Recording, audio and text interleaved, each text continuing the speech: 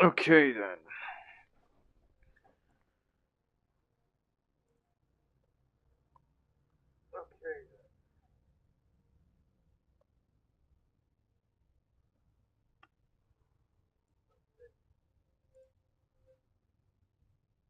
Forgive the dark screen. It's still loading. Well, the blank screen.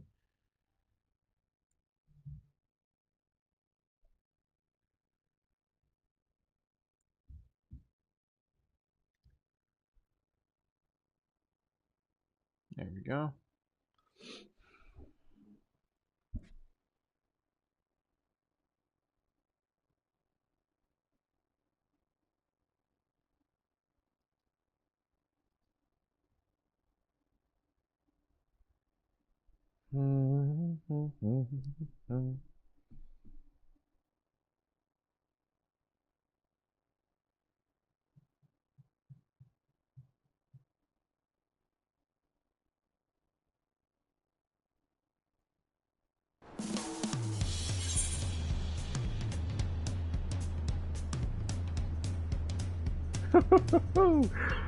Okay.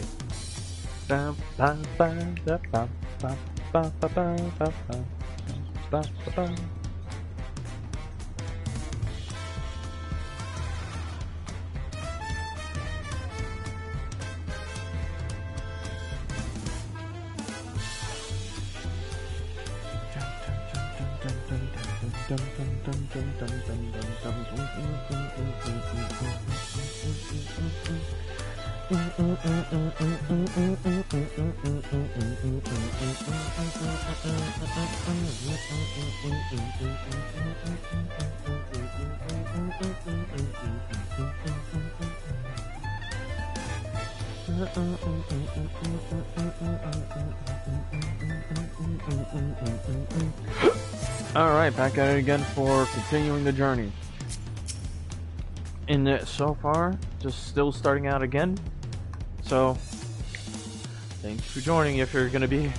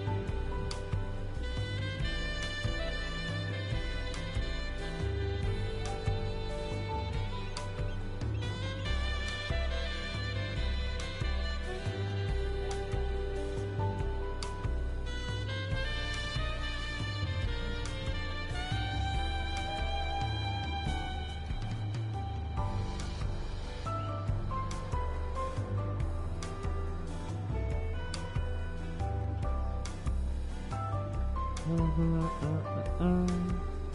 forward to trying some authentic Filiolo cuisine. We should hurry and join Alpha and the others at the palace.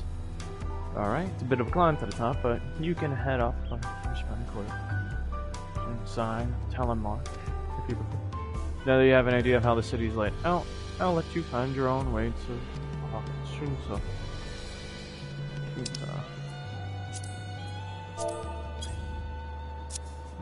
My poor empty belly.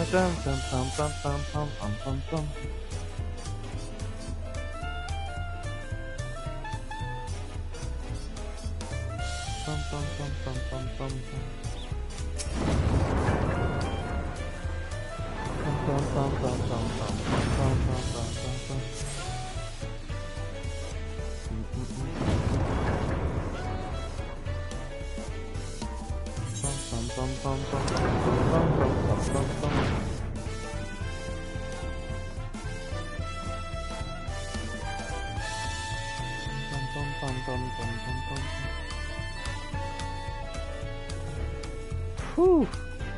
Interior looks amazing.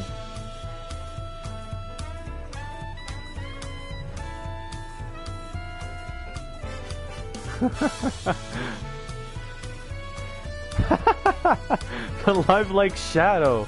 What?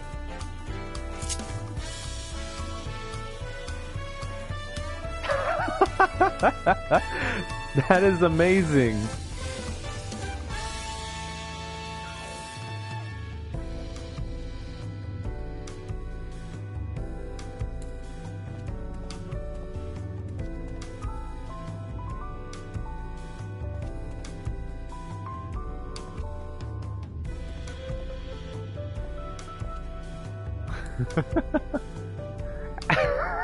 All the glow sticks aren't animated though. The weapon is. That's amazing.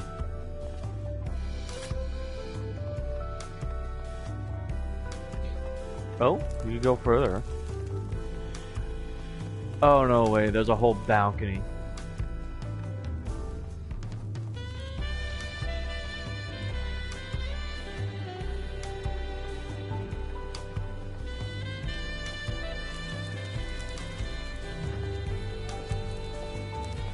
Huh, right, the Mamolja.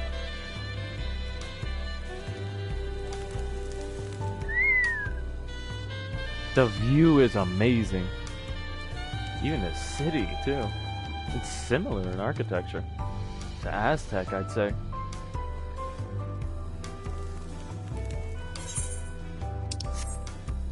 Well, and there are the others.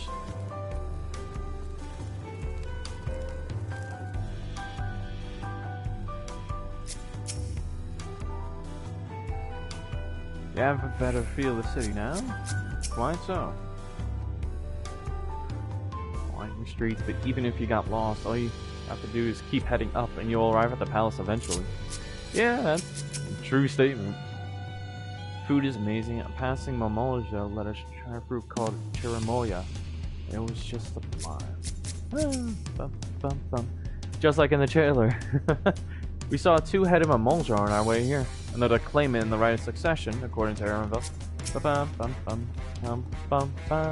Good, then we're all here. I'm still hungry enough to eat a whole roasted colobri.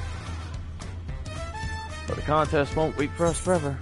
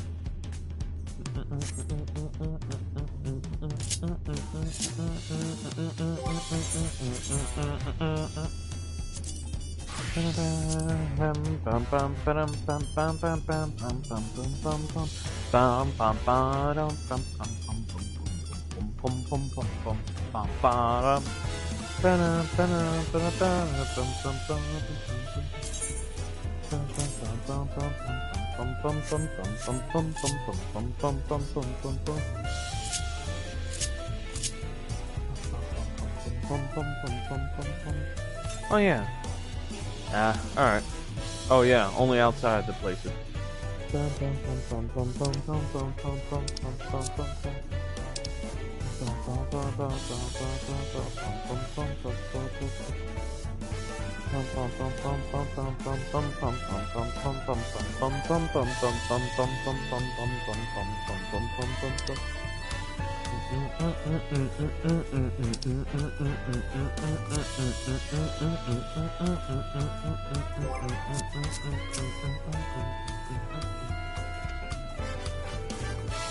I have some fun.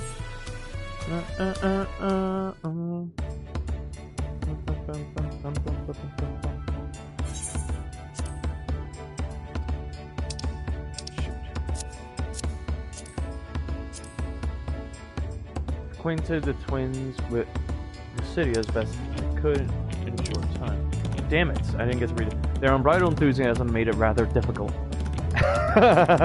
Invariably, something would catch their eye, spurring them to run down an alley to investigate. So it's like herding a pair of unruly curls. I understand all too well. Charlene had the same effect on me. Right then, now it's time we saw the inside of the palace. Papa will want to know I'm home, and to meet the allies I've chosen. Given how impulsive he is, though, there's no telling what we might be in for. Please tell me this time it'll be a cutscene with voice acting. I would love to hear all the voices again.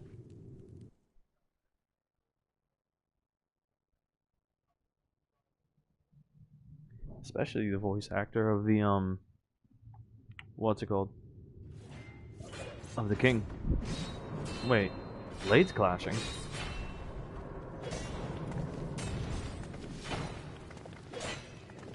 Oh? No way! Is that Estinian? Hell yeah! Estinian testing his might against him.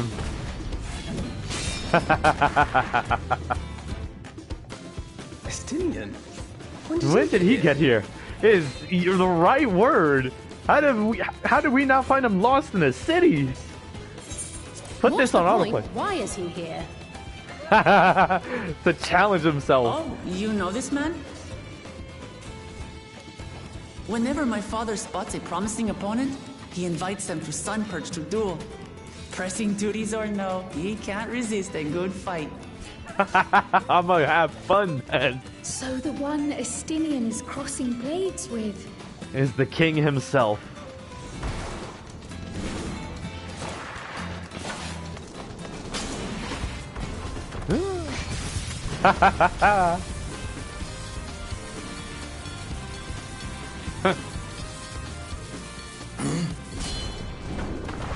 Huh? Oh? That will do, Spearman. I will receive my darling daughter. Valve resolve. Gulul Jaja. Gulul Jaja. Oh! And now he knows you this are stuff. the strongest I fought in many a moon, if not longer. It is the privilege of a life long lived to face such a formidable soul.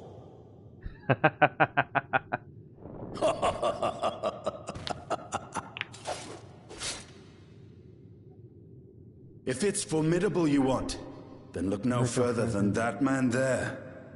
Of course, Estinian's gonna win his props.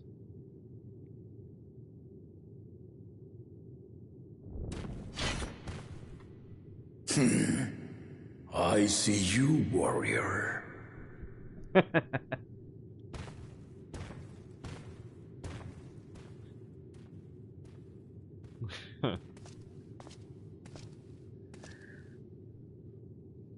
We had no idea you meant to visit Taral. Spur of the I've seen moment. what lies east. This time I chose west. And what's next in the next expansion? And South? thus did our itinerant dragoon make his travel plans. You witnessed our bout. If you thought he was fearsome, that was with one head dozing. That was with one head sleeping? I'm not sure I understand.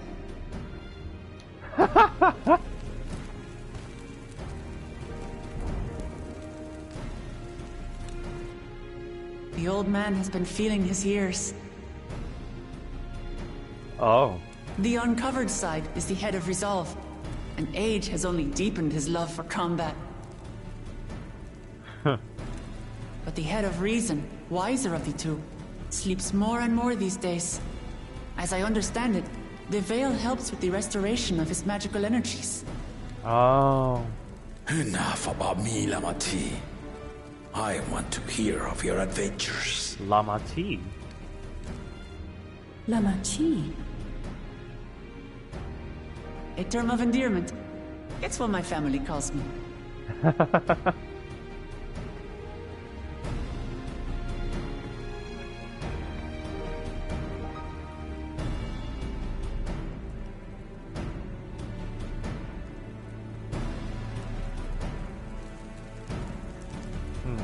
Oh.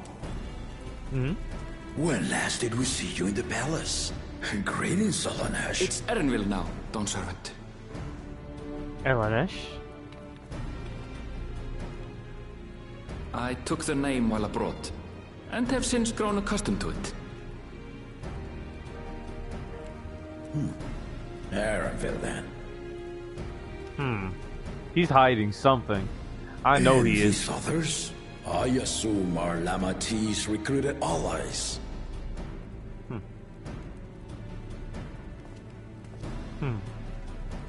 Ha! All tempered steel. Yet as much as I'd enjoy testing their metal, the hour of the right is at hand. I will summon the other claimants at once. Then I shall leave you to it. Good fortune, my friends.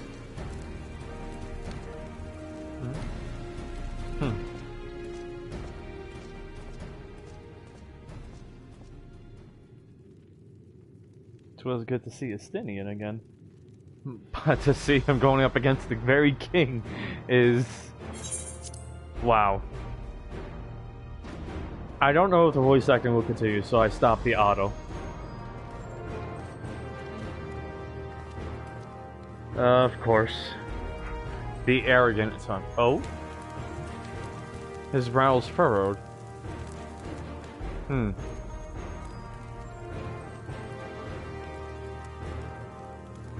Oh. The two others. The claimants are assembled. The first promise, Zorolja. Wait, he's the first promise? Oh. The second promise, Ona.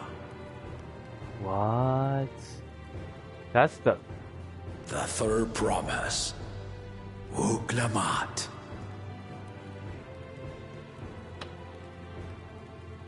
What? I thought he was the first. But he's the fourth? And lastly, the chosen of Mamuk, Bakun Jaja. Oh, the chosen of Mamuk.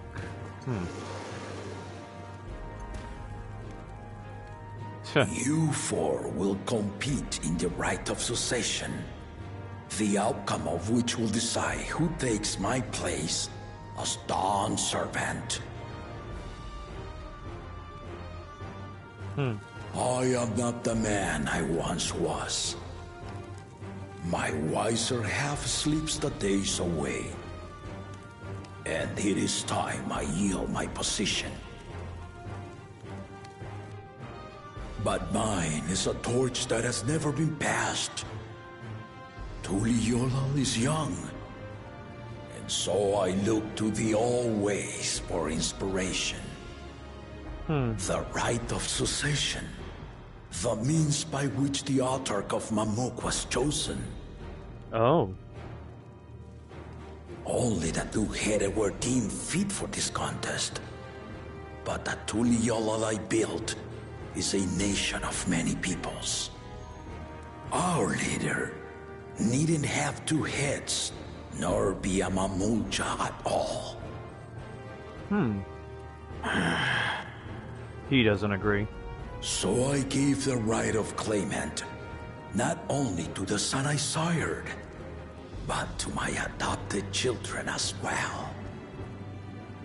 He is a wise king. Yet the opportunity to rule was still not equal. That is why a recent tournament offered a place in the contest as the winning prize.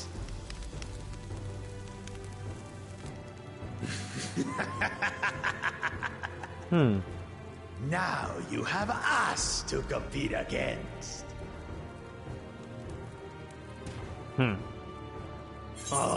Though it seems the one-head was already too afraid to face us in the tournament.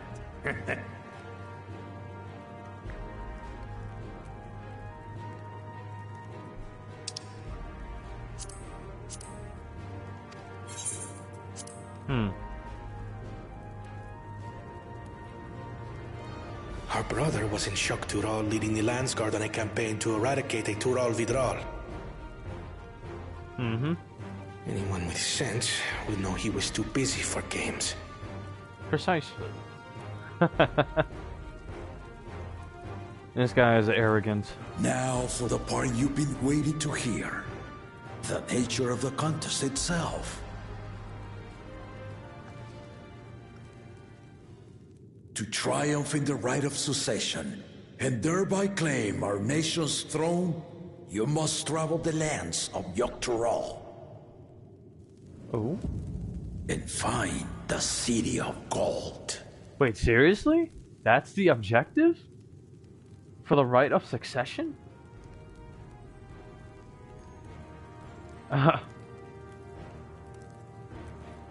If I may, Father. Wait, he has a gun on his back. Speak, Kona. I just noticed. The Golden City is an ancient Turali legend, but after so many failed attempts to find it, the story has become more fairy tale than fact. If you would charge us with such a quest, are we then to assume you have proof of the city's existence? I offer as proof my unbroken word, for I have seen it with my own 4 eyes. What?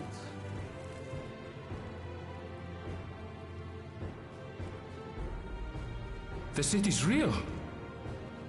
All those years. But that's a bit contradictory to what... This was before the founding of Tuliyola. I traveled the lands of Tural with my companions. And we ended our journey at the gates to the Golden City. But wait, that goes into contradiction with the letter that... What was it? Kryle's grandfather received. No, not... No, yeah. Gallup received. That's... I mean to have you do the same. But in order to achieve victory proper, You need to break the seal I put in place. Bring them. Oh. I love the decorations on the armor. They're amazing.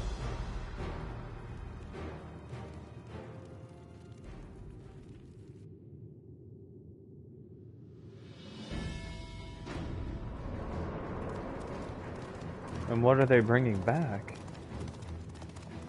Oh?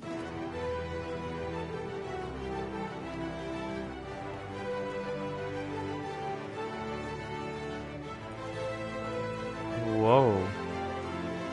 So many things. Oh. Tablets?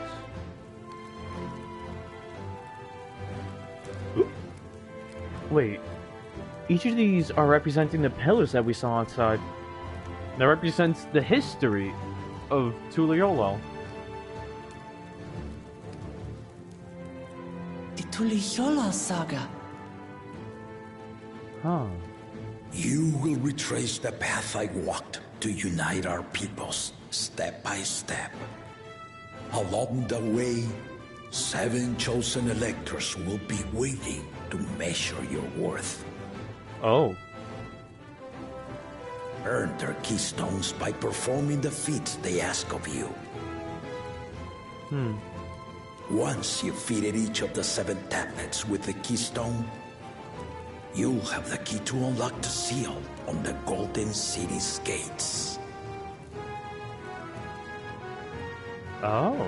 So the contest is in stages, none of which can be skipped by rushing to the ultimate objective. That makes a lot of sense. Exactly. Exciting, isn't it?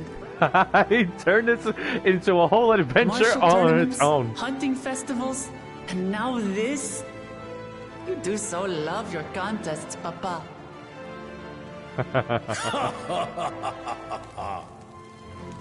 Were I a few years younger, I would have joined in myself, giving you a proper challenge.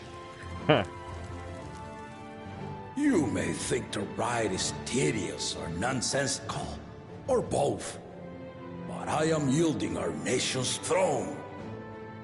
Let me have this final indulgence. Indulgence granted. Oh. A waste of time. Just name Bakunja just successor and be done with it.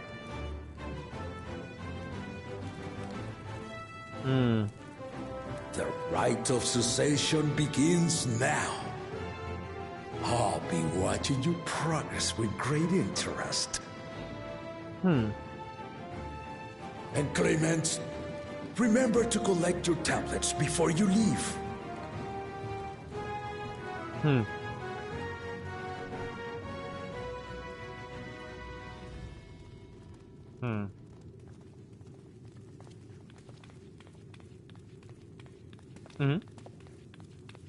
Cryle?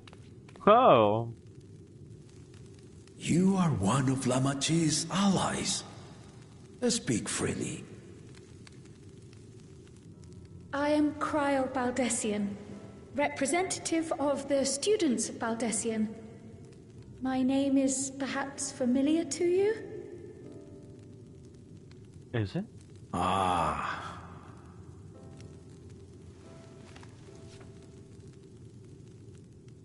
It would seem you sent this letter to my orders some years ago. The ink has since faded and much of the writing is illegible. Even so, we managed to determine the essence of it. A request to investigate the Golden City, addressed to my grandfather, Galuf.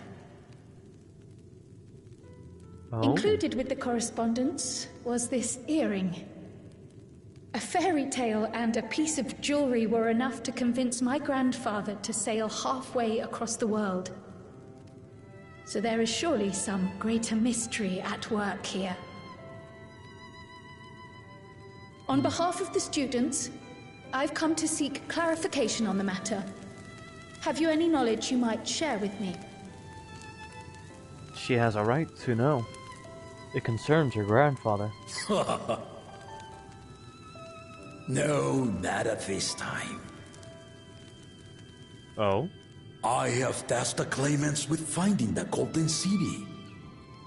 To fulfill your request would afford one of them an unfair advantage in the right of succession. That's true, considering you are part of the right of succession. But once the contest is decided, I plan to entrust the entire truth to my successor. If you want to hear it, then you had best help Lamachi win.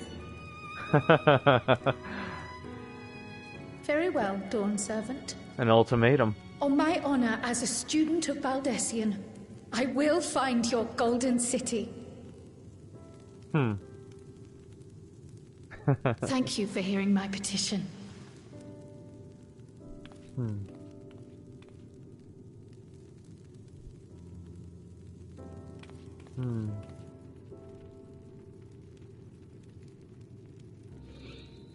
Guess we're done here for now. How about that? She's grown into a remarkable young woman. You should be proud, Galov. Oh. He's close with Galov. I think Galov has told stories of his daughter then. Well, granddaughter.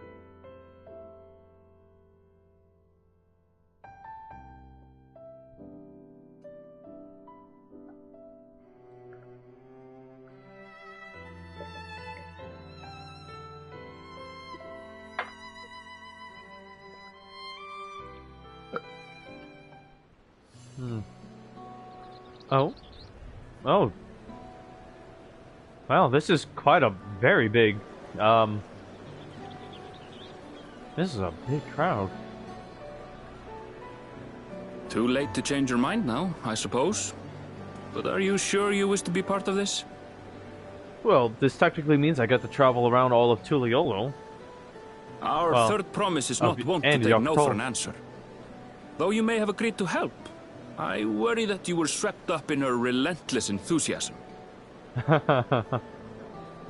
Or perhaps you've been lured by the glory of the Golden City. Either way, this contest for the throne will place you and yours at the heart of political turmoil. If you are second-guessing your decision, tell me now. This may be my last chance to help you withdraw.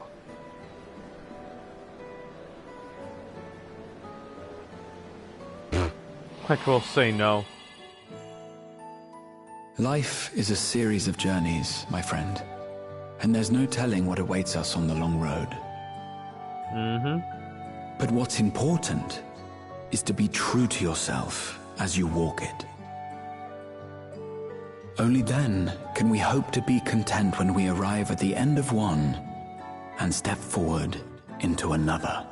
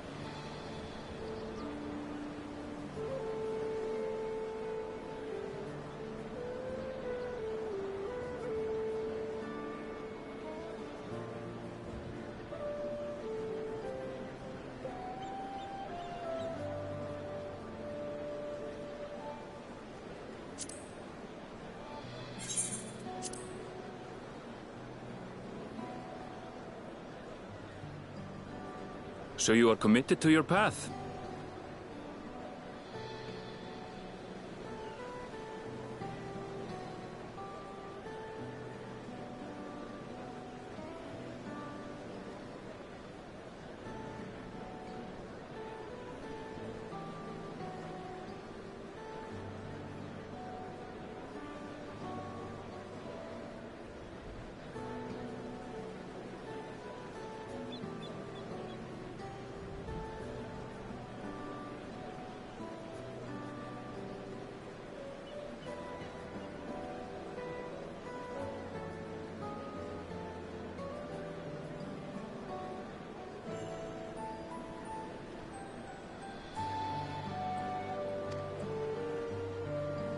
I will speak no more of it then.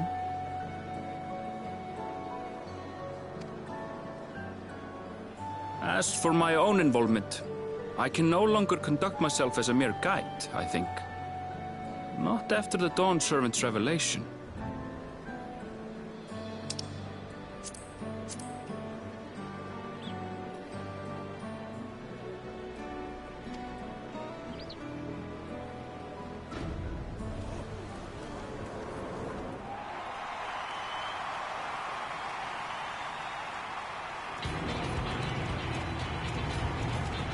Here they come! It's Zeralja! Such a fearsome mien. Make no mistake, there goes Tuliola's mightiest warrior. So he's the mightiest. First promise, our village needs aid. The cold weather stunts our crops, and the children of our village go hungry. Oh. Once you ascend the throne, I beg of you, grant my people new lands, please! Zeralja.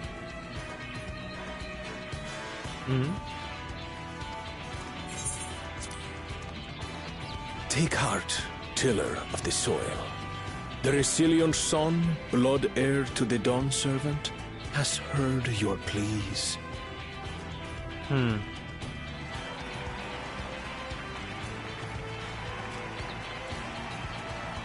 He had someone else answer for him, though. Zeralja, the first promise and commander of the Landsguard. Huh. Zeralja, the Palaceer. As he was so careful to remind the crowd, Zeralja is indeed the natural child of Gurul Jaja. Oh. And Resilient Son, is that another title, like the first promise? After a fashion. Common knowledge has it that two-headed Mamulja cannot sire children. Oh. Yet Zeralja was born all the same, with the head of Resolve's features and the head of Reason's scales. An extraordinary example of life's unyielding resilience. Really? And a warrior's reticence. He says little, but the way he moves... I know a hardened soldier when I see one. He's a natural swordsman, a gift he inherited from his father. Some even say that the son has already surpassed the sire. Really? Should he come to power, the first promise means to employ that martial prowess in the conquest of foreign lands. For this, he and his supporters have been labeled expansionists. Expansionists. Wow. This puts him in direct opposition to Wuklamat, who advocates for the preservation of peace. You may recall that she spoke of a claimant who cannot be allowed to rule. That is Zeralja, the warmonger. Oh. Warmonger. Cryon, are you alright? And what's she thinking of now? The echo. It gave me a glimpse into Zeralja's ambitions. Oh? Deep and unknowable, like an abyss. Yet at the same time, a roaring, unquenchable fire. Oh. It was a trifle terrifying, to be frank. So her echo reacted.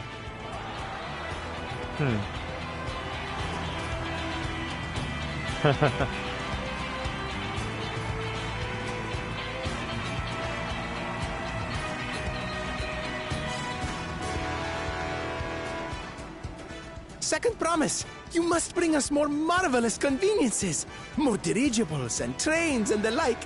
We need you in charge to make trading easier. Oh. The elders, they complain and complain about abandoning tradition. But we're not like them, afraid of everything foreign and new. Huh. You have our wholehearted support. With your ingenuity and knowledge, you're sure to win the contest. Forgive me, but the rite of succession is barely begun. I will hear your petitions if and when I am named Dawn Servant. If you will excuse me.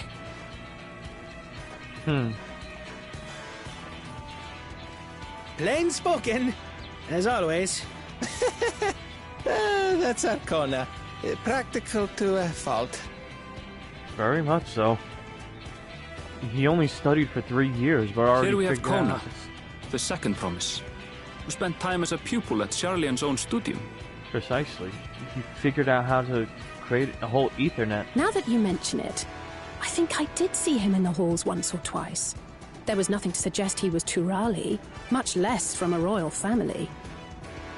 Probably because he didn't treat himself that was way. by design.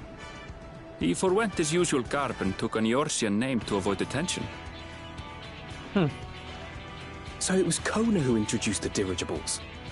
And the railway too, given what we just heard. Oh wow. In furtherance of his goal, to enrich Tuliolal with every bright notion he learned of in Charlian. He is the hope of those who prize innovation. I can tell.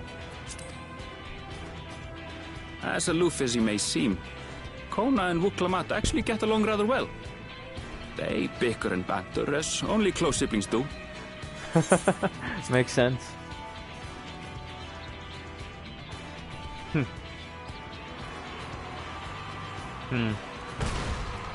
Right. And now this guy. How gracious of you all to cheer the lesser claimants.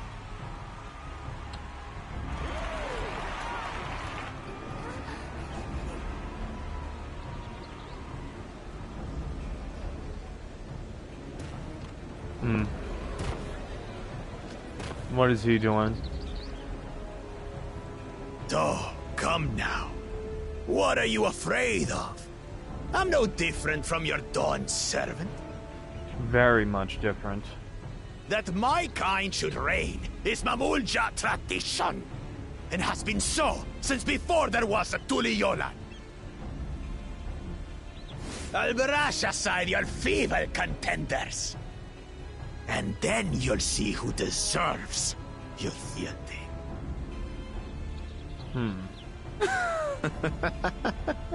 Well said, brother.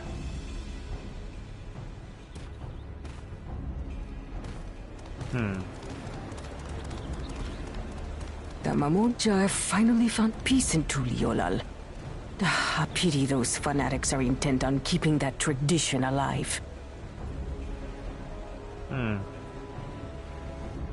The chosen of Mamuk, Bakul Jaja, winner of the recent martial tournament, and the only claimant not of the Dawn's promise.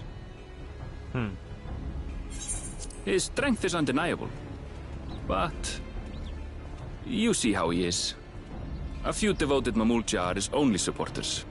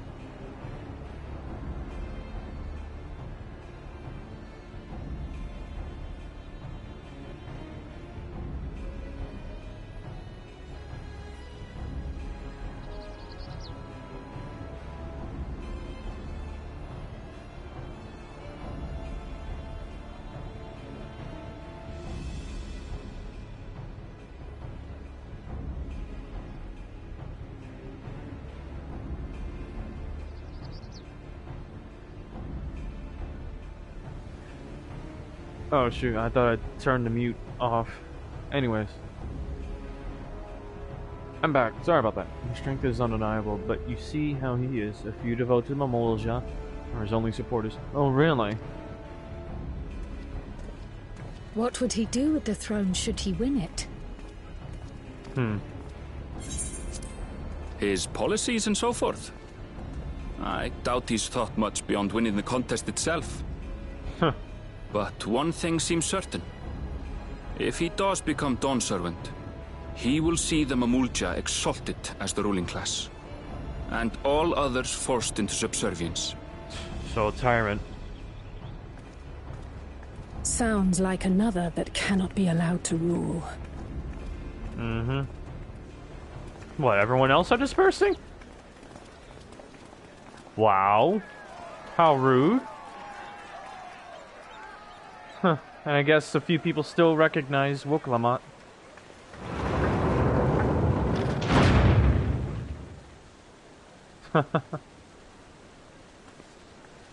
She doesn't mind.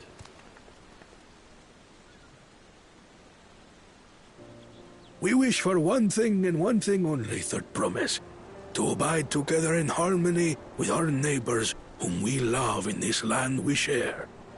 It is our way, the Turoli way. Galul Jaja built for us this peaceful nation, and we beg you to preserve it. You have my word. I won't let your pleas go unanswered. And see, she answers herself. Until Tuliolal was founded some 80 years ago, this continent was ravaged by war.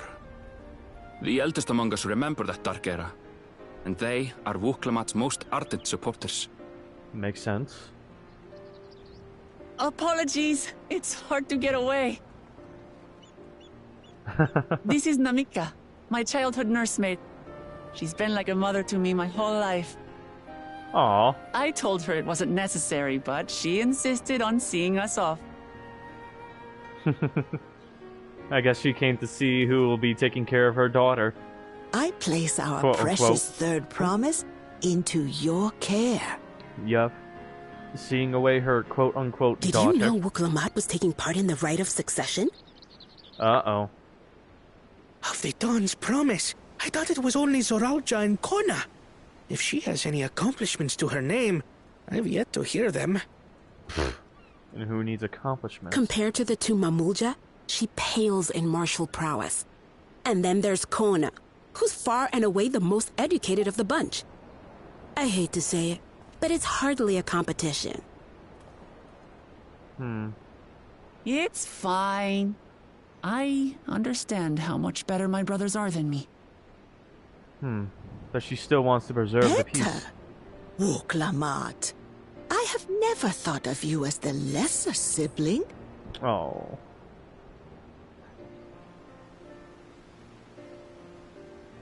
What? Okay.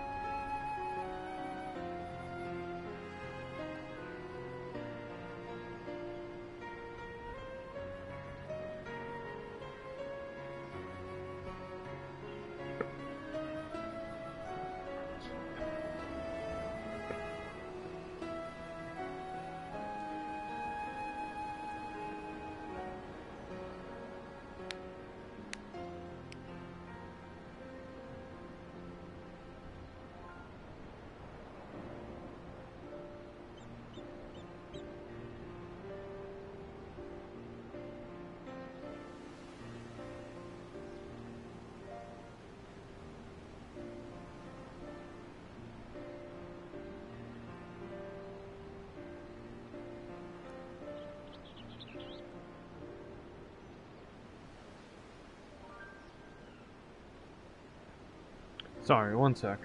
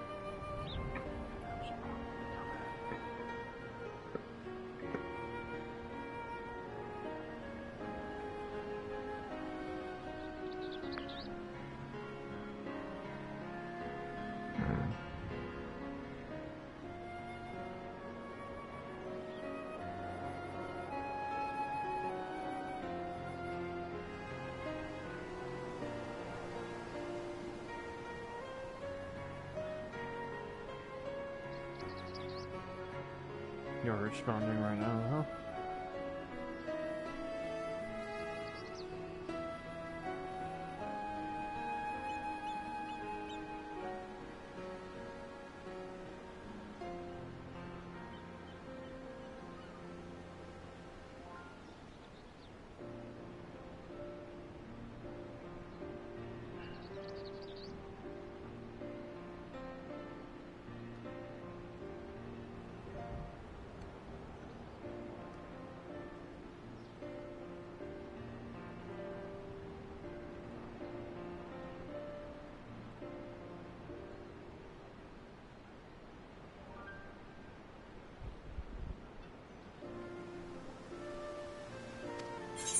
Alright. Your brothers may excel in their respective ways, but you boast qualities that both lack. A strength that is yours alone. Having cared for you for so long, I should know. Adorable, but that feels Thank like you, a mother's Namika. bias. But all in all, that's heartwarming. Well, we ought to be on our way. Yes, hurry along.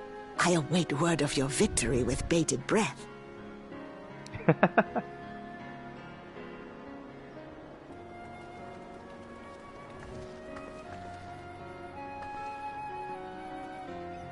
Aww.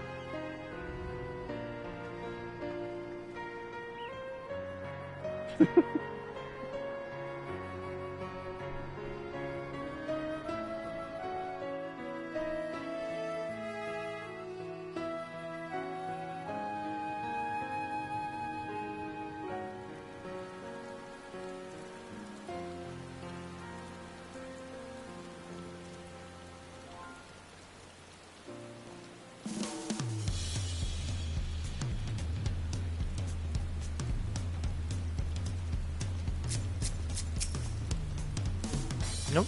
And it started raining. Not yet, at least. Bum bum bum bum bum bum.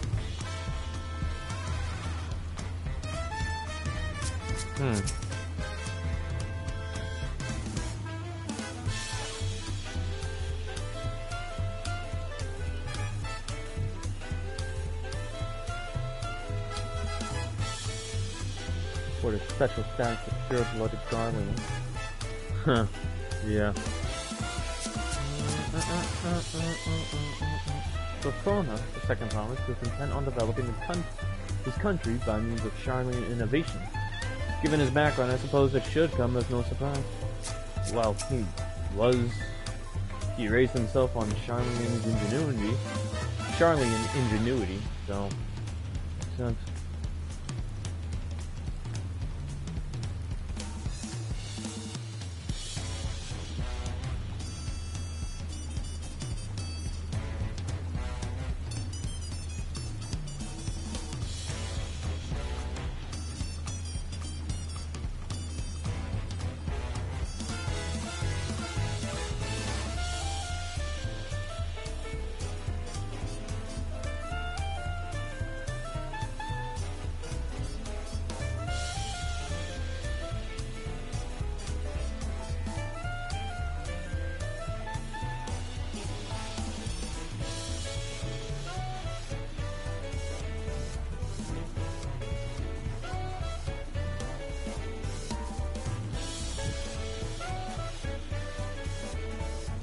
Papa, I don't want to waste time when he decides to act.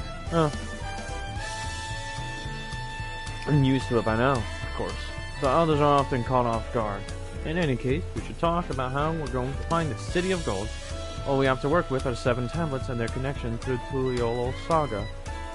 I'd suggest first comparing the tablets against the pillars. We could check for any discrepancies between them. Good idea. Let's go and take a look. Alright, I guess we'll start there.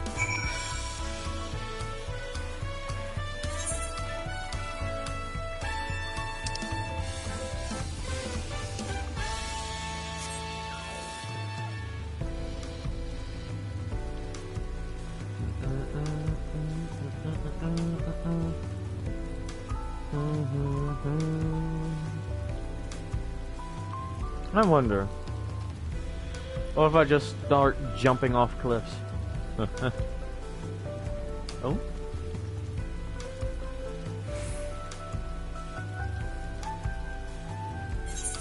Oh. Wait, what? I can enter into different houses? I can enter into many different people's houses. What the heck? Interesting, I guess. Whee! Yup, and I'm just left with 1 HP. Because apparently I just cannot truly die from fall damage. You take fall damage nonetheless, but you just regenerate that health all the same.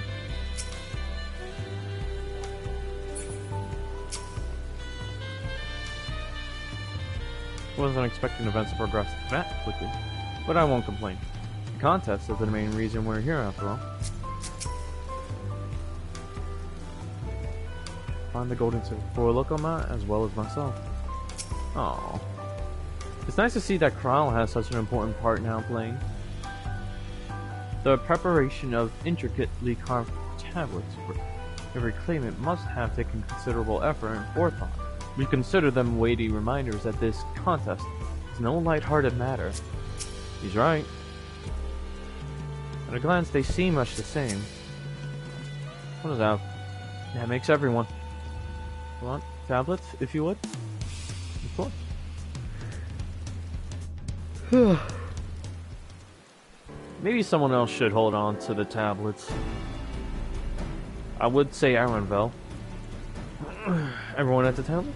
Then let's compare them to their respective pillars. Keep an eye out for even the smallest differences.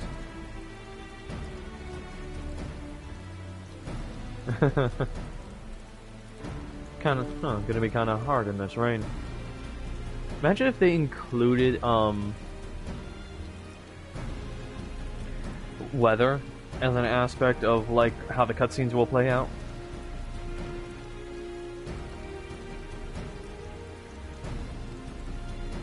Oh?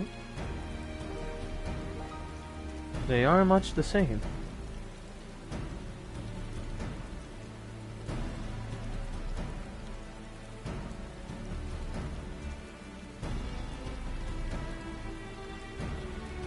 Unless I'm missing something, the glyphs appear to be identical.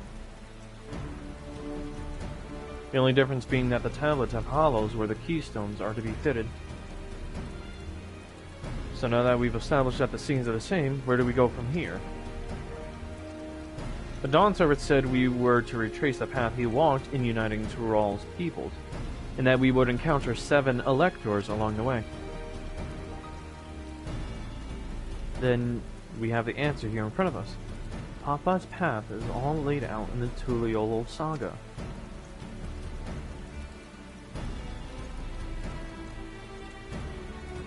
The events the glyphs portray. Do we know the exact locations where they took place? If Quona is close, we should go there and search for an elector. That'll confirm we're on the right track. She would know. Let me think. The Lay of Reeds was in the nearby Hanahanu settlement. Papa took me there once. It was during festival season, and the whole village was alive with good cheer. There's also the Lay of Gold. That one involved the Pelu Pelu village, which is about the same distance from here. So which we should head first? Before going anywhere, we should ask around about the road ahead. I heard a lot of talk as we toured the city about that storm we passed through at sea. Apparently it ravaged Yokotoral several days ago. Oh. Since our roads are not as well paved as Eorzeus, they are more susceptible to damage from natural disasters. If we want to avoid wasting time taking a dead-end trail, I suggest we spend a few moments making inquiries. If it's information we need, just leave it to me. I'll bring the information to us. What? How does she intend to... Even he doesn't know? It would be prudent to ensure we're prepared for the journey. I'll guide you to the accommodations I've arranged. Oh. Accommodations wait, we have accommodations here. Woo! We get our own room.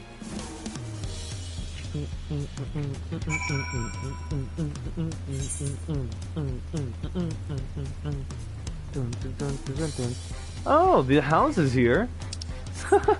The house is here above the water. That's amazing.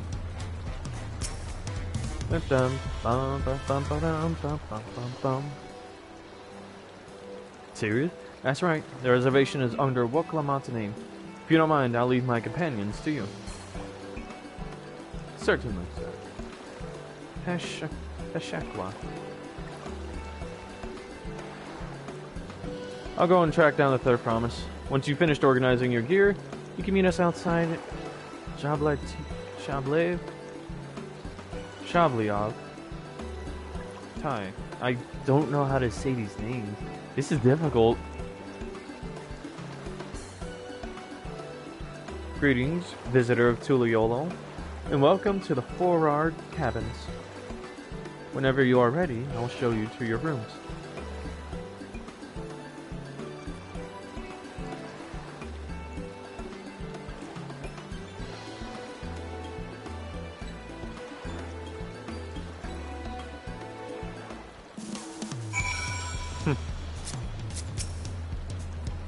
Oh, wait at the designated location? Oh, well, let's see to our room first.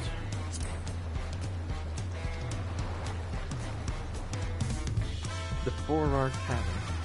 What does our place look like? Ooh! Oh, wow. Oh! This is nice. Oh, hey, we're the closest. Oh, wait, can I? Oh, no, I can't. I don't know what to say, I can step off the ledge. But this is amazing nonetheless. Look at this. This looks so freaking comfy. Oh my, I could sprawl myself out on this and just knock the hell out. These beds, comfy feather bed? Oh my goodness. The unending journey. This is all per usual. Toy chest, all the works. A summoning bell. Oh right. The crystal bell? Oh right, the hairstylist. Should I change my look? Aesthetician. Let's see.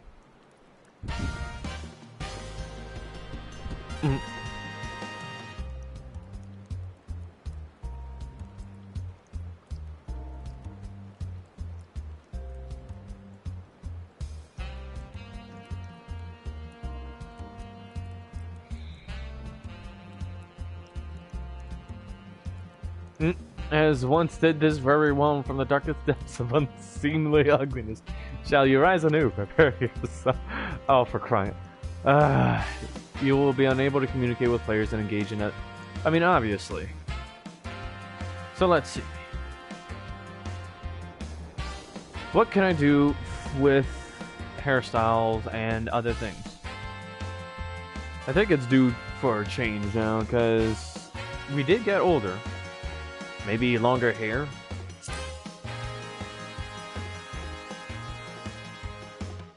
Whoa. I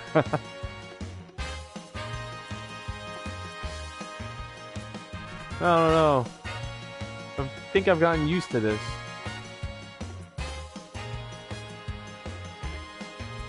Yeah, no. Feels weird. None of these... Nah, to be honest, none of these feel like they fit right.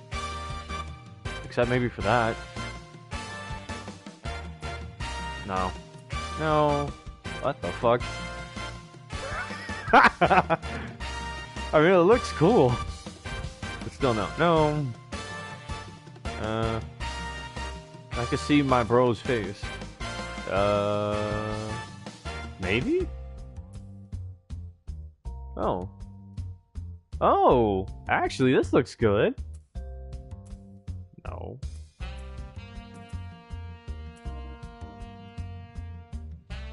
Nah, hold up. I don't know, I'm a sucker for when it comes to hair hanging loose. Yeah, that'll do. Confirm that. Confirm that. Oh yeah, umbral rings. Ooh, I forgot about these. Limbo rings. Yeah, why not? I could just say they gleam with ether. Eyebrows?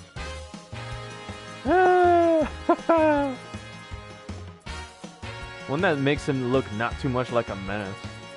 It's type 2, so I'll keep those. Left color?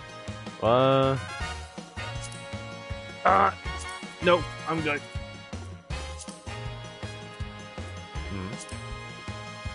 Ooh. I'd probably say his scales grew, but no. Yeah. That's a no. I'm good. Face paint though? Oh yeah, no. I didn't put any face paint though.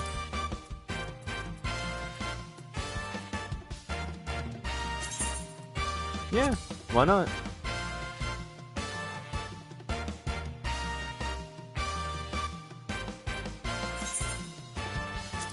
Sure thing. At least it's 2,000.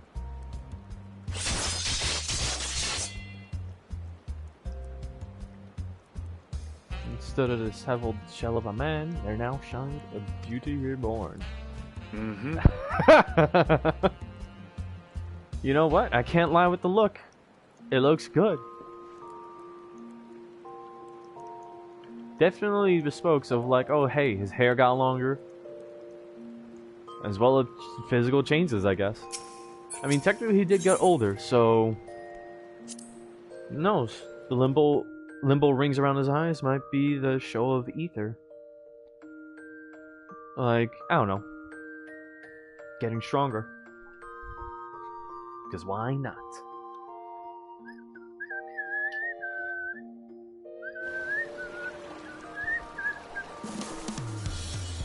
Alright, and now to wait by the area.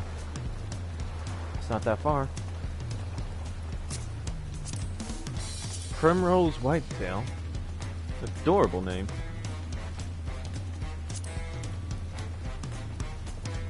Ooh. Nice.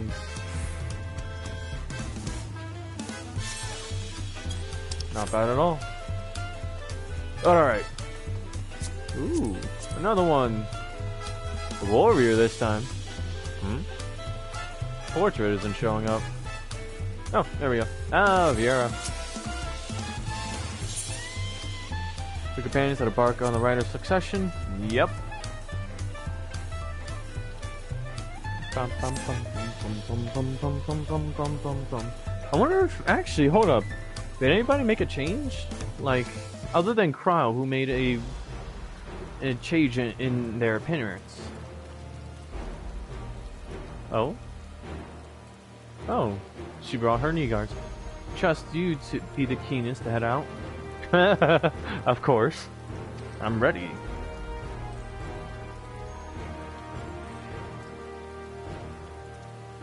Where are Arenville and Wolfclamont, I wonder? Huh? There they are. Oh! Who are they? Oh good, you're all here.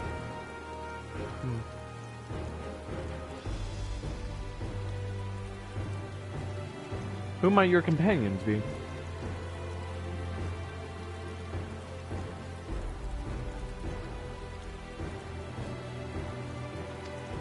Oh.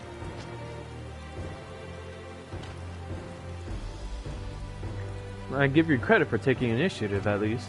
What do you mean, at least?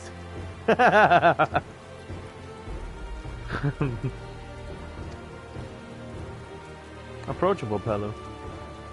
So, they are Hior, who are just very small, I guess.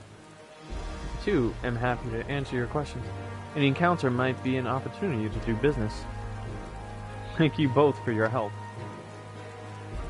Before we begin, there will doubtless be other occasions when we need to act independently, so I brought these for the two of you. Link pearls.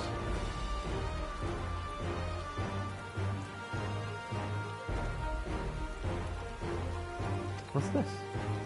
This is called a link pearl, a gemstone harvested from a special shell. When linked together, they allow people to communicate across great distances. Is that so? What a handy thing to have.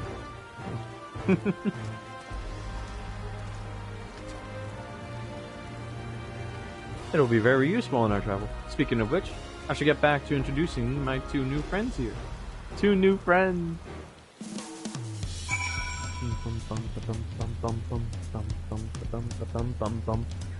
When they arrive. Got it.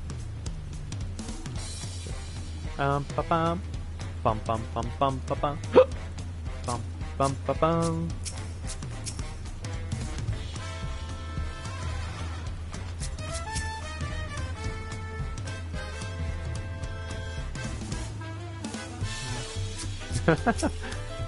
Well, if you're named, then that means that yes.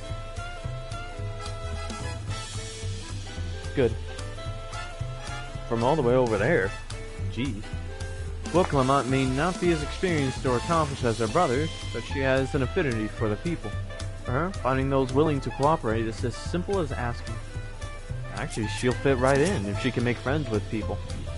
People first. Is that a motorcycle? Or is someone knocking on our door? Motorcycle. Yeah, that was a motorcycle outside. Even up close, the Hanu are remarkably similar to the Vanu. Aside from those brilliant feathers, of course. Is there a reason the Pelu all wear those masks? That is a good question. I would love to know. Who should we speak to first, do you think? Well, let's complete the quest first with Wolfclamont. The Tuliolo saga features a number of Tural's clans. Two of those, the Hanu and the Pelu, have settlements relatively close to the city, so I brought up representatives of each. As I mentioned before, the Hanu are cheerful people who love their festivals. They make their appearance in the Lady of Reeds. and their home village, Okanu, is located in Kozama Uka. The other, smaller fellow is one of the Pelu, a clan of business-minded folk from Urkopacha. I hope I'm saying that right. They appear in the Lay of Gold and craft all kinds of marvelous goods in Wakun Pelo. Wakun or Watchman? I don't know. Wakun Pelo, their village. Now, as for deciding which village to visit first, why don't you put that adventurous instincts of yours to work for us, Dragoni? Pick your destiny. Oh, yes! We get to pick where we go first! The main scenario will branch into 2 quest paths? Oh, shoot! Accepting a quest from the helpful Hanu will temporarily prevent you from accepting a quest from the approachable Pelu and vice versa. The second quest path will become available from the respective NPC once you have completed the series of quests from the first path. Furthermore, story elements and quest rewards will not be affected by your initial choice of path. Speak with the NPC you prefer and embark on the trail for the rite of succession. Awesome!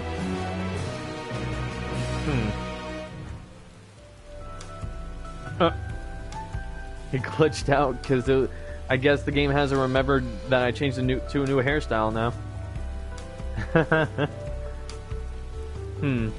They're not exactly Lalafels. So they're Hjor or Elizin? No, Hjor. I keep forgetting that the Hjor are technically the smallest around. Well, when Hanu or Hjor? To be honest, I'm curious about why they wear beak masks. The Hanu, I'm sure I can tell why they're peaceful. Although it's curious. I will save that curiosity for the second path. The quest to Kozama Uka will become available once you have completed this quest series, beginning with the approachable Pelu.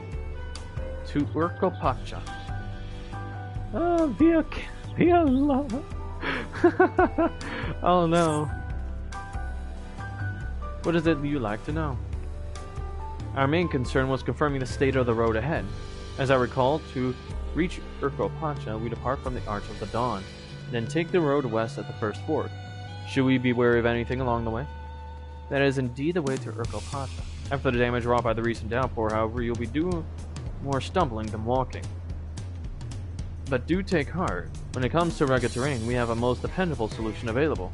Come with me. Oh?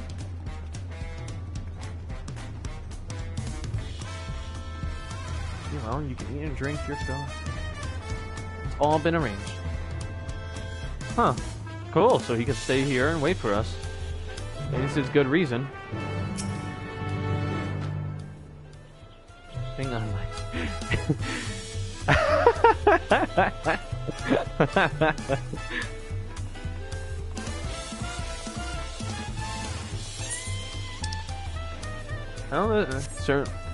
I'm sure this won't take long.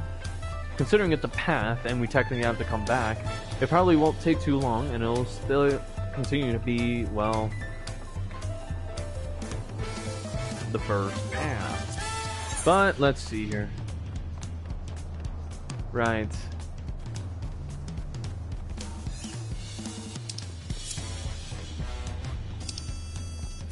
Okay. Which one should I do now? Let's do a high-level dungeon. I said wait 30 minutes at first. Now it says 8. I am happy with that. Oh, we have to take the alpacas. What is Wooklum, I think? Oh, why did it have to be The beasts are sure-footed, that's for certain. The Pelu all being small is confusing enough, but those masks make it almost impossible to tell men from women, let alone guess at their age. That is true. Why are they so small? They're almost like Lalafels, but they're not. Fluffy babies are bound? Oh, cry. Talking to a Pelu before we departed was a wise decision. I, for one, would rather not brave a treacherous, slippery trail on foot.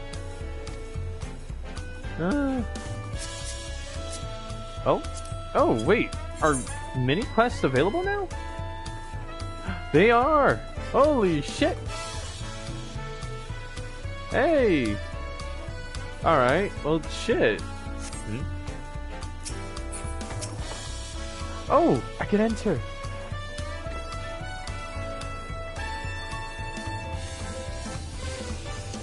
As your names are on register, it'll make things smoother the next time you need a ride.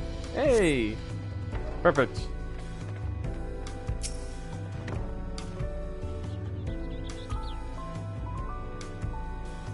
Really turned up the trails, and my four-legged friends are having a harder time than usual.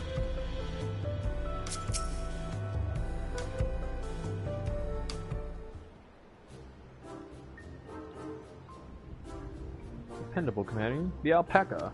1 second while I get myself some refreshment. Oh, right. Oh.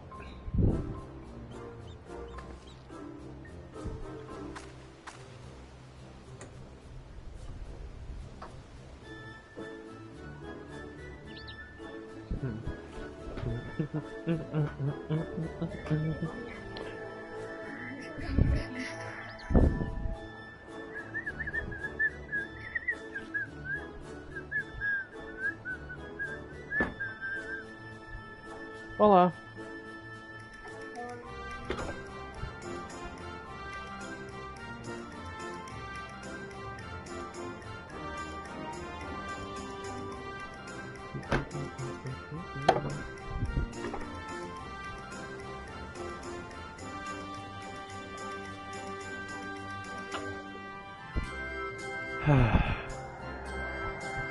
That's better.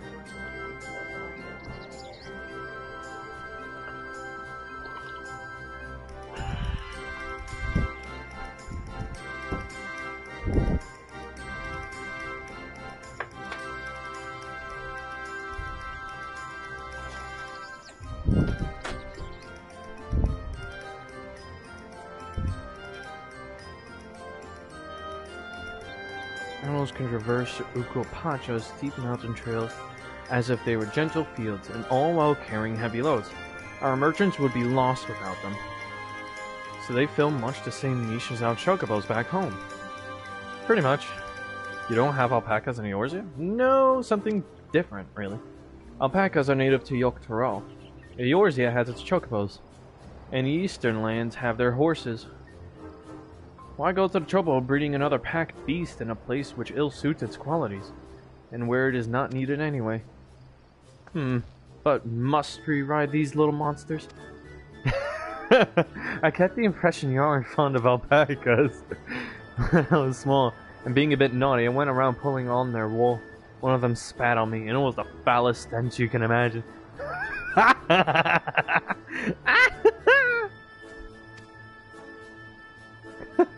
I see.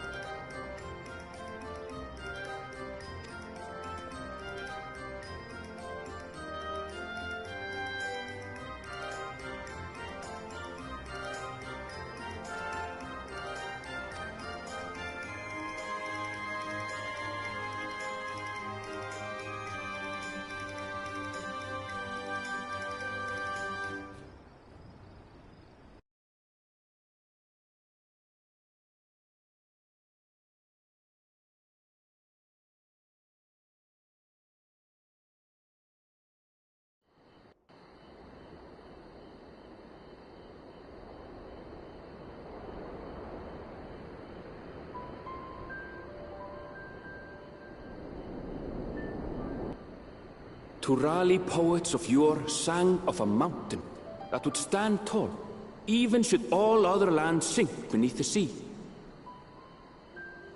Indomitable and eternal, it arises from Urkopacha, the 100 peaks of time.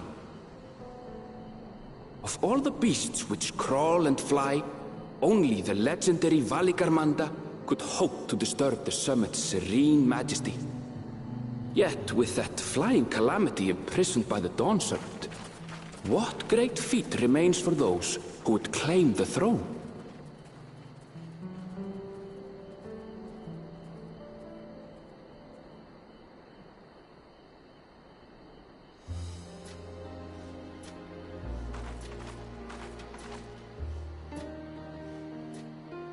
So this is Urkopacha. I've never actually been here before.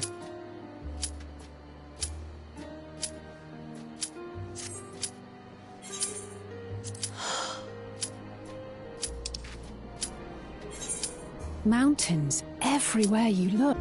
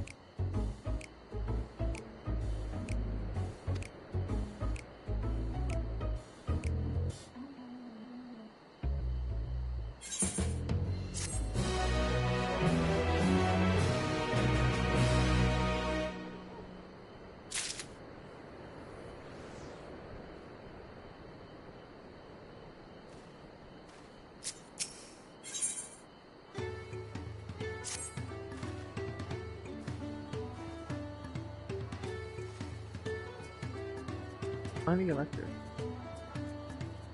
I just realized I was talking this whole time and I was muted. Anyways. Not my finest moment, I'll admit, but now that we're here, let's do what we came to do. Find the Elector. Allow me to propose a strategy then. Kyle, Alizé, and I will speak with the merchants. Will Clement, you, and Arenville might try approaching travelers and passers-by.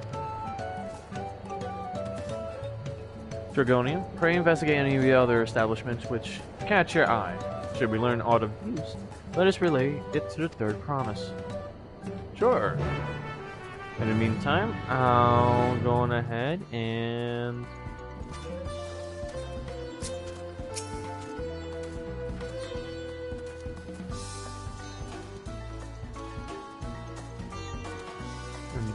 Wow. They're actually completely a race of very small people. Zaj Ruok. Look like you can handle yourself. If you're interested in joining the hunt, I reckon you and I might meet again. You're joining the hunt. Oh, he's a viper. Nice.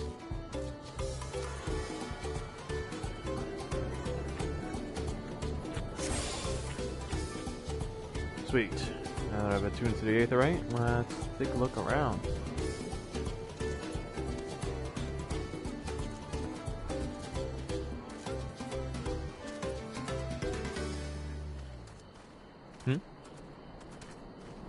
Yeah, there's Jin.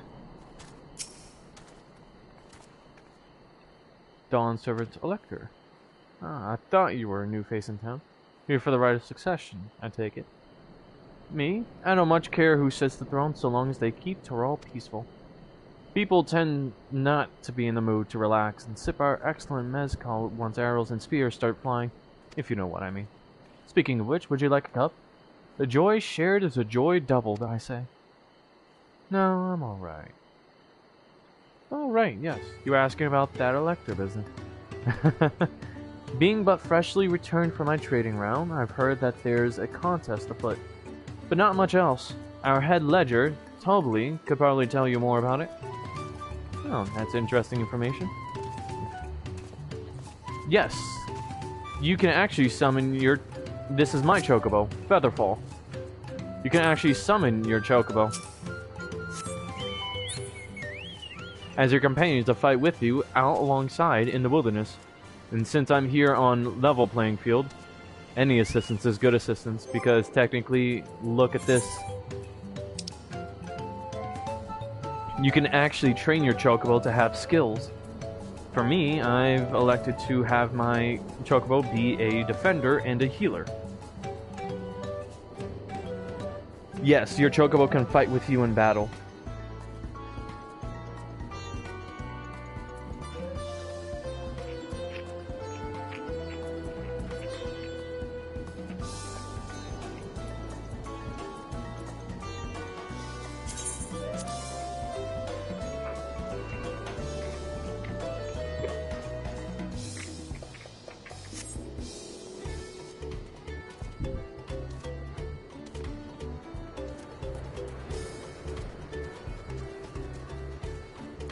Right now, we're in the Pelu Pelu tribe.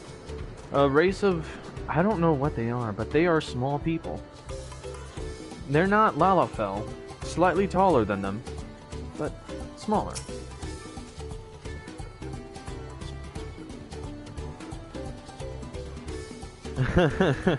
You mean the ruler? Yeah, the ruler is a big guy.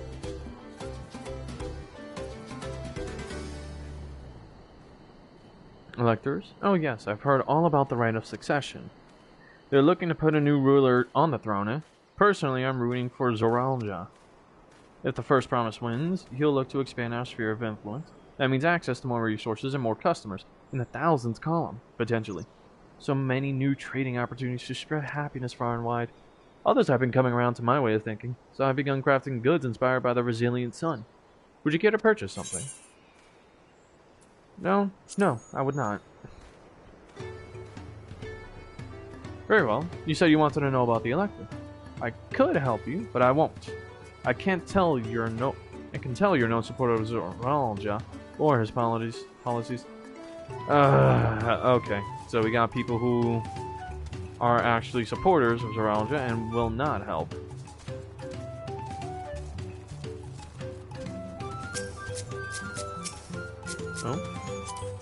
Oh, returner, just like me. And she's a black mage. Hello there. I'm Mablu. Did you have a question for me? Sorry, I don't know about any electors. You should take a moment to see our prized alpacas before you leave, though. Of course, merchants at heart. All of them. Oh, yeah. Big and strong and two heads.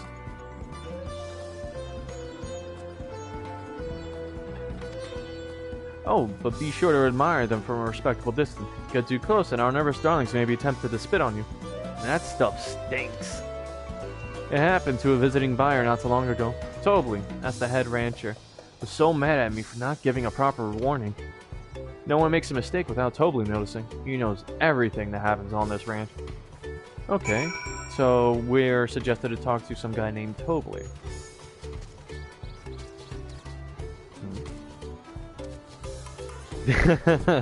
Oh yeah, that was also mentioned earlier before we came here.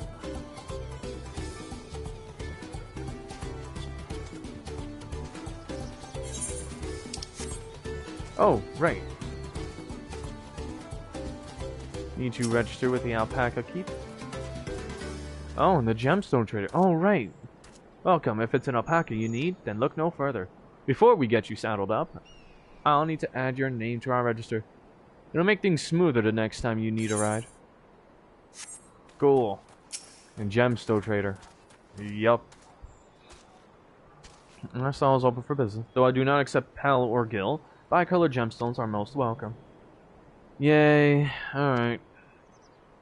Successfully completing local fates will allow for the safe delivery of goods in the region, increasing the number of items available for exchange. Of course. Oh boy. Oh man, so I have to increase gems. Oh, frick. Alright. So I actually have to do fates around here. Level 91, level 93. Oh god. Whoa. There's a place all the way out here too. Interesting. I guess we'll stick to close though. Well, stick to where we are. At least now I know where the gem trader is.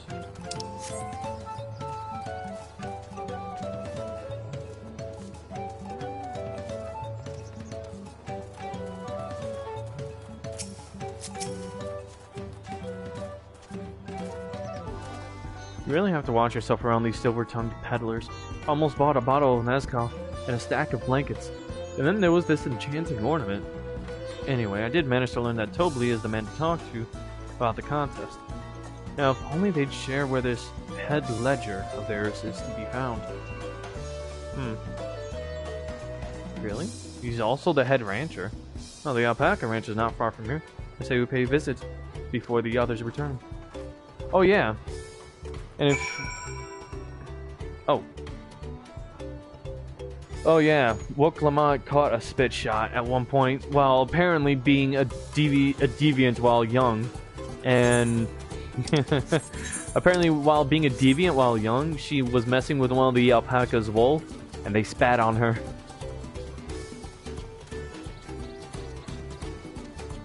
Apparently that's her trauma with alpacas.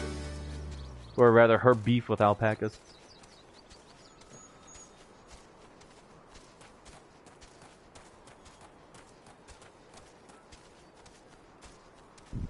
That poor girl. I say you get what you deserve. If you're messing with animals, of course expect to get bit, slashed, or spit on.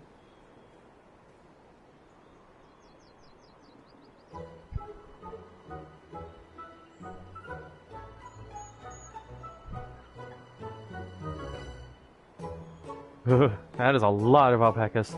Still, we know the head ledger could be here somewhere. Can't let for you to turn me. Not to say that I'm scared, of course. She's genuinely afraid of alpacas. Oh no. Oh, if you didn't notice, I actually also changed my hair. I changed my character a bit. Excuse me, is one of these workers Tobly? Tobly? Oh, yes, he likes to mingle with the ranch hands and keep an eye on things. I can't tell you which one he is, though. You can't? Is this part of the contest? All I can say is that Tobly often mentions his favorite pungent subject. He also can't resist a profitable trade, though who among us could? Am I right? Still, if you bring him a very good deal, he might let us identify him. He might let his identity slip. So it's like a game. Easy enough. All I have to do is offer Tobly a deal he can't ignore. No problem at all.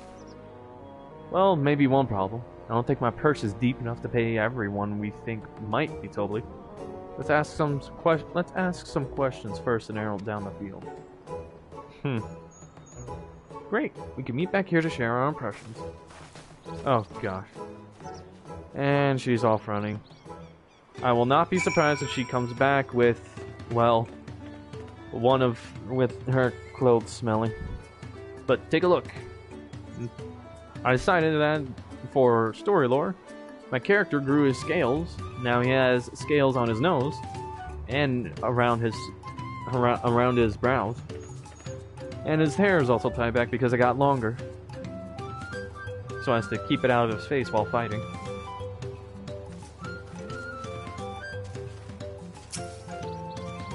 Even her? Even Mabu? Well, I guess it's right to be suspicious of them. Totally. I mean, oops. I shouldn't have said that. You're meant to find out for yourself if Tobly is, or if an elector is even in the village at all. Good luck. Yep, well, you already gave yourself away, so that's one down.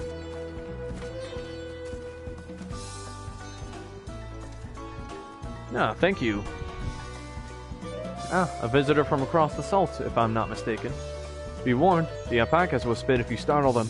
I suggest you keep your movements slow and deliberate. Oh. Oh. Oh boy. So, best regards. The beast regards you with wary eyes and a twitching jaw. Backing away slowly may be the wisest course of action. Oh, okay. I guess in order to not get spit on, I actually have to move slowly around here.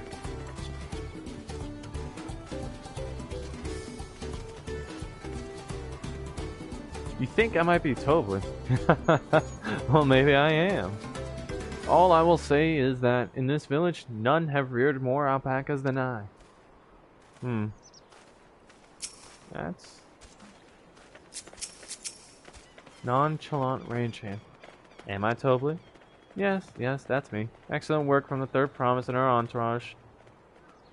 Sharp instincts. Shall we commence the rite of succession, then? I don't think that's the case. No, they want to make themselves obvious.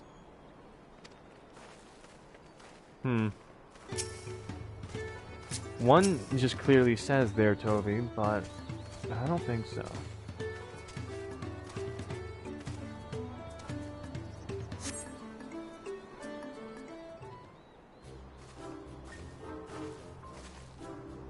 I see we're both done with our interrogation.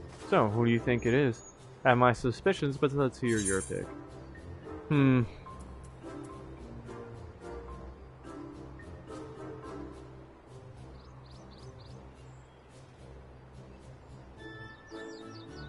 I would think the diligent ranch hand.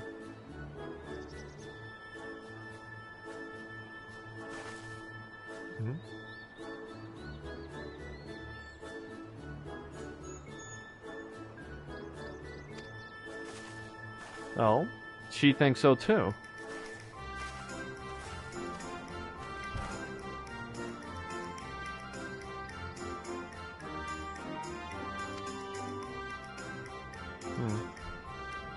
Oh boy. I say the you say the nonchalant one?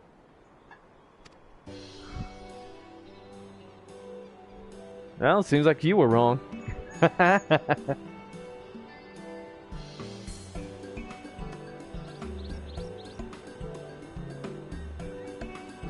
head ledger of Wakumpelo, and head rancher of the family ranch. I am also one of Gulol and Janja's chosen electors. Fair enough. You really thought the guy who was like, oh yes, I'm Toby, is really the guy?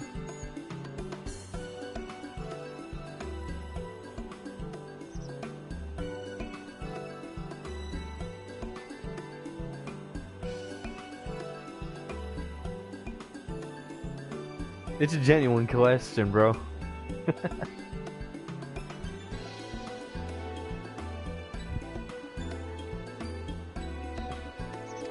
Oh. Well, how quaint. The place featured in the Tuliolo saga, just as we thought. I was right to trust in your instincts, and I wager this won't be the last time. Oh boy. Eh. She found you out fair and square, Tobly. Oh, Tobly. Okay. And I'm glad she did. Would have been a pity had her bid ended here.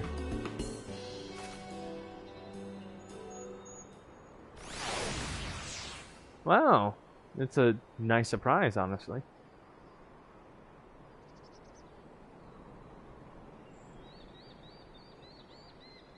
You're designing something. Per se, what are you Deducing designing? the Dawnservant's elector was the first step of the feat. Too simple a task for this aspiring ruler, eh? True. Who are you, though? Right. Not hard at all. She found this very difficult. Oh boy. The first promise. Zorolja. Oh boy. I am told the head ledger, Tobly, is to be found here. Oh, you have to guess which one of us is Tobly. That's part of the test. I'm pretty sure he'll decide right then and there because we're talking to one of them.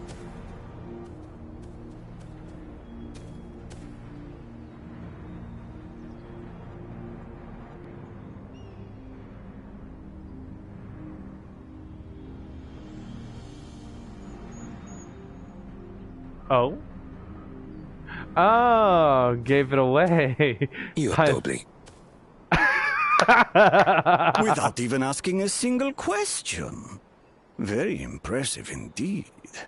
Wow. Literally just stared at them. Oh, man.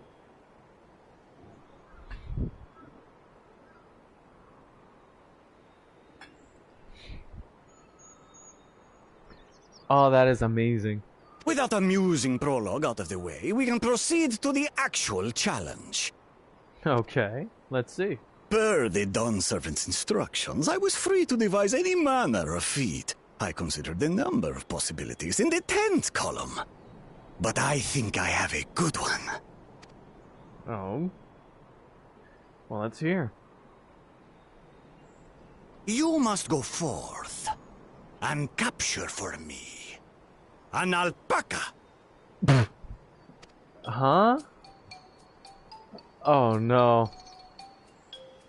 Woklamat's fear. While I've not had the best experiences with alpacas, aren't they generally docile creatures? That doesn't sound like much of a challenge.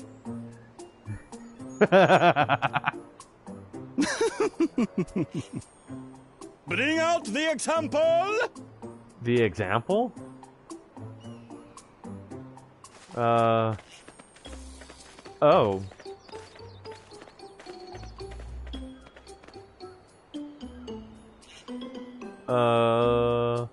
This is a special kind of alpaca. Would you please approach the animal, third promise? Oh no! Oh no! Oh no! Oh, because she asked the question first, she gets ratted out first. Oh no, she's gonna be made an example of. Well, it should stay calm if I stay calm, right? That's what Erinville said. Oh yeah, this is going to go so south so quickly.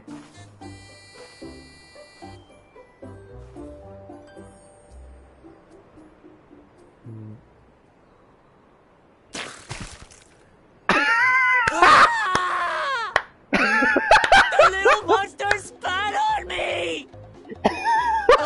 Oh, that stinks!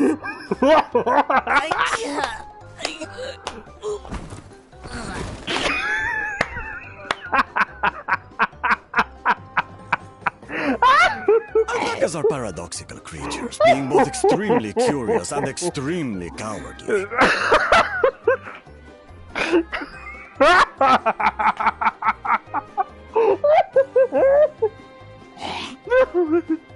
She got laid out! She got laid out, bro! No way! Press your luck when they're frightened, and you'll get a face full of spit, as you've all just witnessed. Oh, it's hard to breathe. Has an awful stench, their expectoration. The globs contain half-digested food, you see, making it an effective deterrent against perceived threats. Has an awful stench, their expectoration. Half-digested food.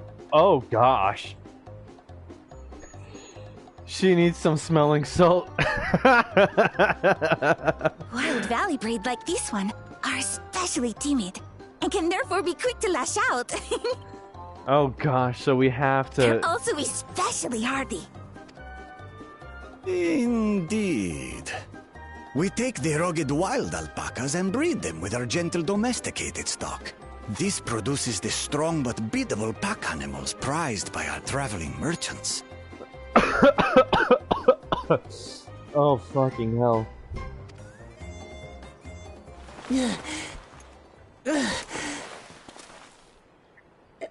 That's all well and good, but did I need to bathe an alpaca spit for you to make your point?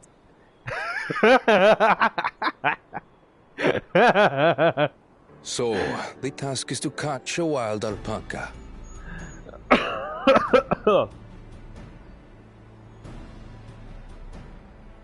Oh, man. No, she doesn't need smelling salts, but she'll be fine. Oh, man, that shit was funny.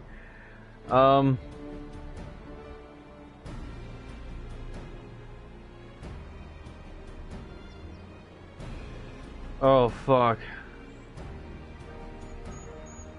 Oh, man. That is correct. But be warned that it is a feat easier said than done. I suggest you prepare well before you enter the valley where the creatures dwell. Fucking hell, And by that you, shit was funny. I mean the claimants only. Allies are not permitted to assist with the catching. Oh, man. The alpacas will help me judge which of you is worthy of receiving a keystone. Oh, man. So I'm to chase down a fluffy, spitting demon, and that somehow proves I'm fit to rule? Uh-oh. Fluffy, spitting demon is crazy.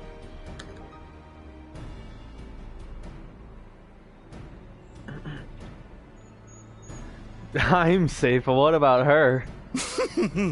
As I said, the Dawn Servant granted me the freedom to decide my challenge. Oh no. And when you reach the end of the ride, I dare say you will understand why I chose what I chose. Look, however, is gonna be up a creek. Oh yeah, they're gonna be up Spit, not Shit Creek. You're gonna be up Spit Creek.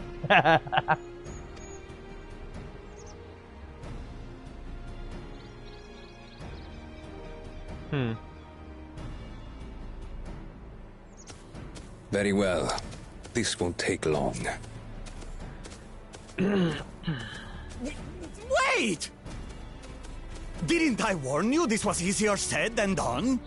There are preparations to be made, factors to consider. A beast is a beast. All yield to strength. Well, your servant is not exactly supposed to follow you. So far, this experience has done absolutely nothing to improve my opinion of alpacas. Oh.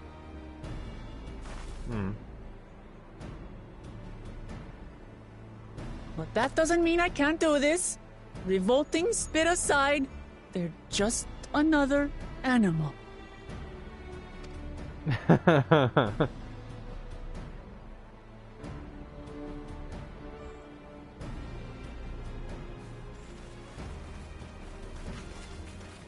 Are you all right, Orclamat? We thought we heard you scream. We thought we heard you scream. Oh no. The third promise does not scream. It was more of a startled yelp. Oh, she's precious. Scream, in other words.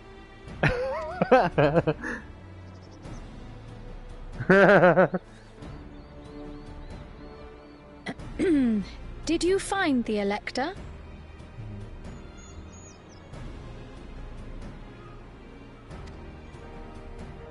Oh, we certainly did.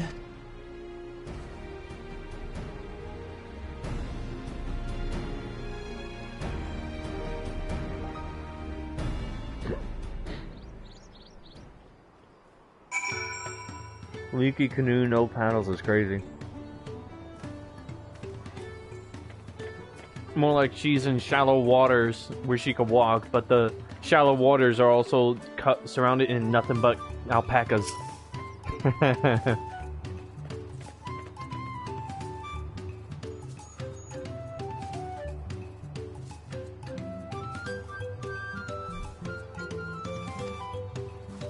Mind taking a sniff for me, just to make sure? Stench has ruined my sense of smell. Hey, I saw that look. The devs did a really good job with this. Of course.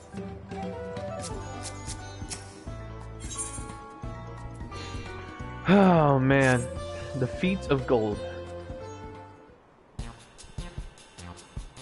Oh no, the soundtrack changed too. As Orclamat helped demonstrate, the Valley alpacas are wary of people. Getting close enough to catch one will not be an easy task.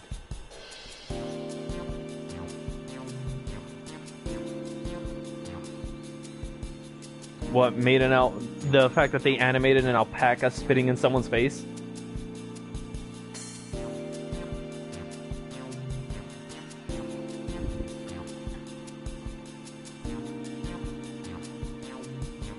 Also, bathroom real quick. Be right back. Just leave your answer in the comments.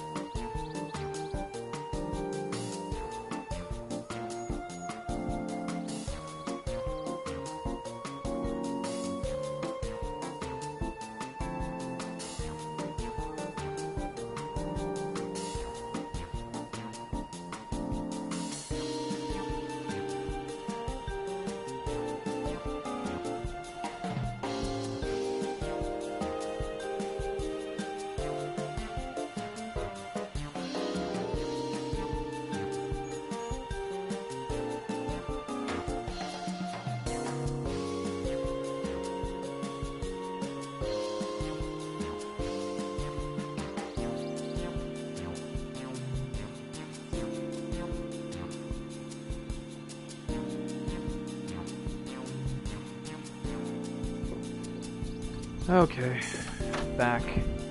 Oh, fuck. Oh, yeah. I found it impressive that they took the time to design and animate it. Yeah, that shit is funny as hell. It's both amazing and hilarious. Getting close enough to catch one will not be an easy task. You might have warned me about that earlier. I have enough trouble with tame alpacas. How do you expect me to wrangle a wild one? With a proper saddle, we infuse the leather with a relaxing scent that soothes the spitting beast. Wonderful. Give me one of those then. Have you perhaps forgotten we are a clan of merchants? If you want a taming saddle, then you'll need to find a saddler and make them an offer. They don't come cheap, of course. Crafting a saddle will cost you the equivalent of 10 pounds. In the thousands column. Oh gosh. You mean 10,000 pel? I don't have that kind of coin. Converting the guild, that comes to around 1 million or so. Mayhap if we all pitch in. No, this is my feat to accomplish. I wouldn't feel right about having others pay the cost. I'll find the money, somehow. In that case.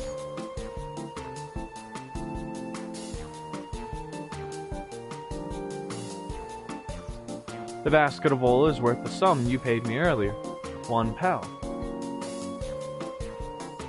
In the hundreds column. Beginning with the wool, you can trade for ever more valuable goods until you have something suitable to bargain with for the saddle. That's a nice gesture. Do you think I could turn 100 pel into 1 million? That's 10,000 times more. Well, that's the art of trading, honestly. We need 10,000 pel, not 1 million. So we're looking at 100 times more. Oh, right. I kind of got confused with Alphino's million guild. Oh.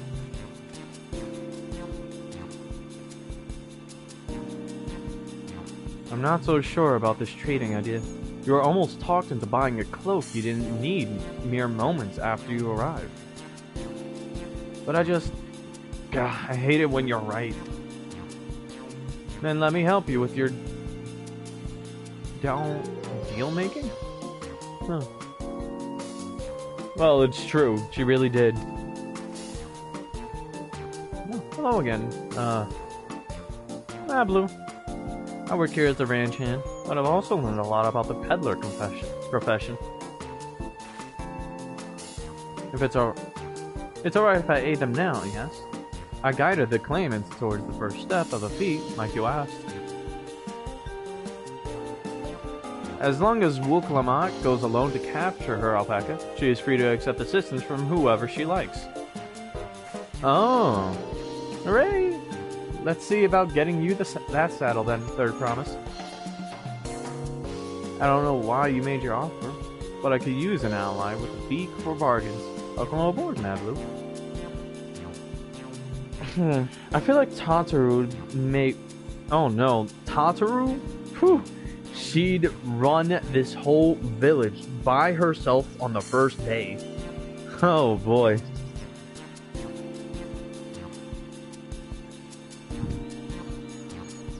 Should the rest of us stay behind, perhaps? It may be easier to haggle over prices without so many voices chiming in. Yes, stay here and pitch in with the ranch work. With my blue gone, I'll need extra hands to tend the alpacas. Gladly. Although Dragonian, I think you should go with Wuklamat. You've seen markets and bazaars the world over, and surely you have sage advice to share. Here and there. In that case, you should also hold on to the alpaca wool. If it's misplaced or soiled in some way, you'll have nothing to bargain with. As if I'd do such a thing. But I'll leave the wool with him anyway. Better to keep my hands free.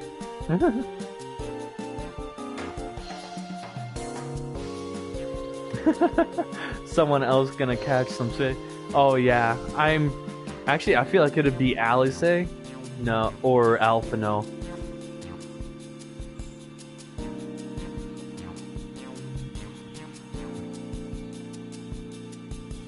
To begin, I suggest we try trading the wool to Havli, the saddler. He won't agree to the deal, of course, but it'll give us an idea of how much he'll accept for his wares. I mean, that's always a good idea, to try and go to the main guy. Going for the main guy, your goal is first. That's always a good idea. Oh? Oh wow, a lot of people are also here. A lot of players.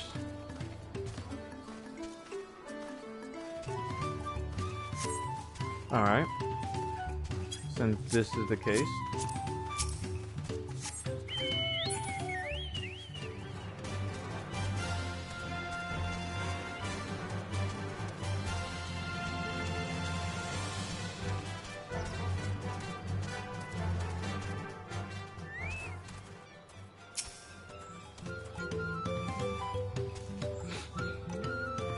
artisan who makes our taming saddles. Is it really possible to make 100 times what that wool is worth just through trading? It technically is.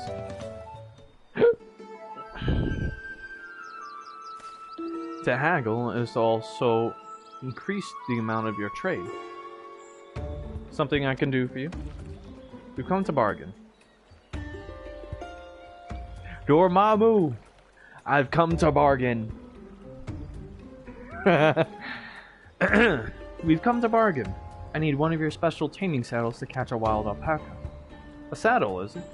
And how will you be paying for it? With this basket of found alpaca wool.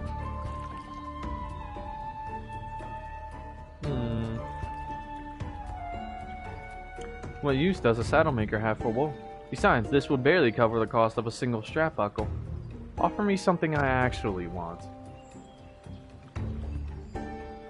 And what might that be?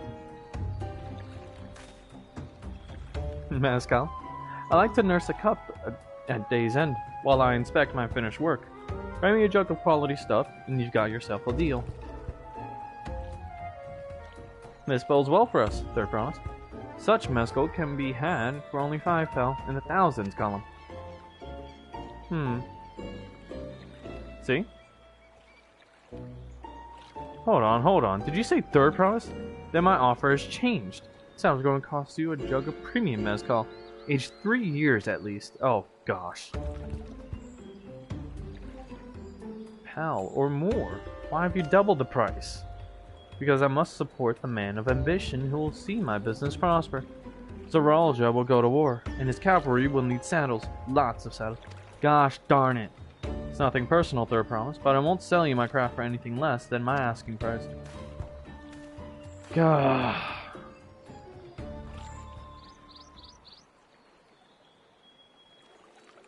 Great. Should have known this place would be half Zoralja supporters.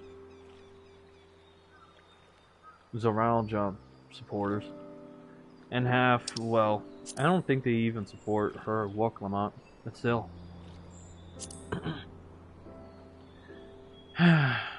Can't say that I blame him. I'm known for championing peace, and peace is unlikely to bring him more customers. Those of our grandparents' generation remember the dark days when the clans were at war. Many of these Pelu pray for your victory, Woklamont. The younger ones, though, to them, strife and bloodshed are as children's stories. They think themselves safe from these horrors and take the peace we now enjoy for granted. Still, others are unsatisfied with this quiet prosperity and crave the future the Second Promise envisions. They've become obsessed with innovations like the dirigibles that have made trade swift and easy. Then you have those like Havli, convinced that the first promises plan for conquest will afford them opportunities for great profit.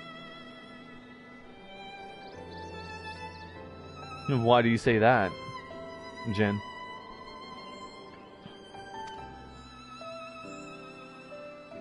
But what about you, Mabra? Aren't you of the younger generation? At least a year or two younger than me, I'd say.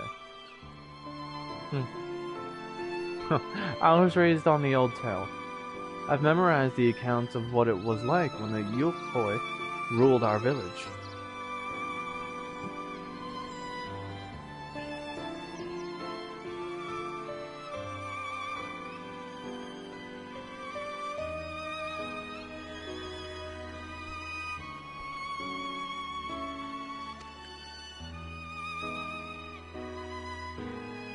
That's why I offer to help. I want you to become Dawn Servant, to keep our nation from going back to the way it was. Well then, I guess I'd better make sure I win the contest. But the type of mezcal the saddlemaker wants is so very expensive. Weren't we expecting to need 10,000 pel from the outset? Nothing's changed. We just need to get on with it. May not have a head for trade or the stomach for alpacas, but I won't give up with the peace of Tuliolo on the line. And neither will I. We'll make you Dawn Servant. We will make you Dawn Servant. Aiming for that 10,000 pel of jug right away will only bring us failure and frustration. So let's first try exchanging the wool for anything even a touch more valuable. The trick is to find someone who needs alpaca wool and is willing to trade at a loss to acquire it. Someone who supports your bid for the throne, for instance.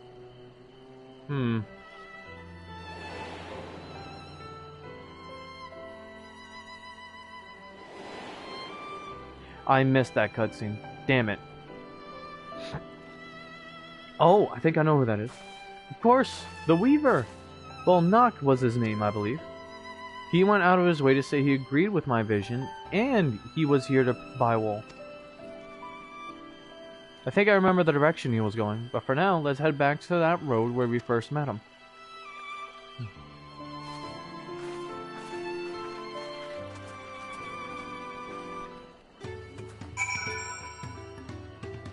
Oh, you left. Oh, well.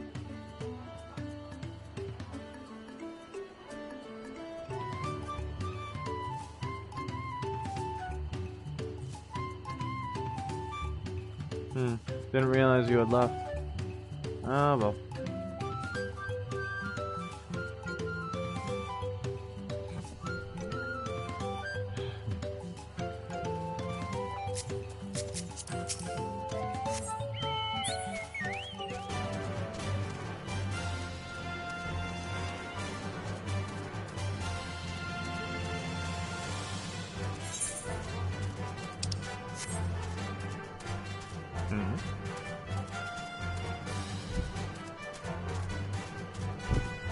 I wonder who's this that joined.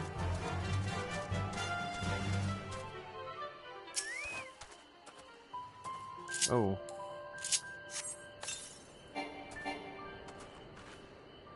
This is the spot. After Bull Noct talked to us, he walked off to the south. I'm going to Kulvo's, and most visitors to Walcampello end up staying there. Let's go and check, shall we?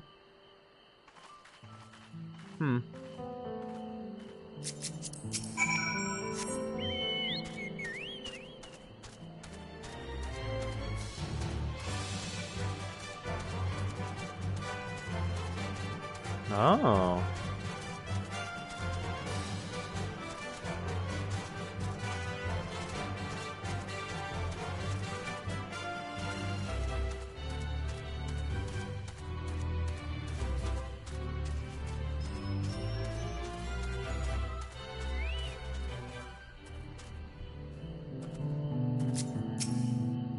Here he is.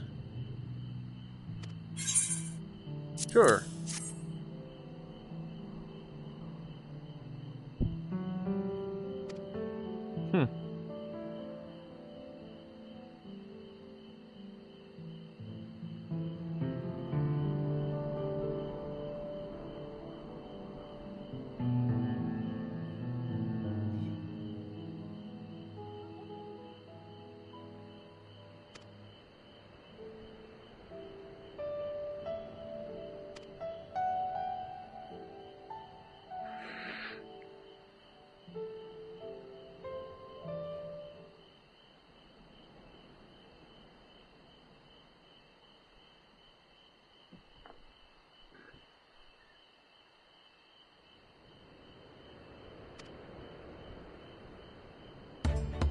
Then allow me to invest in your efforts. Peace in Toral is what allows me to cross freely into the lands of my suppliers. Naturally, I would prefer that one pledge to preserve that peace would win the throne. Thus do I humbly offer you this wool poncho, a small token that I pray contributes to your victory. Oh, that's fine, craftsmanship. A armor like that would easily fetch 5 pel in the hundreds column. Very generous, Bull Noct. Thank you. I promise I won't let you down. I have every faith in you, Sir Promise. May fortune bless your future dealings. I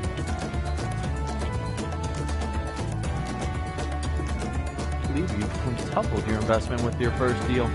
We're off to a spectacular start. only because Dragoni remembered our Weaver friend. All I did was hand over the wool. People are vital. This is one of the most fundamental precepts of trading, one which you've instinctively mastered. You think so? I know so. Now let's take our 500 petal poncho and trade it for something even more valuable.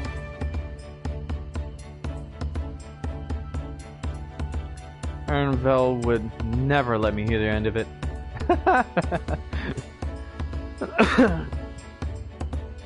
It's better if I hold on to stuff anyways. All set. Our next deal is waiting to be found.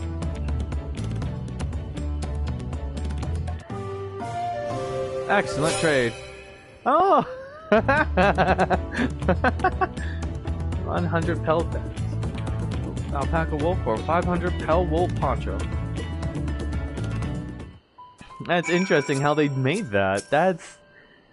You know what? That is cool. I like that.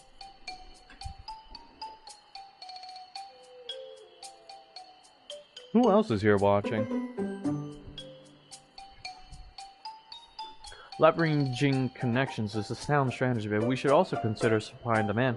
An individual in urgent need of a good poncho will offer more than a merchant simply looking to stock his shelves. That makes sense. But how do we know if someone needs a poncho?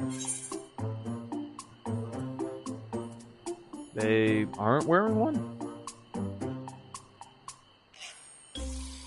They aren't wearing one?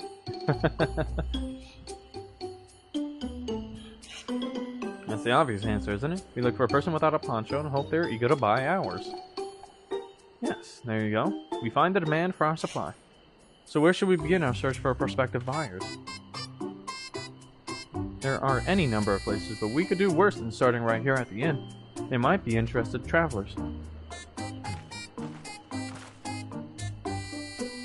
Well, who here needs a poncho? A lot of Mamolja hardly wear anything to begin with. Those are probably Landsguard or sellswords. Mamolja who soldier for a living prefer not to wear much above the waist. It hampers their movements. That is true. Wearing more than necessary is not what's needed. So even if they have bare shoulders, Mamolja carrying arms can be struck off the list.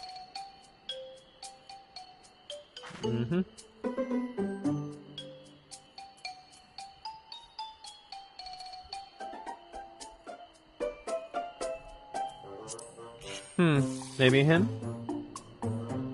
Let's see. No coat or cloak, but also no weapon? Oh, we might have a winner. Hello there, friend. You're not a mercy about trade. Curious about your bold choice of dress, or lack thereof. Beast on the way here, and barely escaped with my scales intact. My coat was not so lucky. I'm actually a tool maker from Tuliolol, and was dressed quite smartly. All the better to show the Pelu I am a man who takes pride in his appearance and therefore his work as well. But now look at me.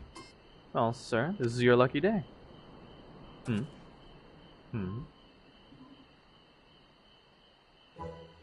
What a splendid poncho. This would be the perfect replacement for the coat I lost. We'd be willing to part with it, if you'd like to make a trade. For one of your fine tools, perhaps. What about this hatchet? I crafted it myself and will vouch for its quality.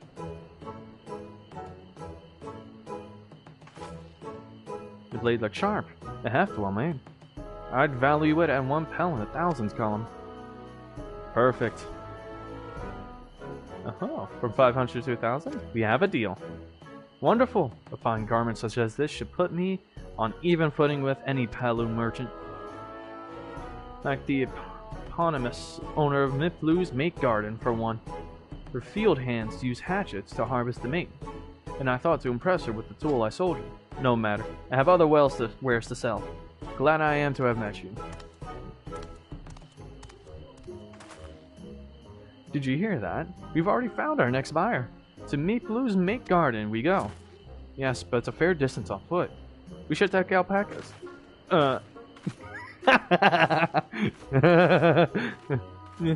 These ones will be the con type, right? Excellent trade. From 500 to 1,000.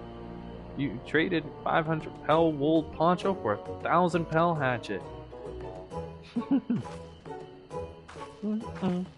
Bum, bum, bum, bum.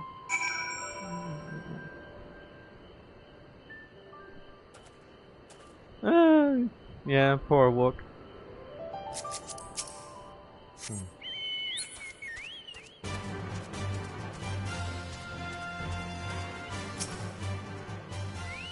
Oh, perfect. I forgot about this. This is one of the few ways to be able to be able to fly.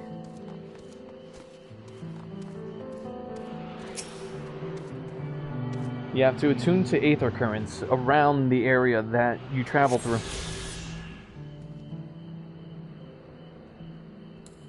Where's the next one? 228 yalms to the south? Ah, okay.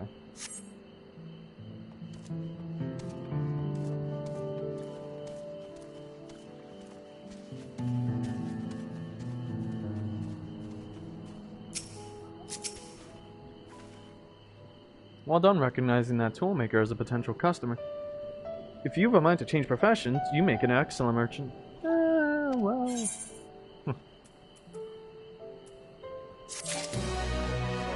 Oh yeah. Alrighty then.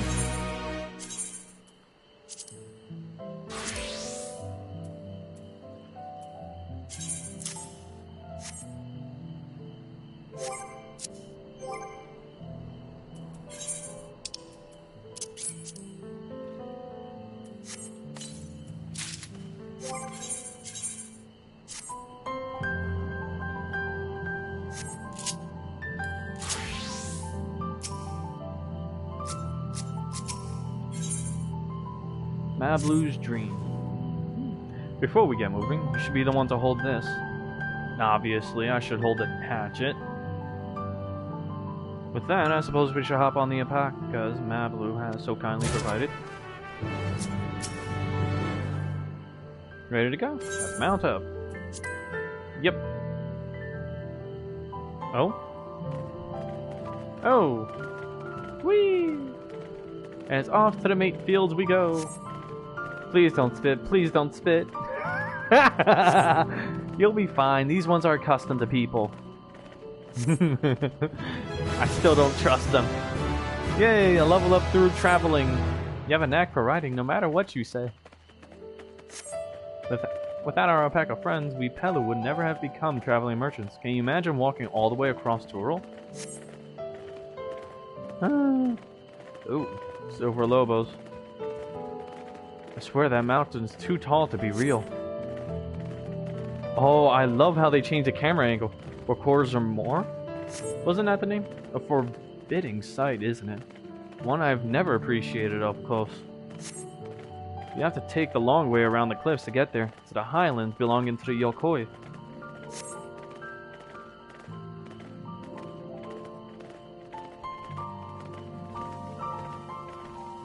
So Mablu, you said you were learning about the peddler profession. You don't care for ranch work? No, I love it. I love working with alpacas. But becoming a peddler has always been a dream of mine. It's just, I'm not sure I have the talent for it. If I can help you buy the taming saddle though, then it'll be proof that I can do this after all. In that case, you best get ready to be a merchant. Look, we're almost there. Good.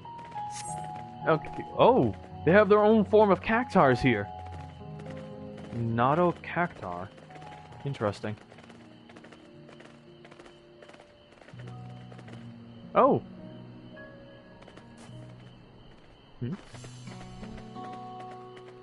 Her trauma runs deep, as S.A.O. Abridged once said. We made it, and without a single smelly incident. I sent the alpacas back to Ikuvo's inn, so we'll walk along the main road when we return to the village. Speaking of roads to travel, you were adopted by the Dawn servant, weren't you, Third Promise? Oh, good. Some more exposition. That I was. And perhaps you understand, I was an orphan too, you see. Tobly took me in. He took in all the ranch hands, actually. All of them? Yes, and everyone works hard at their chores, grateful for the opportunity to repay the head ledger's generosity. Yet here I am, the only one wanting to go off and be a merchant. That's not a bad thing. I'm sorry, I don't know why I'm telling you this.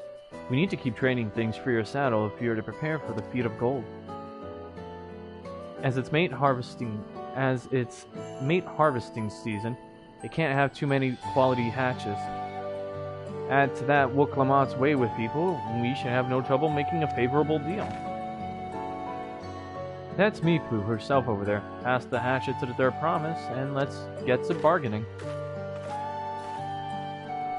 Thing is, does Meeplu support the third promise? Does she support Wooklamot?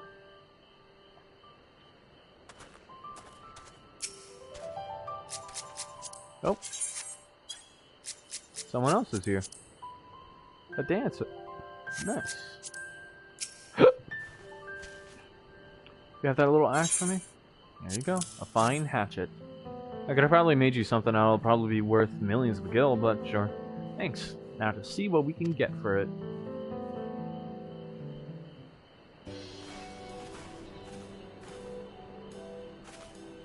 You're Meeplu, the owner of these fields?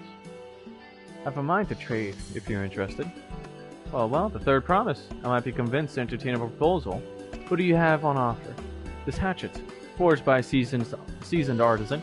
The razor edge of this exceptional tool will make light work of your crops.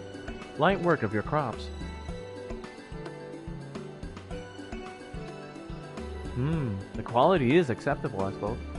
Offer you a large sack of mate leaves in exchange.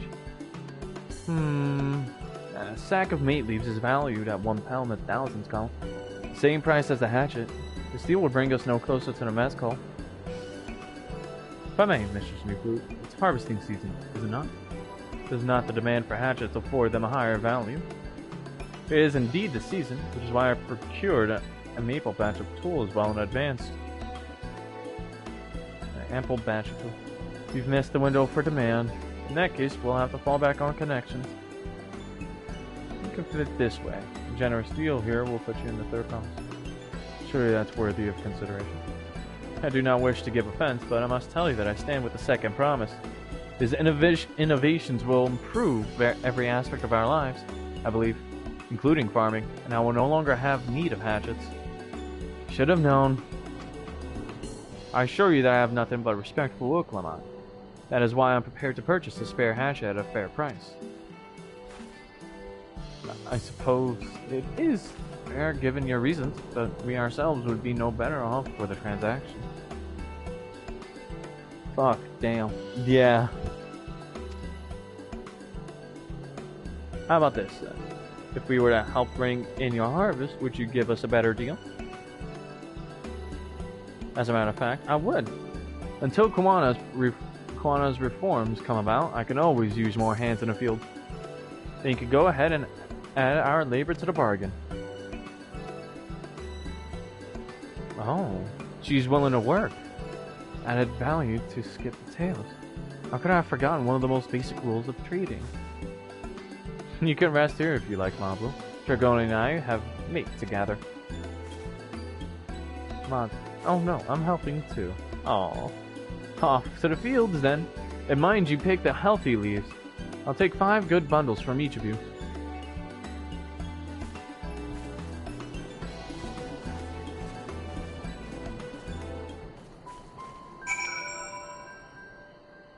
It'd be kind of funny if I were able to change the botanist to procure better quality.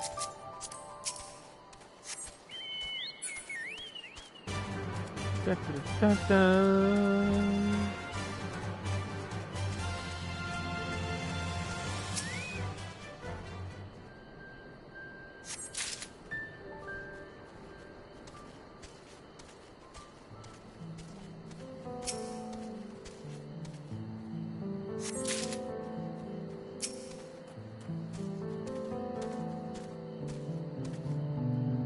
Well, this isn't exactly fighting, but this is nice nonetheless.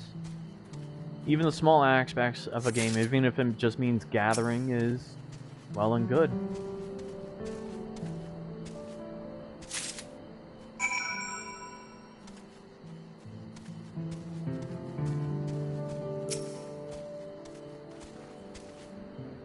Sure, Mipu would buy it, but it goes to show that you never know until you try.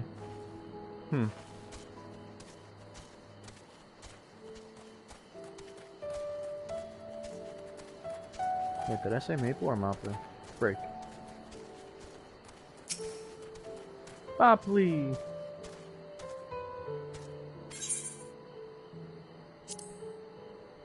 I work the fields here in Maple's Make Garden, same as everyone else. I have more time on my hands when tea leaves aren't in season, of course, which I often spend attending to travelers come to tour the gardens. While I'm not the spry young woman that I once was, the maid keeps a spring in my step. What kind of place is this? Yes, of course. Just remember what Mipu asked we tell those. Here at Mipu's Make Garden, we grow the freshest of mate leaves, packed with nutrients comparable to even the healthiest of vegetables. While originally grown to suit the taste of we Pelu, we hope to someday see mate shared with the world of Toral, the whole of Toral.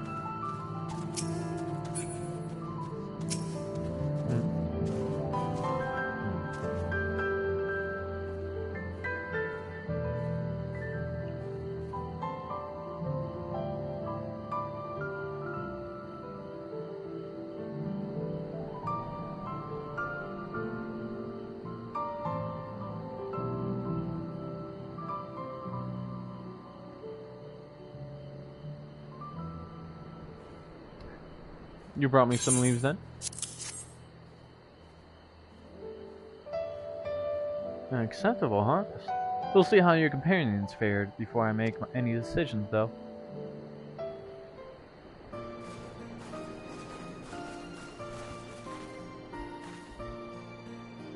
Here, we brought our share as well.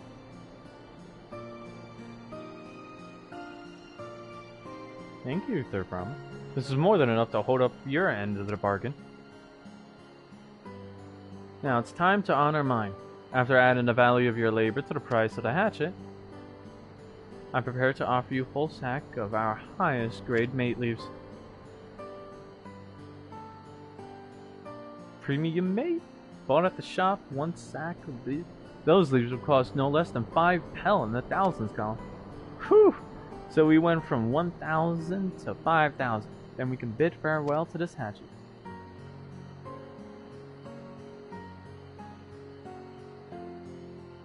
I'll give it a good home.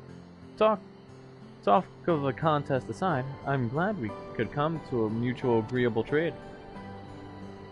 As am I. All the best with the rest of your harvest.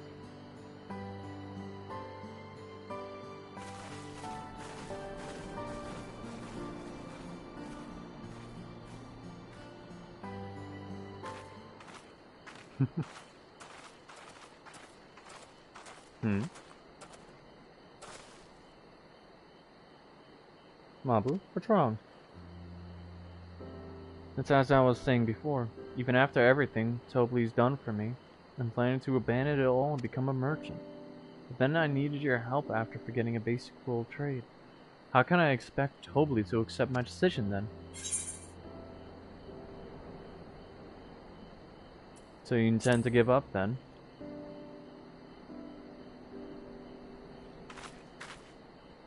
I can't. After getting a taste of real trading, I want to be a merchant more than ever. Then you'll just have to be honest. I seek to follow in my father's footsteps, but not because he expects it of me. I want to preserve Tural's peace, and becoming Dawn Servant happens to be the best way to do it. You should live a life of your own choosing, and I wouldn't be surprised if Tobley held the same opinion. So talk to him. You're right. It's better to find out for sure than worry over what he might say. Thank you for the advice.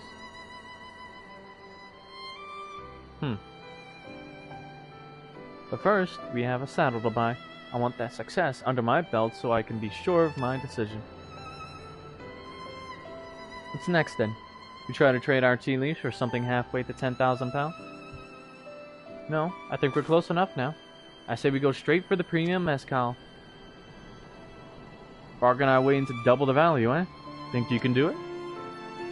Trust me, I will make this trade work. I admire you, Third Promise. Now you're holding your own against such strong competition for the throne is inspiring. Am I really holding my own against Kwana and Zaralja?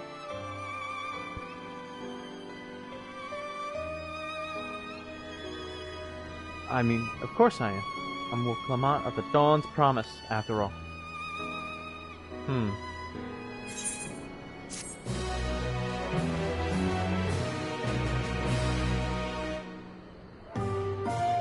Excellent trade. From 1,000 pel to 5,000 pel.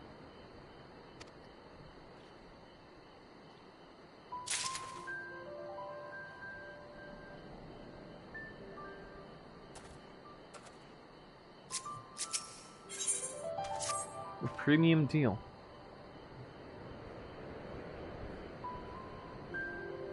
Proving Erenvel's point.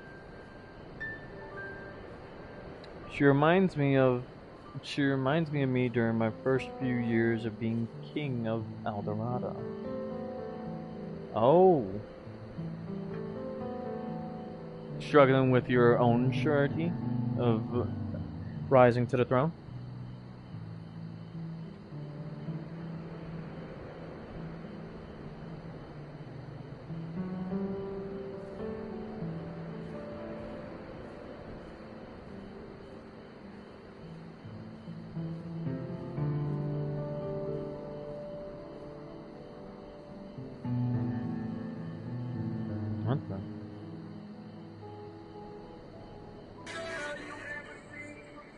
Also made to the same hormonal teenager. Can't be in a relationship. Also made to the same hormonal teenager.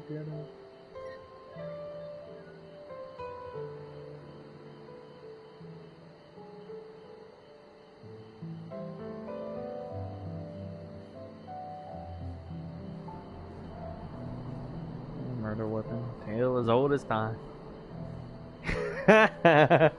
That's crazy. Before we go, let me give you the mate leaves. I don't need to risk proving Erenvel's point. At least she remembers. Ready then? Our next stop is the Mescal Distillery. Wait, how did she go? How did my featherfall go from 35,000 to 85,000? You know what? I'm not gonna question it. It's good.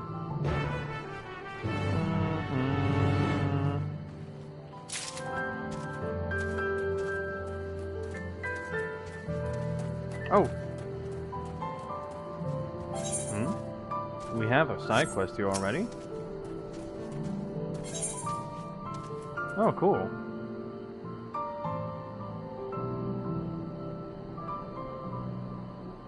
I could use this. Hello there. I hear you're a traveler from across the salt. Just the person I need to assist me. I wish to expand trade beyond the borders of Toral, and so I've been planning to export mate tea. The problem, however, is mate's reputation for being something of an acquired taste. My solution was to blend mate leaves with some of our local specialties, and your foreign palate will be perfect to taste them. One of our brewers has already prepared a batch in the relaxation area.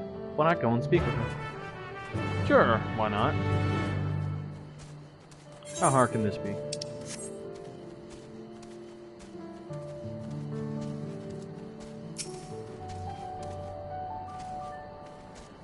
You must be the one here to try our new blends. I've prepared 3 for you to sample. I believe there's nothing more telling than the expression one makes when they sip their first cup of an unfamiliar tea. So go on, have a taste, but please, stay where I can see you. Alright.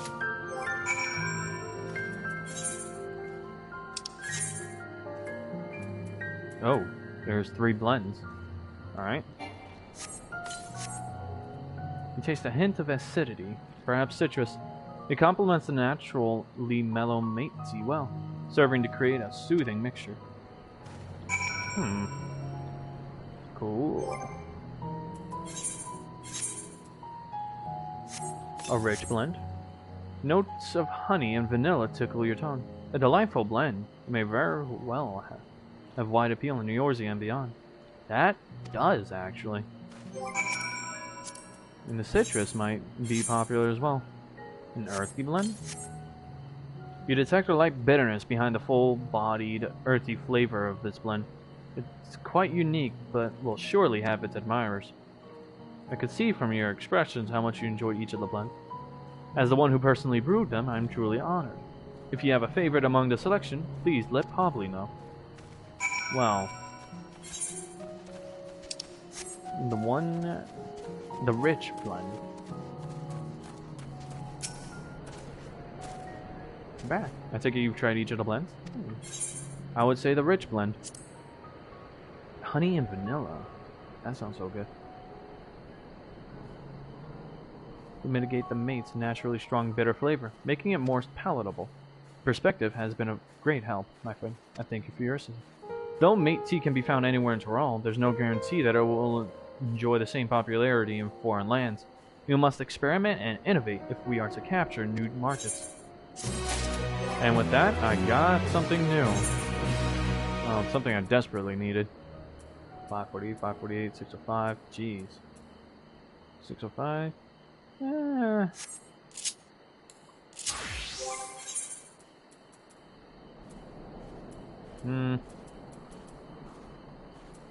Yeah. My Viper needs it most. Whoopsie.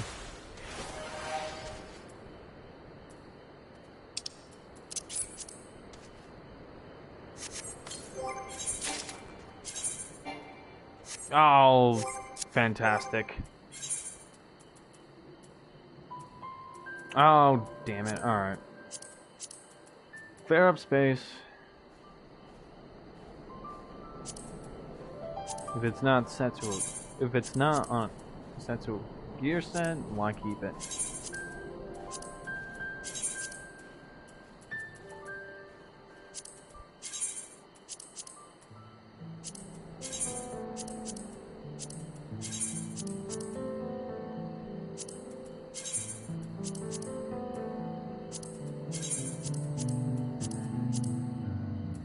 Alright.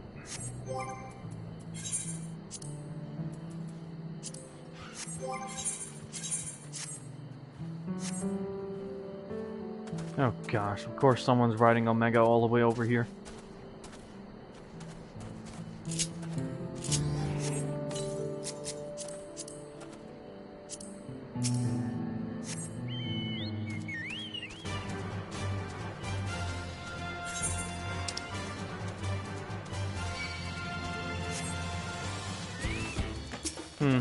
Why not?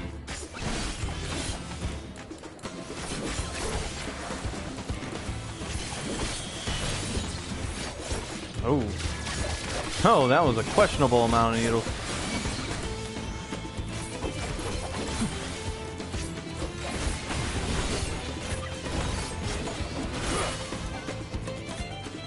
Sweet.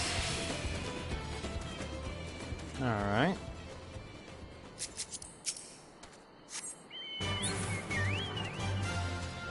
It's kind of bad. It's kind of sad that they're just hostile upon sight.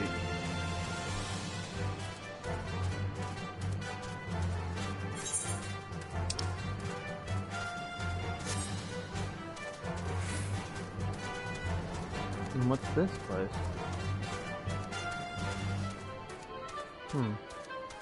Kiblu's Coffee Grounds. Oh, so this place makes coffee. That's good to know. Shovelu. What, does he tell you to shove off? Oh, there's a fate happening nearby. You know what? Fuck it. Why not check out how it is?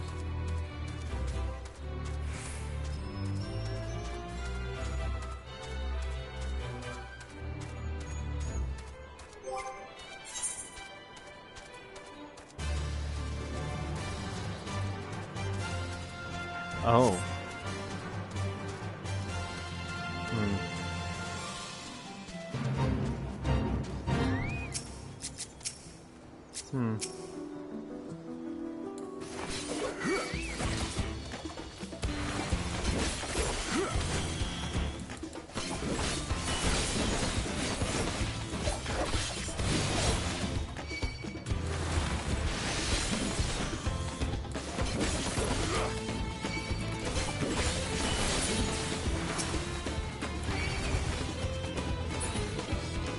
Oh. Spawned in immediately, huh?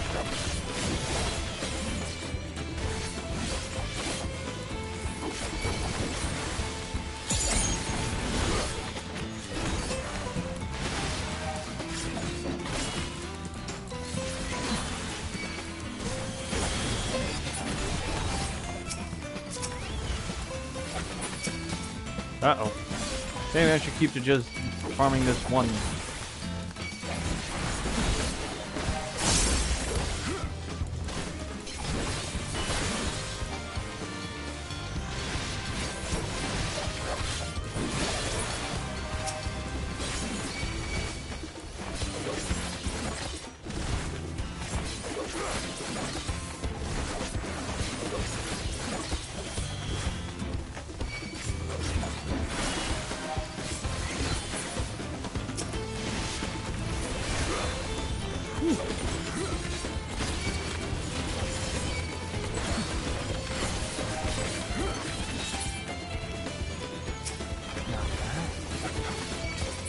Uh-oh. Shit. Completely forgot.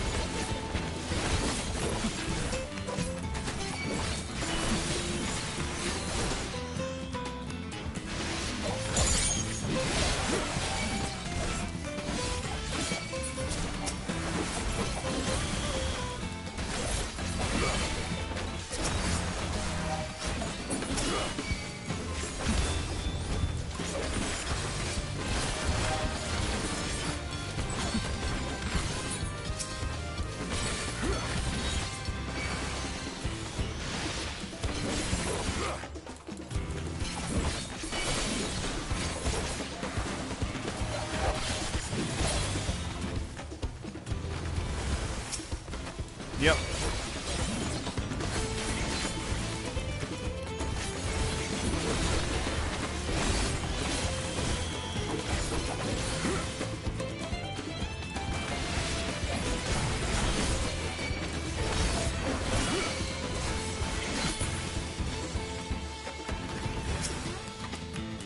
So do you understand my appeal for having a chocobo? They legit support you in battle.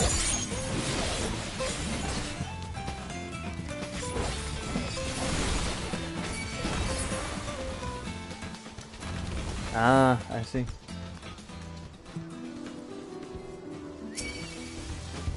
Yep, as I thought.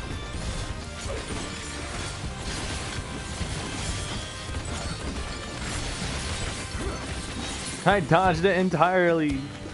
That's amazing.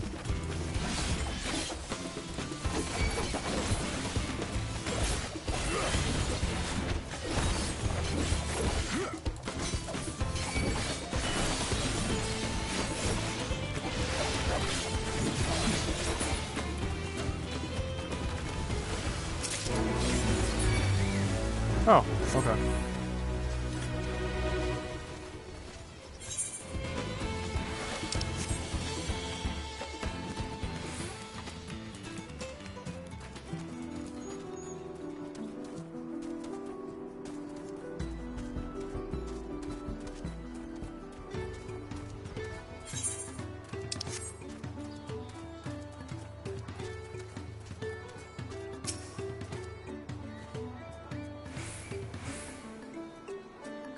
Will most surely get wet. Sound advice we have. Would you like to? Yes, I would. Oh, currently cloudy in all those places, but wet here. Fair skies to clear skies. Oh, clear skies to clear skies all around. Good.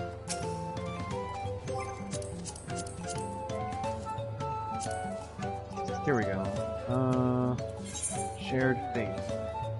Let's see. Let's go Pachi. I've only done one so far. Alright. I gotta do 5 more in order to level up. I see. I should get to doing a few fates around Endwalker stuff.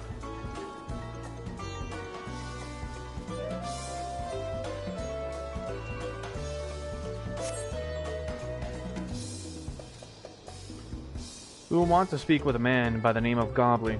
Even among his fellow distillers, he's regarded as a master of the craft. He knows the value of his product, so if we're to convince him to trade for twice what the leaves are worth, we're going to need targeted information. That means asking around and taking in the gossip. If you could talk to people here in the distillery, Dragonian, perhaps Woklama could do the same at the village entrance. Meanwhile, I'll head to the north side and see what I can learn. Of course.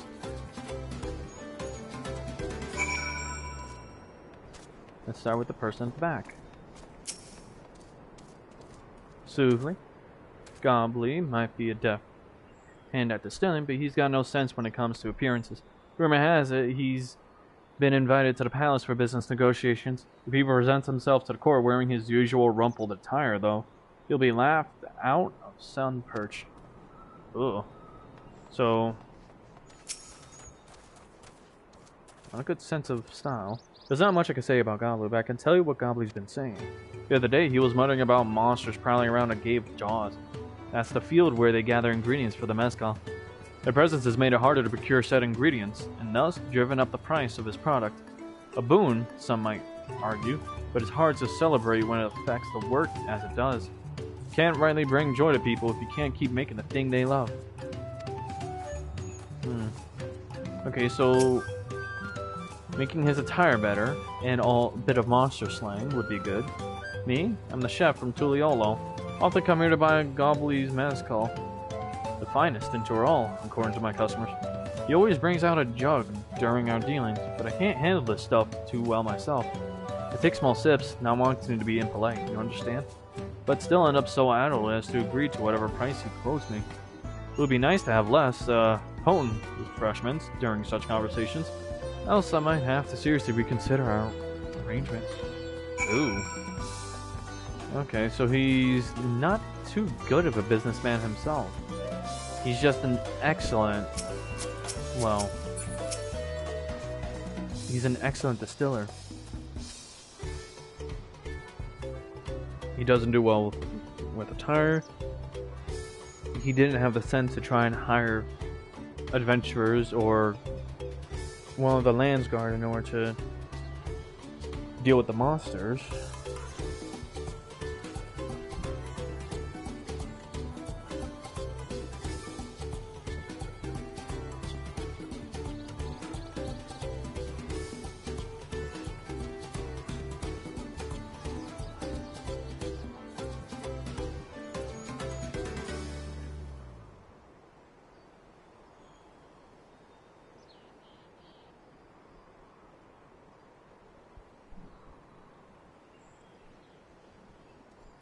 So what did you find out? Oh, we can make use of all of those tidbits. The deal is as good as sealed. As for me, I found out where Gobbly is working. There's a millstone at the top of the slope behind the distillery. You go on ahead, and I'll bring Guacamole on. Alrighty then. Oh. Hey, he looks snazzy in that Dragoon outfit. Get a meaning. Nice.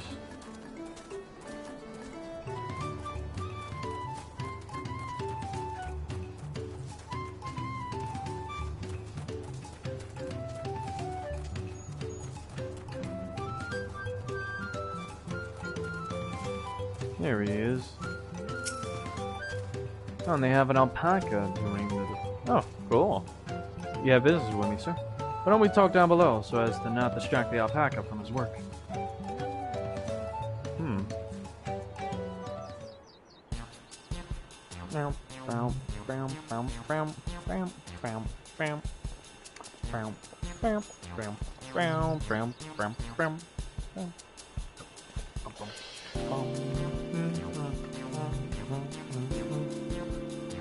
Now what's this about? Keep it brief if you would. I'm a busy man.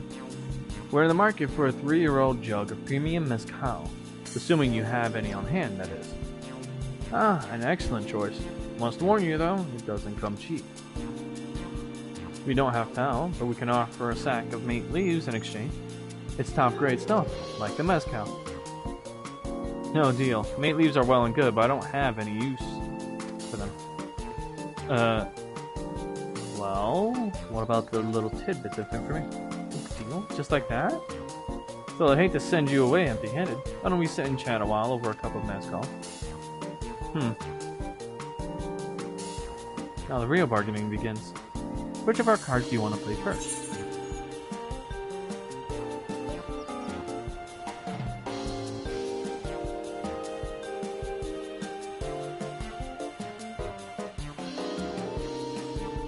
I would say there's space for strong drink, as he is likely to give us a strong drink.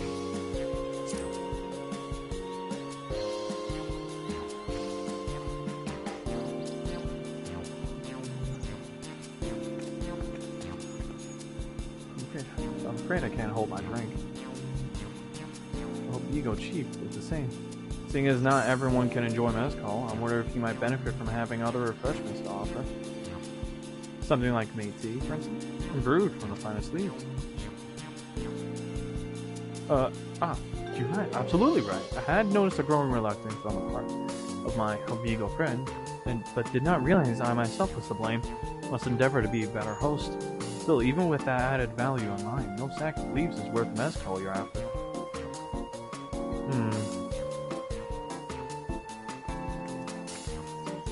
Should we offer to call them off? She smells in the trouble.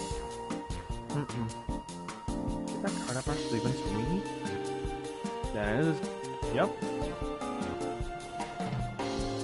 As I expect you're aware, the rite of succession is currently taking place. That's why the third promise has graced us with her presence.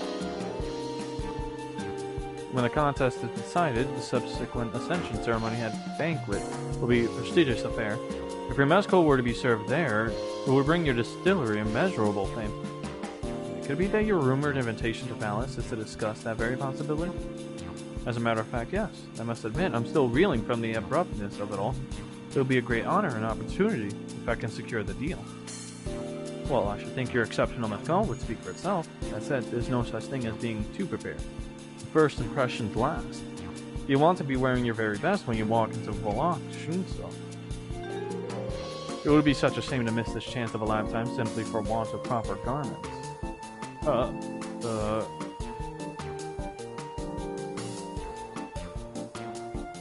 That it would.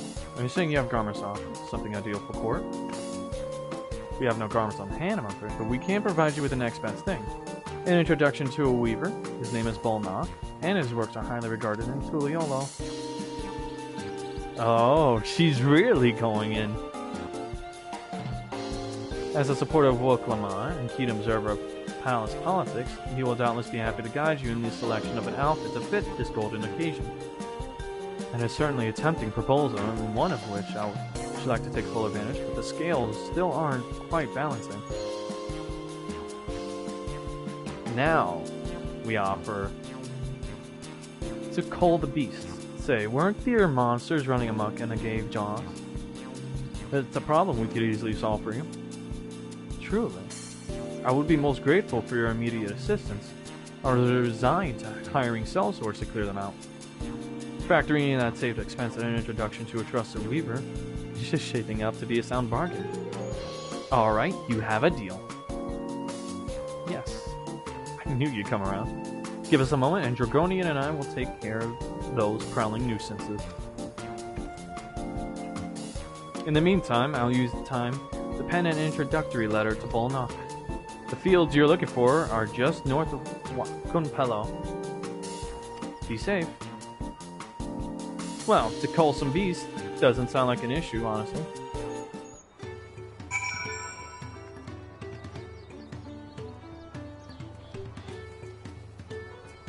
What say you, Jin, if you're watching the stream still?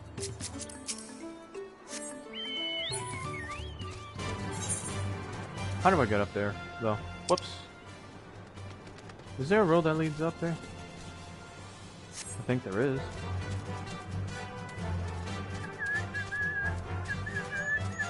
Oh. Just straight from the... Okay. From the gates themselves. I go right.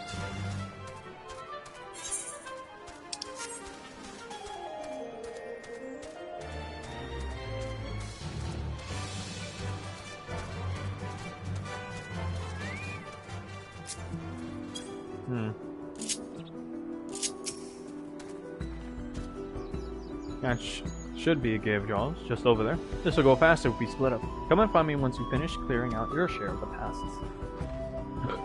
Alright. Let's see here.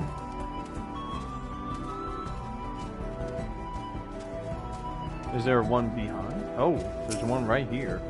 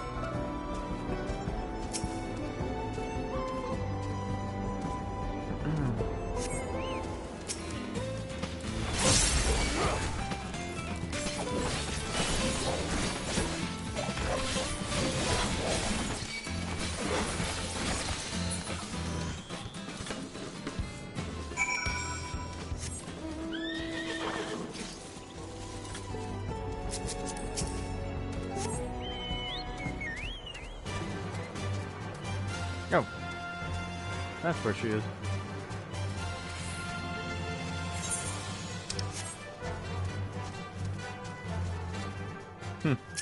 Ever the warrior. Compared to the creatures I hunted with Papa, this was no challenge at all.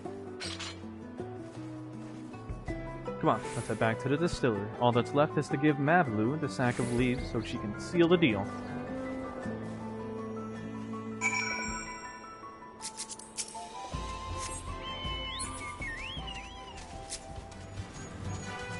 No? Is there fate around here? No? Oh well. Oh! To the east? Wait. Oh! Cool! That means there's one way up here.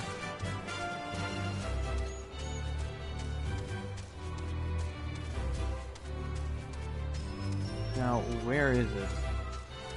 Oh, there it is.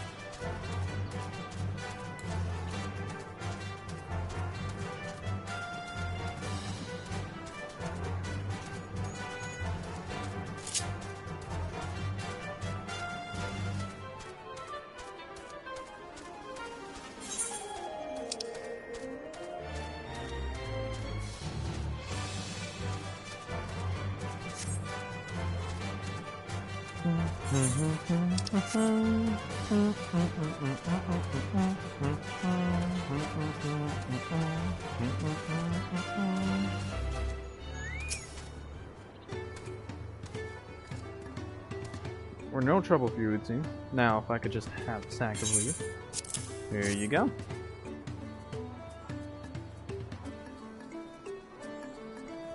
Trading goods. I mean, it's safer in my hands than, well... Your monster problem has been resolved, Master Goblin. Here are the mate leaves and a written introduction to Ball Knock, as agreed.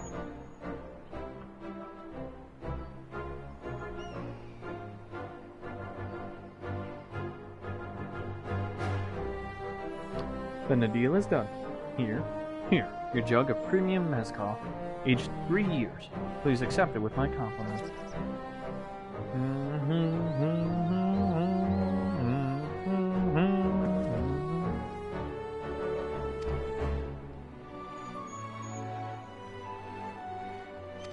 Saddle in hand. Oh, but that's just the first journey. Ah, Blue, is it? You drive a hard bargain, young peddler. I look forward to doing business with you in the future. Hey! But truth be told, I'm just a ranch hand. For now. Should I ever become a proper merchant, though, I'll be back to strike more deals with you.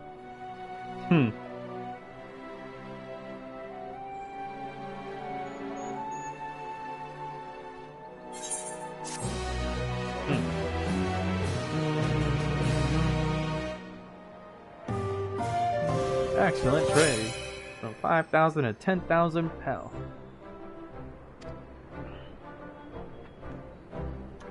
Yeah. Oh, we have dye options to select from. Maybe I'll get Raptor Blue. Or Ice Blue. Ooh. Shop selling price? Oh wow. Ice Blue doesn't sell for much. Cactar Green apparently sells for a lot. Not bad. Even at the palace, I don't think I've held a 10,000 pel jug of anything before. My hands won't stop shaking. Okay.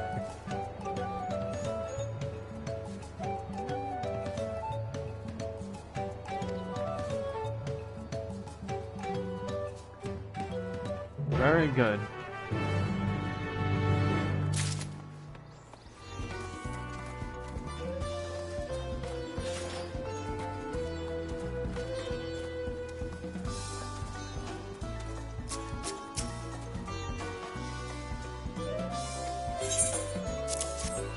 There you go. Still in one piece. Right, time to make our deal. And then watch him say, oh, I don't have any more since I gave it to the blah blah blah blah, the first promise. Your tool's ready, Sally. We've brought your precious mezcal.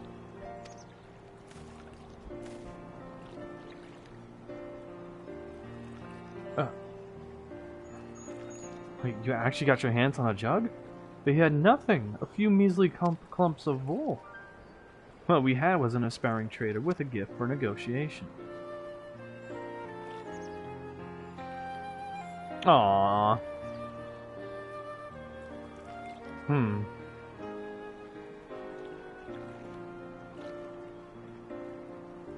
Although I'd sooner aid no claimant but Zora Al-Jah, I cannot go against the guiding principles of the Palu Palu. The trade is a fair one. I will craft your saddle, third promise. Great. Stay and wait if you like. I have all the requisite materials, so this won't take long.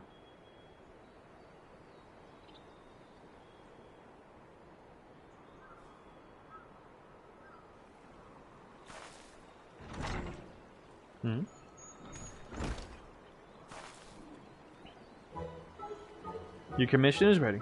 Catching a wild alpaca is never a simple affair, but you have an easier time with it with one of my saddles. True, at least. But wait a minute, back to what you said before. Why is it a good thing that you're not with me?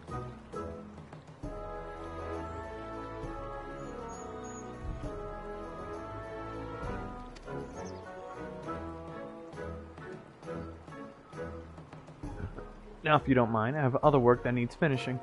Ah, I can taste that smooth mezcal already.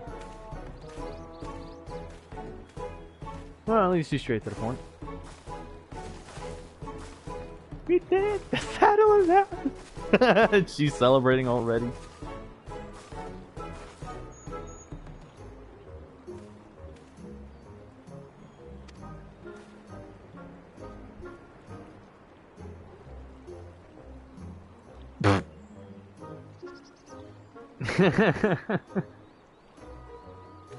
Of course he thinks so. Mostly the first promise. Oh. Why? Would you have put him in the dirt or something? We got what we came for, so let's return to the ranch. The others will be waiting. Feat accomplished. Got the taming saddle.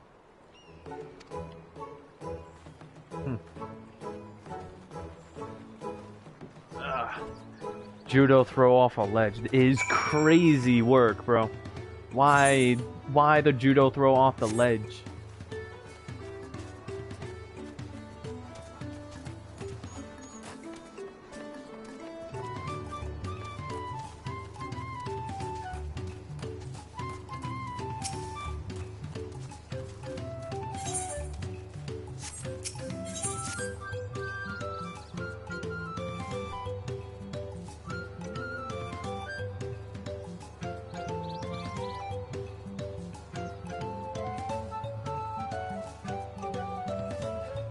Jin, seriously, why judo throw off the ledge?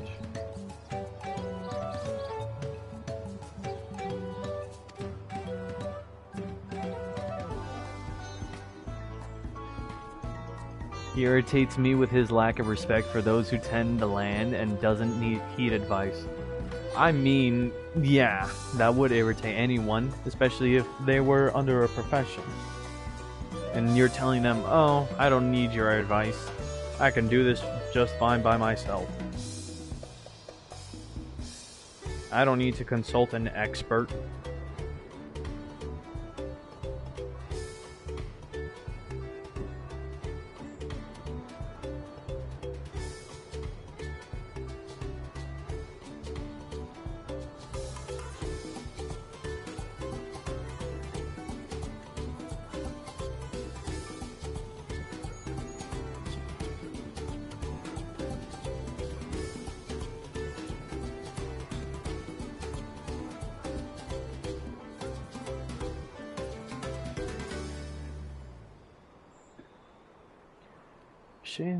Oh, I'll tell you all about it in the house.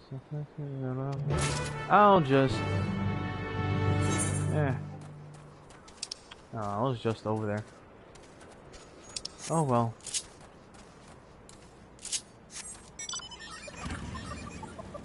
I need to get somewhere quick, so I'll just choose the one that automatically gets there quicker.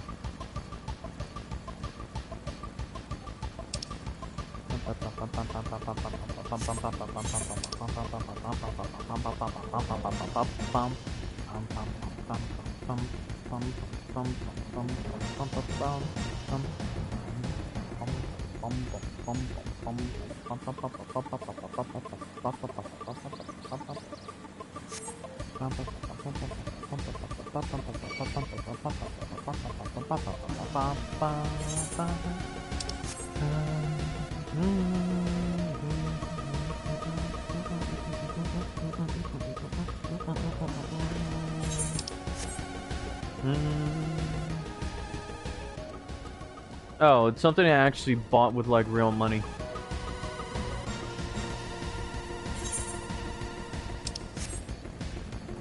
It was like one of the only things I've decided to spend on this game outside of like the subscription and the price for the expansion. Wait, a Vandercurl. Ooh.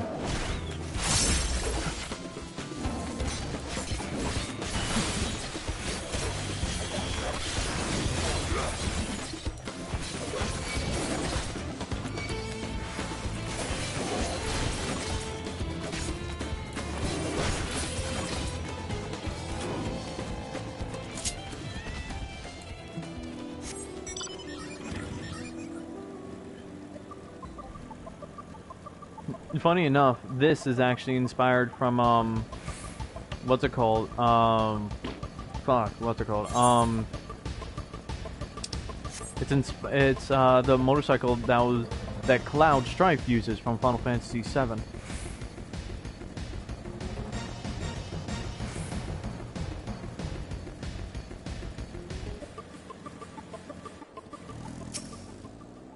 Oh.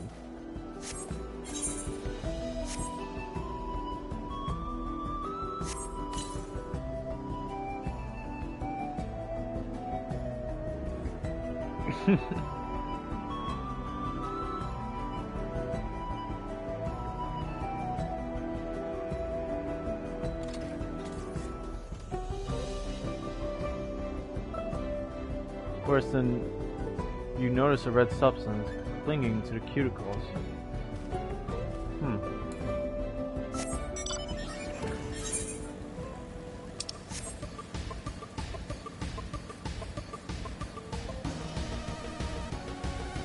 One of the funniest things about this mount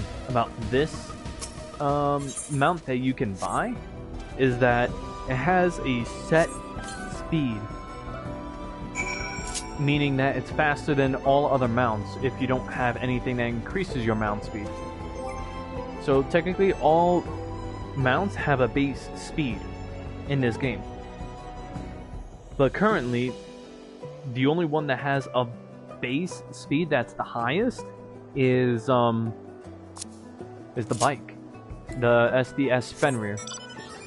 So technically, it's one of the easiest ways to try and like get around quick without anyone like without anything trying to like catch up to you or kill or hit you off your mount. Because at base speed, you can technically get hurt enough to the point where you're forced off your mount.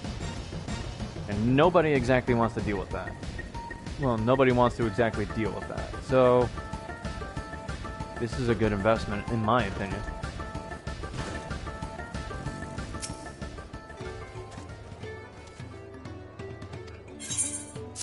The bulge in those sacks, what I think it is, that could be taken out of context.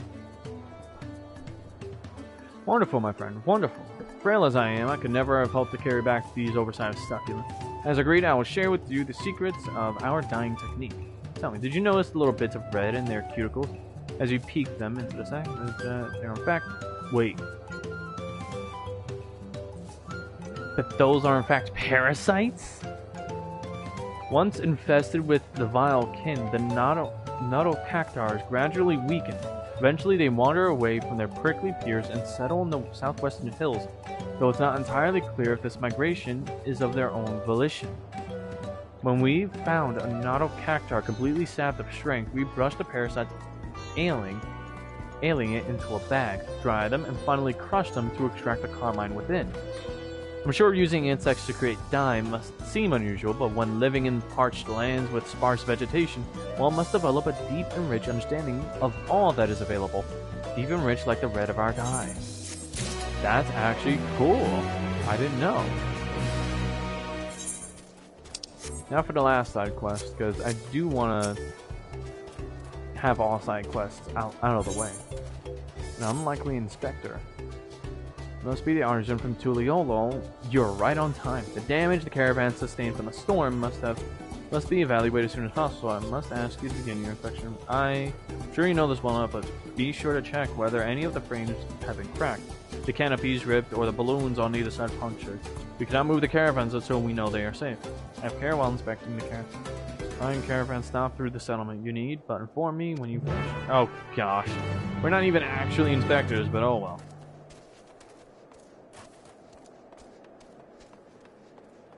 Battered caravan. Really? Nice. You notice water pooling in the caravan's interior. If it is not removed swiftly, the flooring's integrity may be compromised. Oof.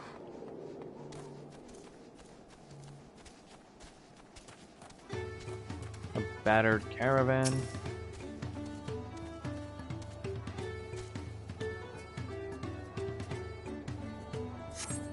You carefully examine every element of the caravan, but discover no issue of note. That's good. Oh, over here.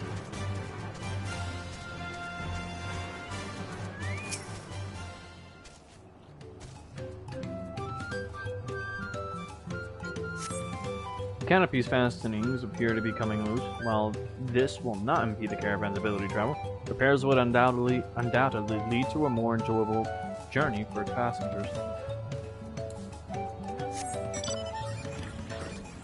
I don't want to linger for too long. Damn it, why didn't it jump?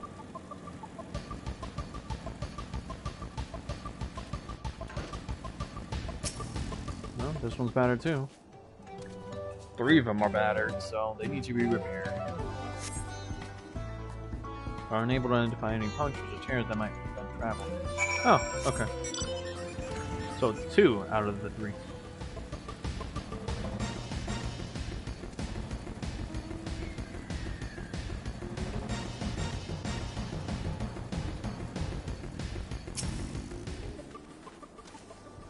Wow, you did a wonderful job. Though it seems some of the caravans will need slight repairs, I'm relieved to hear the damage is not significant. By the way, an artisan claiming he'd been back and all the way from Toliol to assist with inspections came to me moments ago, asking for work.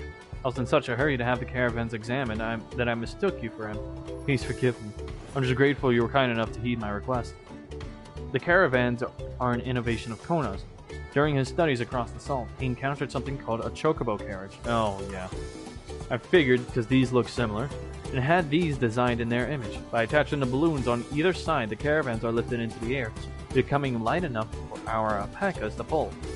It is an immensely helpful invention, allowing us to tread the steep mountain roads throughout Torol more safely and swiftly than ever. Thanks to you, we are one step closer to having our caravans ready for such travel once more, and returning to a sense of normalcy. Glad to help. Now let's get back on the road to the alpaca ranch. Yeah.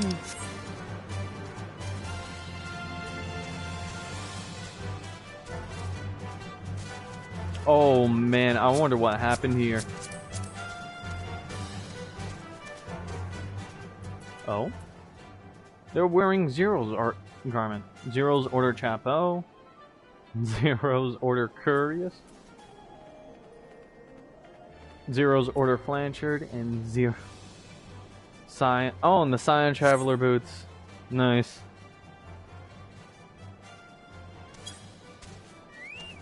Someone cosplaying as Zero's crazy. And how did Alpha know? Fair. Hey Jen, if you're watching, you might want to pay close attention. You might hear of one of them require the saddle. Then we might hear of one of them getting spit on. Oh.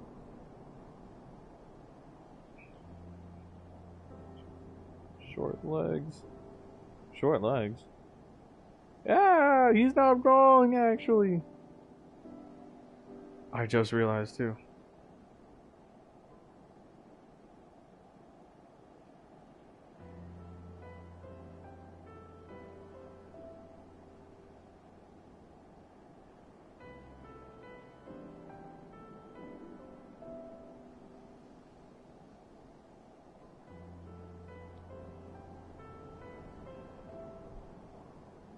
You've acquired the saddle, then? Yes, and thanks in no small part to Nablu. Before you rush off to catch an alpaca, though, let me teach you how to saddle one. I'll bring out one of our wild-born friends so you can practice. Aww.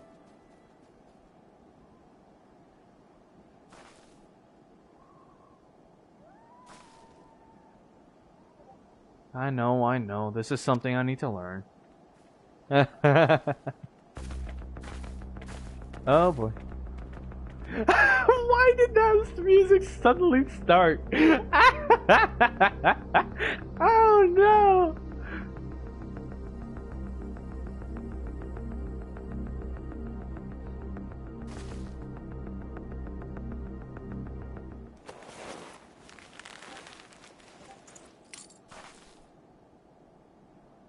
Great sunken gods. I did it! Aww. He hardly seemed bothered, much less inclined to spit, as if he was completely accepting of Woklamat's touch. That is because of the singular scent with which the saddle has been coated. Alpacas find it very soothing.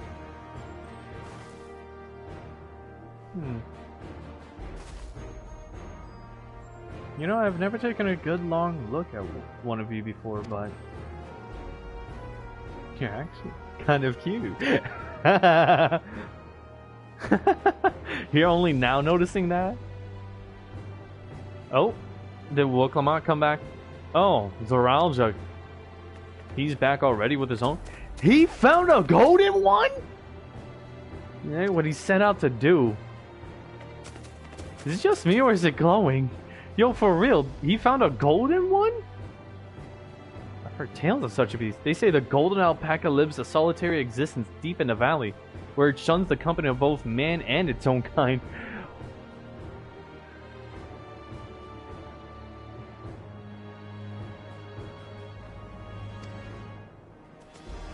How the fuck? Glowing, what the hell? Yo, for real? How did he manage to snare a prize like that? A beast knows its betters. Faced with overwhelming strength, it will yield rather than risk death. An apt illustration of how greatly the power of the first promise exceeds yours, woke Lamont. Ha! Really? Strength alone won't win him our father's throne. I'll be the one to find the Golden City, and then Dawntrail can remain at peace. An everlasting desire for peace can only be forged in the fires of war. No, cannot. To unite as one, the people must be taught. They must suffer the horror and the hopelessness firsthand. Exhaustion from prolonged conflict, the wages of war's merciless nature, these are what moved the clans to join in the founding of Tuliolol all those years ago. That is not healthy.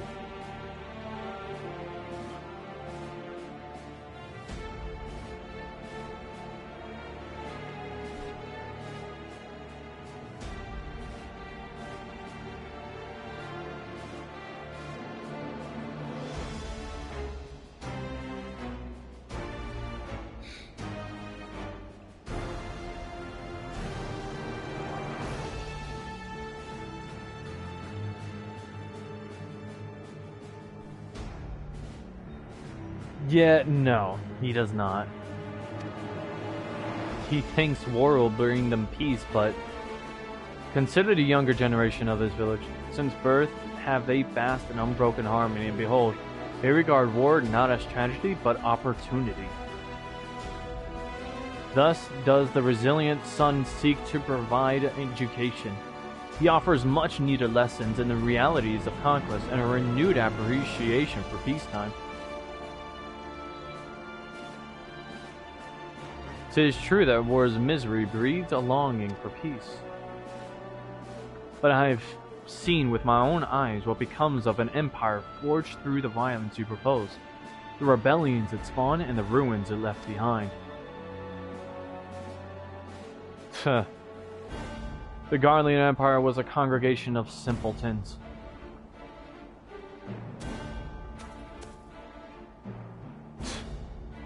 The oppressed fought back against their oppressors, as well they should. Men are not beasts. Only a fool would seek to rule over all with the threat of force alone.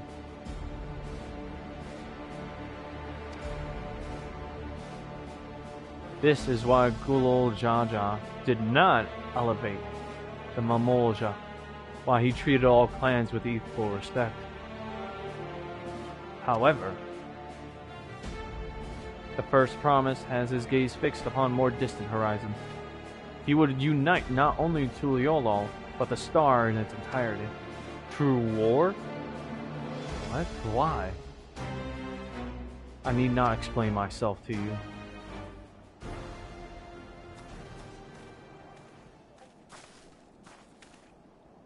Oh, well done indeed. The first promise has completed the feat of gold with an appropriately golden flourish. What may I present to you, your much-deserved keystone? I guess he stepped in to prevent things from breaking down further, I suppose.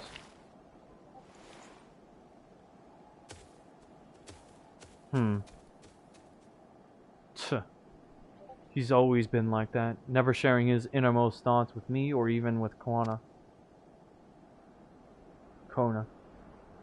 It's like we're not even family.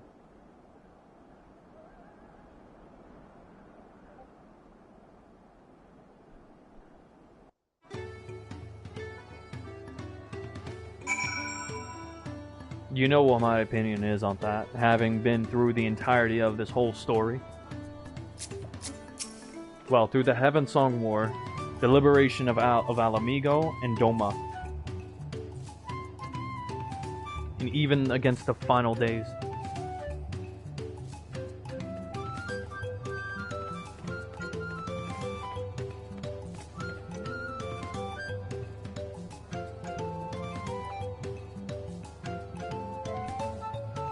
Yo, that's great. Did you leave the chat? You left the server, Jin?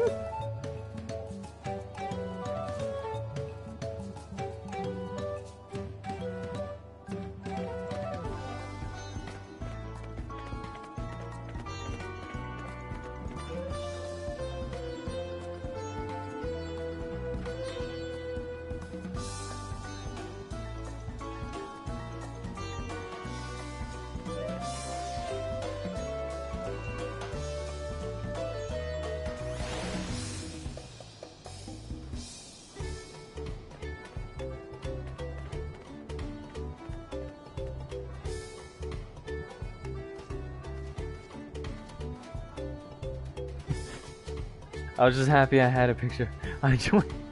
Yeah, but damn. Like, bro, I'm gonna be honest. That just seemed like a move. Oh, ponder Zoralja and his mysteries later. Right now, I need to think about finishing the Feet of Gold. Okay, seriously though. That's like a child running away, bro. You don't need to leave the Hold Him server.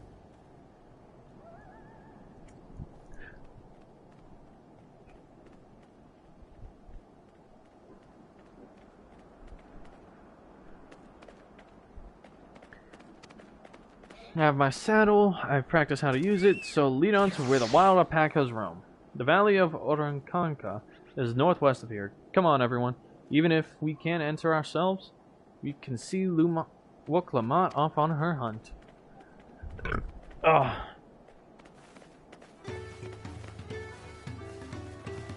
I mean, I understand that. But then again, we wouldn't be friends if we didn't fuck with you.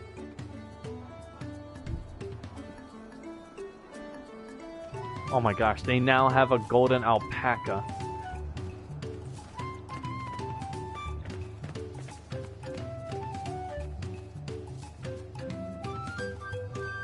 It would have been funny if I just ran right in front of them and they just suddenly spat. That would have been funny as shit.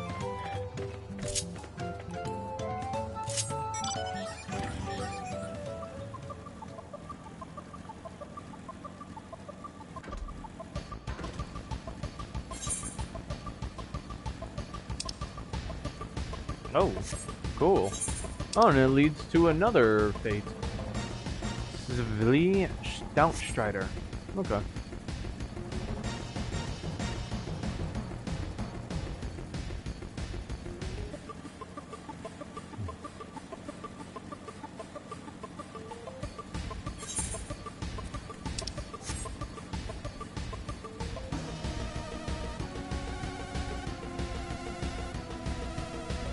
Five.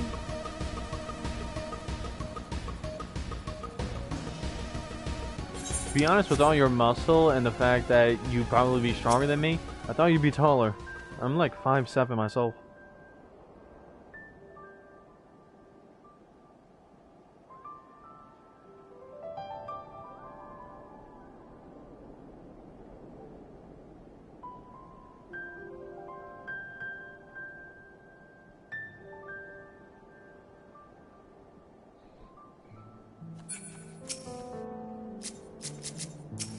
Alright, and we'll let her... I know. Oh my gosh, she's she's hyping herself up is crazy.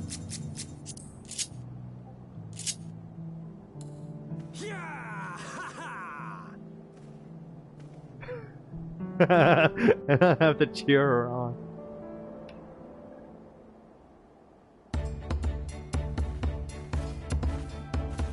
Good luck, Third Promise! Thanks. I'll need it.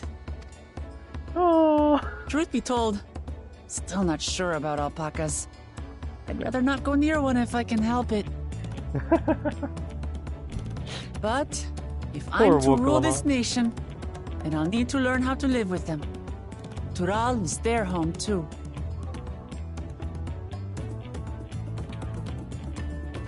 Right. I'm off.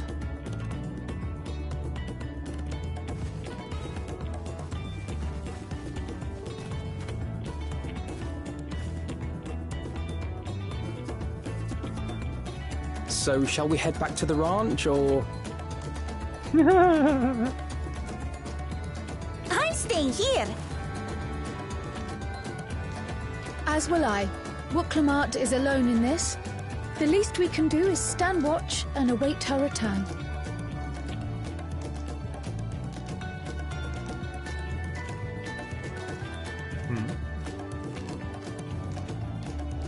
It may be a while yet. Help me pitch the tent. A while yet. Help me pitch the tent. Yo, that's crazy. He said pitch the tent.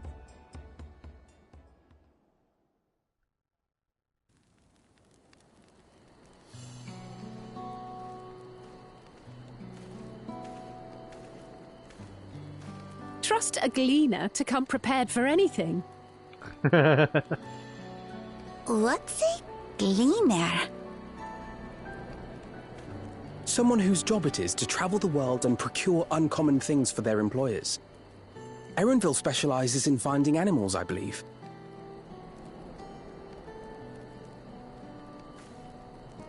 But aren't you a Shaitana from Shaktural? Why did you cross the salt? This I would like to know as well. When I was much younger, the thought of leaving Tural never even occurred to me. But then, some years ago, my mentor tasked me with a difficult hunt. Something I could never find, she said, so long as I clung to the familiar. She suggested that I leave home, leave Tural, and join the Gleaners of Sharlayan. A difficult hunt, okay.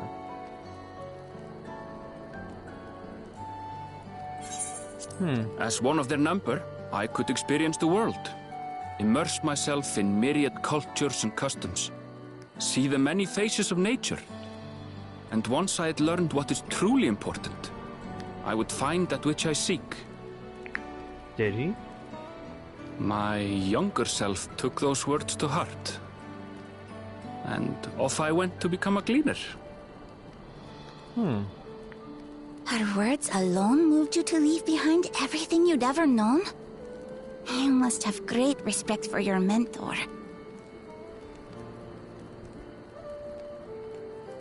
As it happens, gleaner work was much to my liking.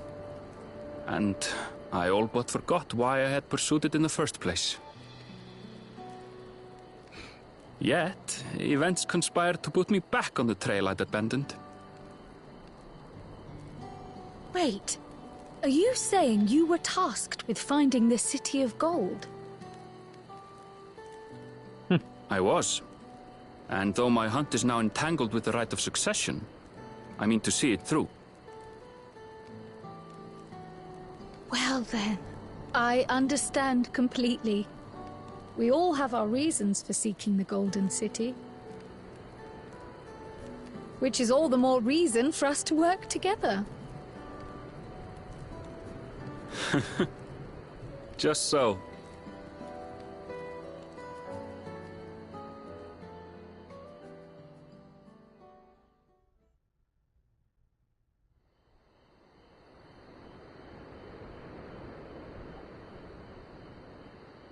It's taking her a full night.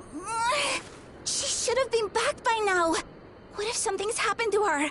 We need to tell Tobli and arrange a search party. Do we? Wait. Do you hear that?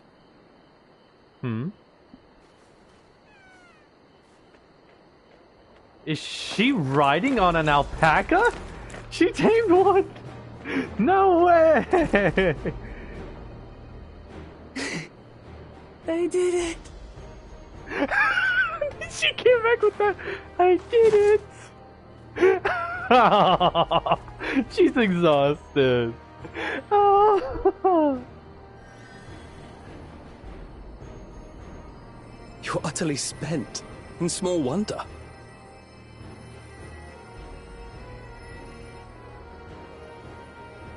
Well done, Third Promise. The ranch isn't going anywhere.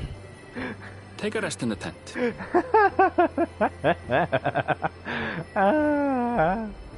I think I will.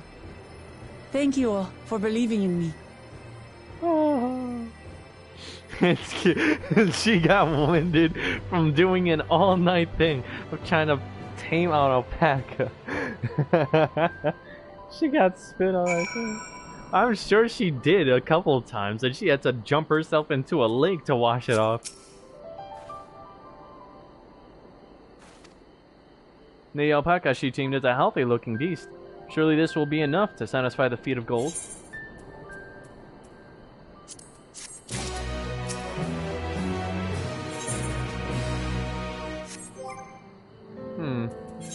Actually, why not use it? Oh, shoot. What do I dye? I can dye my weapons?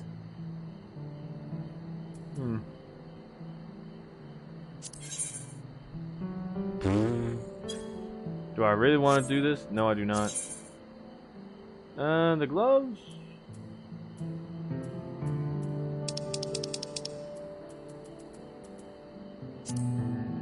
Oh gosh.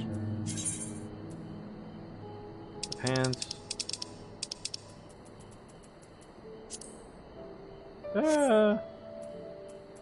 What about my weapons?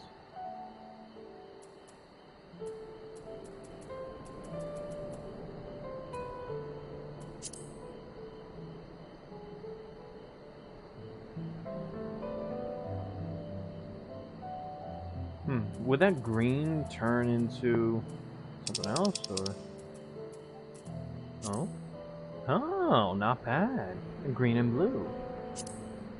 What about this? Turn it fully blue? Why not? Yeah, why not? Sweet. This is a much better color, honestly. Knowing the Pelu Pelu. Well, Clement still seems a bit unsteady on her feet. Hardly surprising after she spent the night chasing alpacas. You know what will melt away fatigue like magic, though? Mate tea.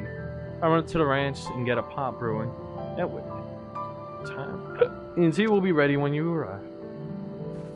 Should Mablu be traveling on her own, though? As Mablu so wisely suggested, we shall set a slow place for our exhausted third promise.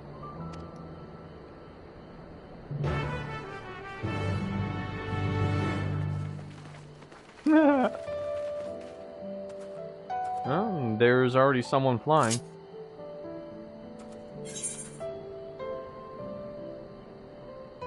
Did someone really try flying?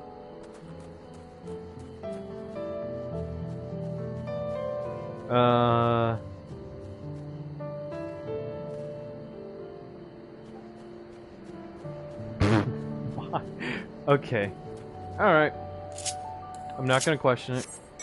Let's just hurry up and get the hell out. Oh, see, the alpacas are docile. Unless you provoke them.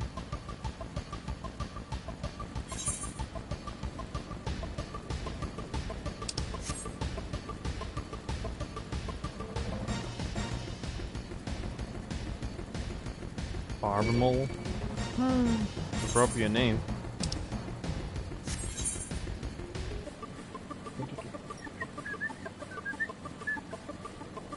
Oh, cool! I didn't know about this. I love how the golden alpaca is still there.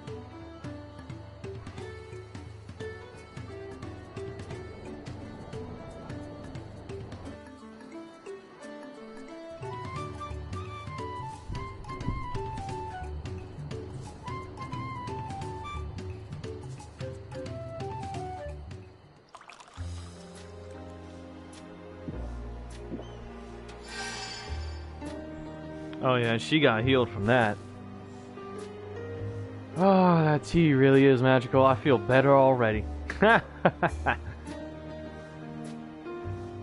More comfortable around our fuzzy friends. Watching this one taught me a lot about alpacas. What grasses and fruits they eat, what sounds they react to. They're adorable little quirks. What the heck do you mean message retracted? You sent it and then retracted it? Okay. The abs. Alright. Oh, shoot. Okay. Hold on. I guess I've grown kind of fond of them. Welcome back, Their Promise. Accomplished the feat of gold, have you? Yes. There is no mistaking a valley alpaca.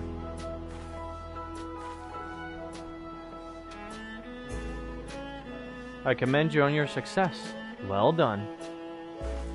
Yes, we did it! Of course he misspelled. And of course, you'd be attracted just from the abs alone. Although I couldn't find a shiny one like Zeralja did. I'd be surprised if you had. Golden alpacas are born but once every few decades. They are elusive, solitary creatures that are rarely seen, much less captured, thanks to their innate physical and magical gifts. Really? Huh. Only a single other person is known to have caught one before, that being Gulol Jaja himself.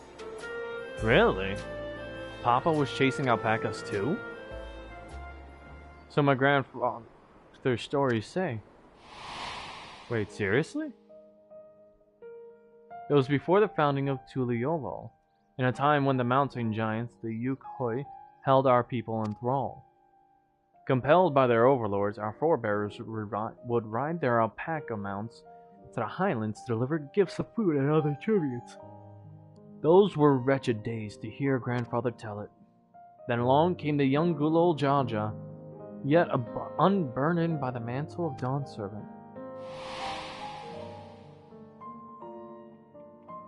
Our people were amazed by this imposing two-headed figure, equal to the Yukhoi in stature, and puzzled by his entourage of mismatched companions. Really? Some troubled in fear, believing a new conqueror had come. Yet Gulol Jaja showed no such inclinations. He sat and spoke with us, sipping from the cups of mate tea we offered him, and grew somber when he learned of our plight.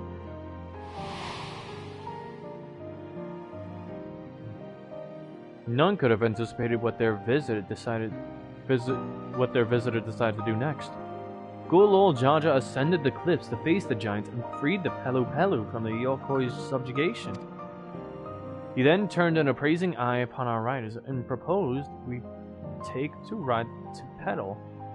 We take to the road to peddle our beverages. This suggestion seemed obvious for one who traveled as he did, intent on fostering amity between the clans. Really?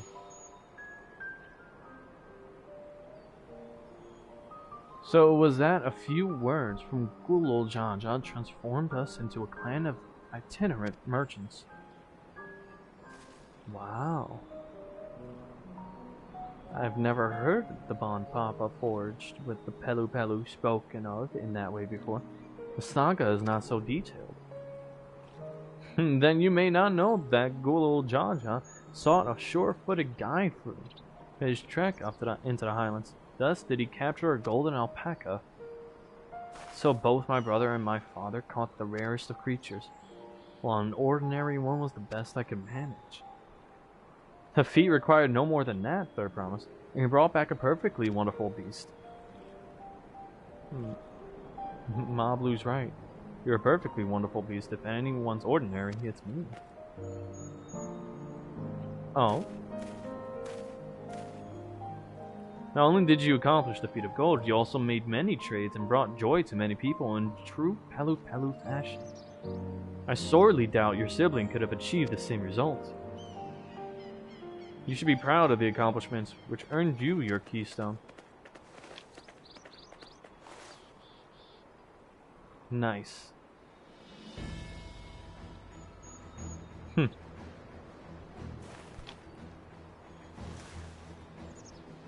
The fact that they actually animated this instead of going with... So this is what they look like. Instead of going with like the simple grabbing animation that they do and not even showing the item. I like this. Go on, set it in the tablet.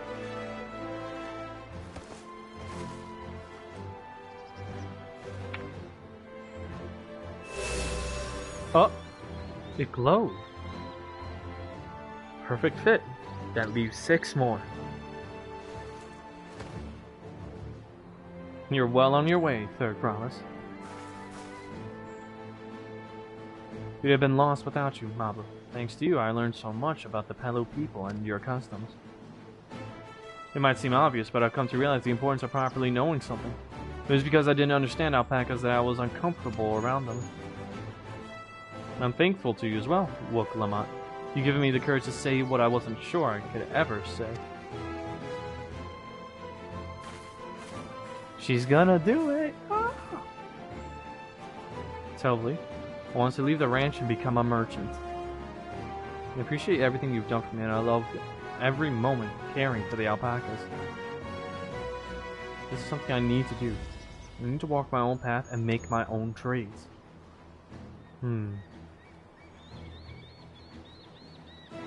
As your parent, allow me to say one thing. I've always tried to give my wards lives filled with as much happiness as I could provide. Yet never once have I wanted that to be the only happiness you knew. Yeah, my blessing to walk any path you choose, Mabu. It gladdens me to hear you found a calling you wish to pursue with such passion. You'll make an exceptional peddler, I'm sure of it.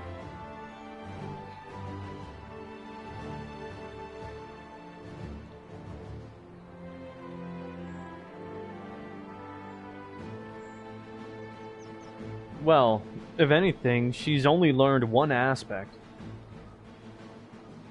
I'm pretty sure the rest of the trials will teach her much and more. Yeah, my blessings to walk any path. Yep. I'm sure of it. Thank you, Tobli. What did I tell you, Mablu? If anything, we're here for the rest of the adventure. That's what mostly of what Dawntrail is. There's one last thing I can help you with, third promise. You need to find the Golden City, right? That's the end goal. Then I suggest you talk to the Yokoi. Huh? The giants. But they haven't been seen in a very long time. They once ruled over far more than just Urkopacha and the Pelu Pelu. 1,000 years ago, they were the overlords of Yoktoral and all its peoples. During that era, the Pelu Pelu were commanded to search for a city of gold. They scoured every corner of the continent but never found any trace of that fabled place. But if they didn't find anything, what could the Yokoi have to tell us? They may not have found it, but the fact that they thought to look for it at all makes me curious. Perhaps there's value in delving into how the legend originated.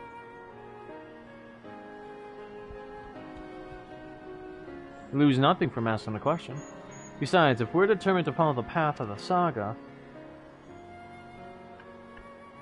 we'll be visiting the giants eventually. That is true.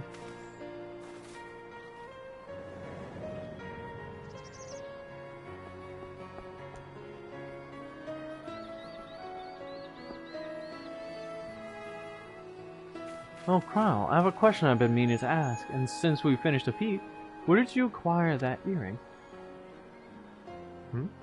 My earring? Do you recognize it?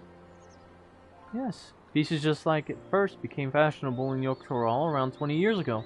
Since then, it's become common to wear one as a charm for safe travel. Oh, 20 years ago, right about the time my grandfather made his journey. Yet the Dawn servant implied the earring was connected to the Golden City in some way.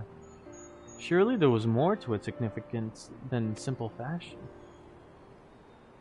If you want to know how it first came to be crafted, I could try to find out. Seeing as it's a regular seller for many merchants, I'm curious to learn about it myself. I would appreciate that very much. Thank you. Jumping feet first into the peddler business, Mob?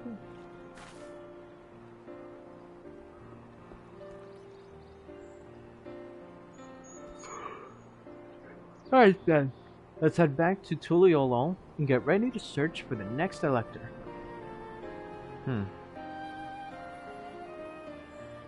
Farewell for now. Thanks for all your help. I will become Dawn Servant. So make sure you set aside your best mezcal for the occasion.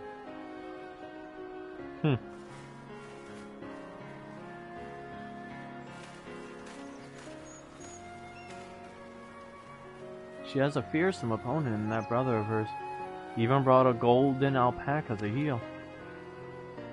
But you've heard Zoraljaw's supporters talk. They might see opportunity in his expansionist ambitions. They find the man himself intimidating, terrifying even. Whereas I've grown to love Wuk-Lamat. Everyone she meets will come to love her too, and that's why she'll win the throne. You might be right, Mablu. You might be right. A kingdom is not built on fear. It's built on the love and support of those you rule over.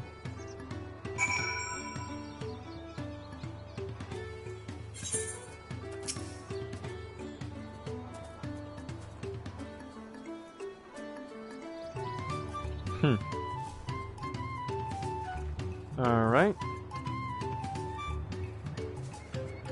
It feels good to have the feet of gold safely under our belt, even if my victory pales beside Zoraljah and his shiny golden alpaca. I know I shouldn't let it bother me, and gods know you've all been so supportive, but I want to be strong, or wise, like my brothers, to be a promise that people respect. Which is not likely if I stand here carrying on and on about things. Let's move on. Back to Zampleo's Pie, but the contest has hardly begun. How much time do you think I spend in the palace? Generally not a lot of time. If anything, I'm sure you have people to honestly try and wipe down the, to try and wipe down your throne because it collects dust more often than not from the fact that you don't sit on it too often. Oh gosh, a few more quests have opened up.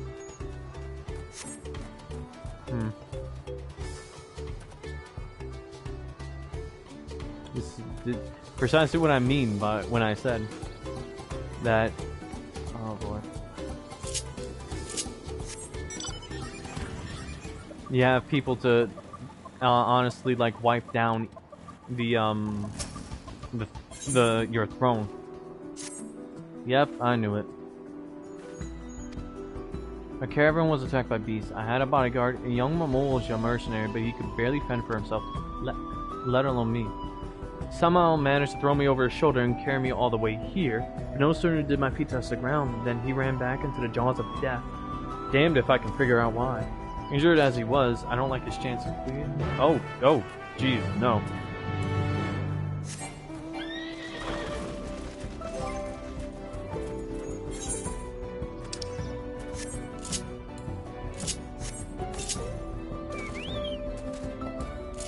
I'm gonna need you, Featherfall. Now, where is he? Oh, wait, what? Why are you on this side if he's... Oh. He's up here.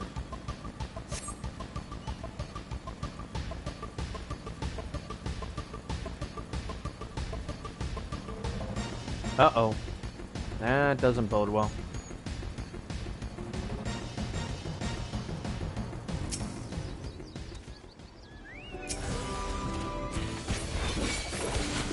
Over here, you big old lump of shit.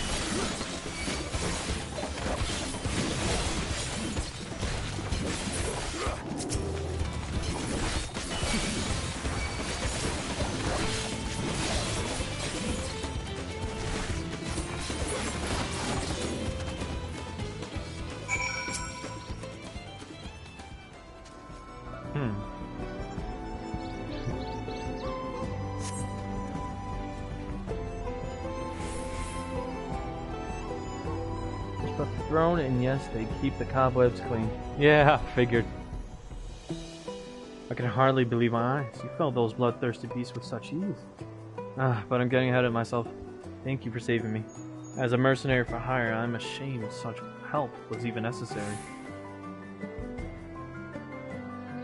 So the merchant sent you, did she?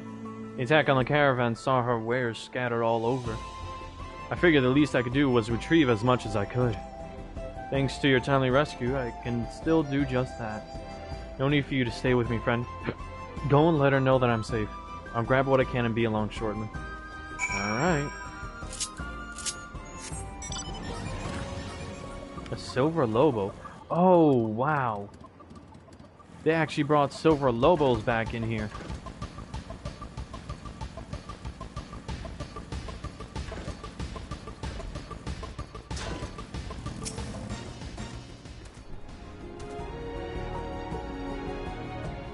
Same as how I prefer to spend time with the Scions.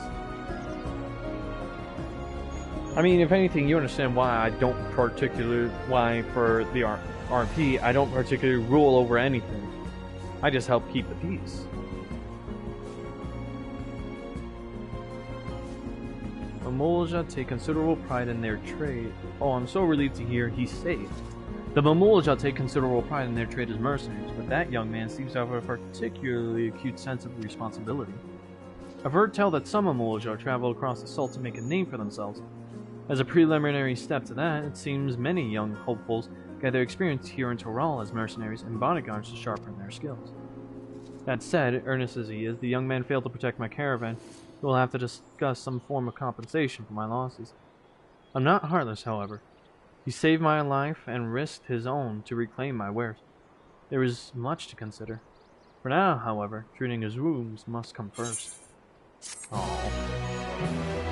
You see, I like these guys. They're actual good to honest merchants.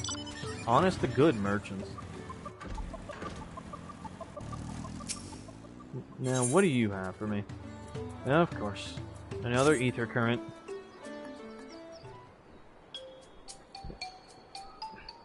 Hey, I recognize you. You're him, yes?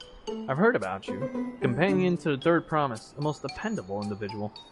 The name's Nafli, and I'll have you know I'm a merchant blessed by fortune, if I do say so myself.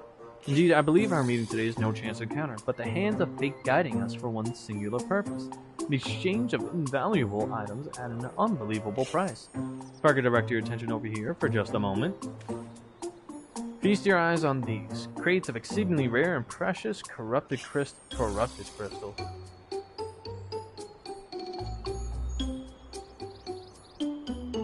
They are, surprisingly. Beautiful, aren't they? They were extracted from remote regions of Eorzea and shine a brilliant orange hue. Quite unlike your run-of-the-mill crystals, no? For you, I'm willing to offer them for the low price of 1 pal. In the millions, Colin. That is practically 10 million gil. It's not highway robbery at this valuation, but anything for a friend of the Third Promise. They're not even worth a fraction of that price. That's the thing, they're not. They're actually very much lower in price in the market. Even I know that. Depending on how much it's... The price I'm offering should be perfectly reasonable. Strange. These are precious crystals, are they not? How do I explain this? Just be certain, these crystals are considered precious treasures in Eorzea, right? No, they're just ether crystals. Oh boy. Corrupted crystals commonplace across the salt, but they're also highly volatile. Precisely that. In the past, you once used such crystals together with an elemental converter to do battle with powerful entities you call primals. Precisely. What's more, you kept them in a warded container at all times to protect against their deleterious effects. All of which is to say, no practical use for such crystals has been discovered, meaning no one with sense would ever bother to mine them. The peddler who sold the crystals to me never mentioned a word of this. He claimed they're extremely rare in Eorzea, which is why I decided to purchase them in the first place, even at the exorbitant price he offered. This guy was gypped. Oh gosh. They are. They're oof.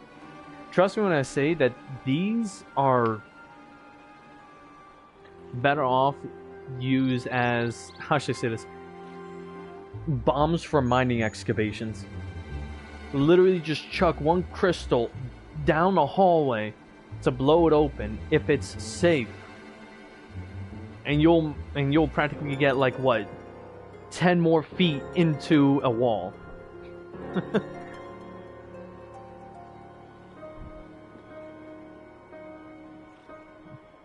Naturally, I believed him, having never seen crystals of their like. Could you blame me? But if they really have no use... You were gypped. Awfully the lucky. Been swindled? Yes, you were. Well, at the very least, I was able to learn about the crystal's true nature before selling it to some poor soul. Fortune hasn't abandoned me completely yet.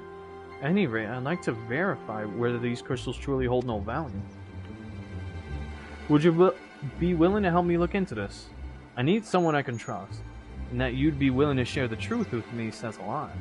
I mean, obviously, you could have practically blown yourself up by even dropping a crate. No need to answer right away. Give it some thought. If you've no interest, you're free to be on your way. If you decide to assist me, however, I'll be here waiting. Absolutely not. You are not allowed to have any corrupted crystals, bro.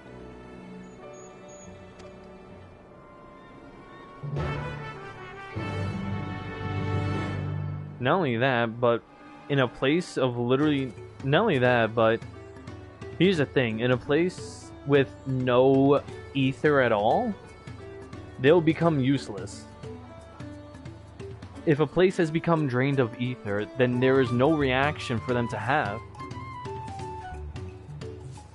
No, I mean as in, like, if you take them out of the source, or even anywhere out of this universe, they'll become worthless.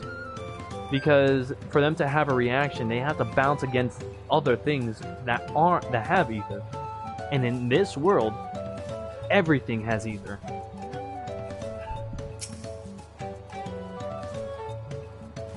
Wonderful, truly arcana of soul. Now, before I go and confront the merchant who sold me these crystals, I like to look into potential uses for them in Toral. For instance, crystals are in high demand among Torali mages, who make extensive use of them in their rituals. And I just so happen to know a spellcaster among the distillery's guard. I'd like you to speak with them about the corrupted crystals and gauge their interest in purchasing them. In the meantime, I will see about procuring a container to ward off the crystal's harmful effects. Per your explanation, preparing an elemental converter with my skills is likely impossible, but finding the requisite materials for a warding vessel should be well within my abilities.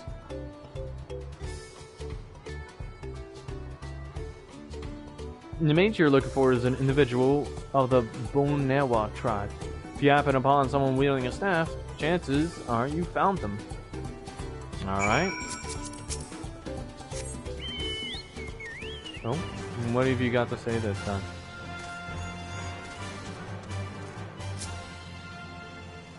What the fuck am I looking at?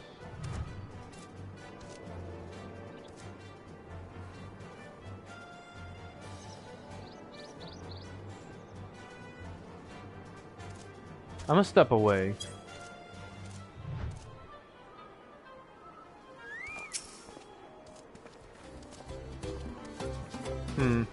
No, he has a sword. That's not him.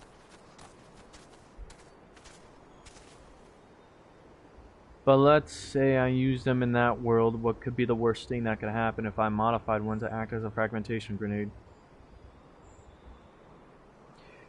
For one, it wouldn't even be a fragmentation grenade. You'd have... what's it called? You'd have a fragment exploding grenade. Literally, if it explodes... like, if it explodes with the crystals inside, not even registering the...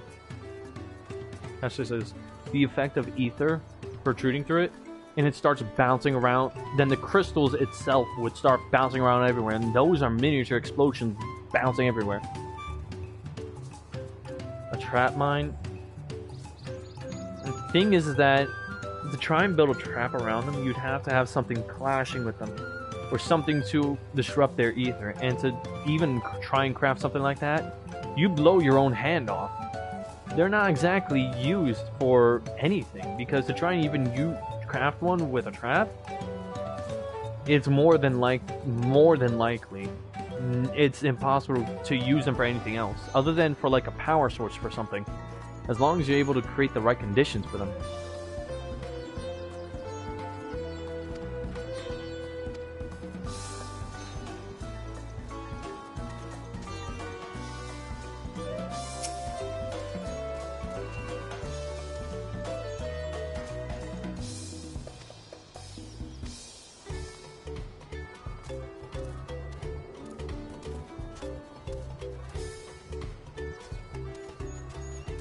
I wouldn't even say grenade, because if you're trying to... I mean, I guess, but still. They're... I would say prohibited to being used as weapons, honestly. They're way too volatile to even try and, like, craft something with them. Because to even try and shape anything around them, even the slightest, like, scratch, would get a horrible reaction. I've literally seen someone try to make like a trap with them, only to just literally their chest cavity wasn't even existing anymore.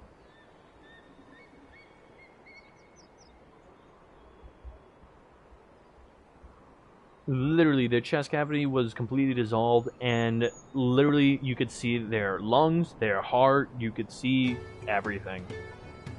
You don't want, you don't, like, literally, if I'm saying something, it's for a good reason. Do not question me, bro.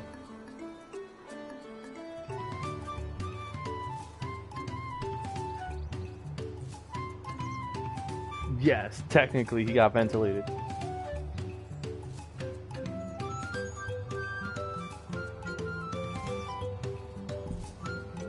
Intriguing, I've never heard of these corrupted crystals. As a practitioner of the arcane arts, I'll not deny they pique my curiosity. But I'm afraid I have no interest in purchasing them. If they're as volatile as you say, there's little to be done with crystals, whose very nature can change on a whim.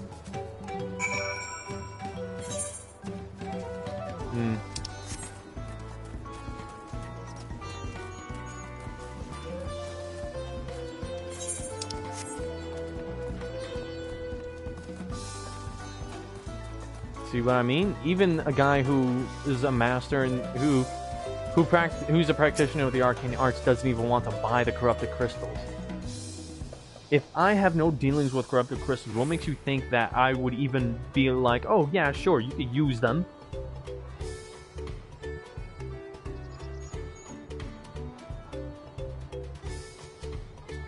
So even the mage was not interested. Nevertheless, I thank you for speaking with them on my behalf. Seems you were right. These crystals really are worthless. I may be unable to make back what I've lost, but there's still one thing I can do. Dragonia, I wish to stop that pernicious peddler from continuing his crooked ways. Will you help? I mean, of course. What a relief. Allow me to offer you a small token of my thanks. When you have a moment to spare, please come see me again. We must stop him before he has a chance to swindle anyone else. Why not continue this one? To catch a merchant. Every moment we leave that peddler to his own devices is another opportunity for some unsuspecting traveler to be hoodwinked. We need to figure out where he's been and where he may go next. I'll ask around in Wacampello if anyone else has had similar run-ins with disreputable merchants. In the meantime, I'd like you to find the scoundrel and keep him in your sights by whatever means necessary. Can't have him leaving before we've had the chance to settle this matter, after all. I expect he's still in Urkopaka, visiting the markets to use his ill-gotten pal to stock up for his return to Eorzea. Like as not, he's inspecting the stalls at the Kulvo's Inn. Ask after a Lalafell by the name of Gigimolo. Why did it have to be a Lalafell? Ugh. But be discreet. Once you found him, try to keep him occupied for as long as you can. Oh, no way. The stereotype of these poor Lalafels strikes again.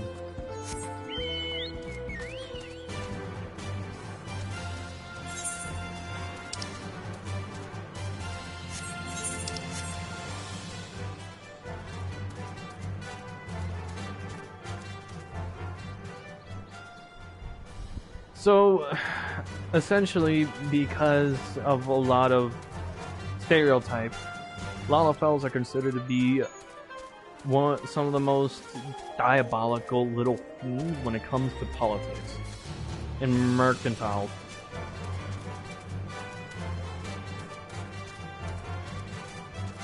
So much so that, well, a lot.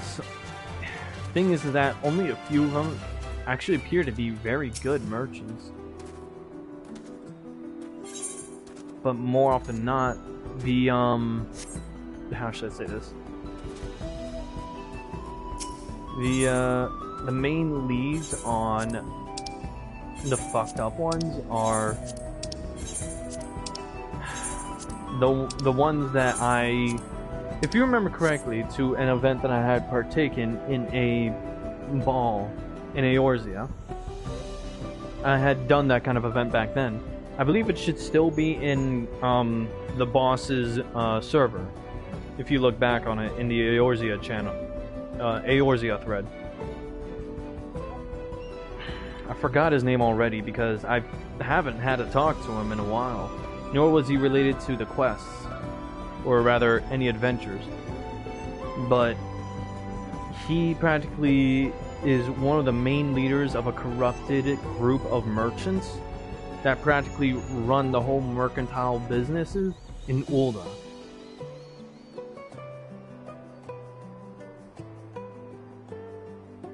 So, with him being one of the leading figures, a lot of fellas kind of have a bit of infamy.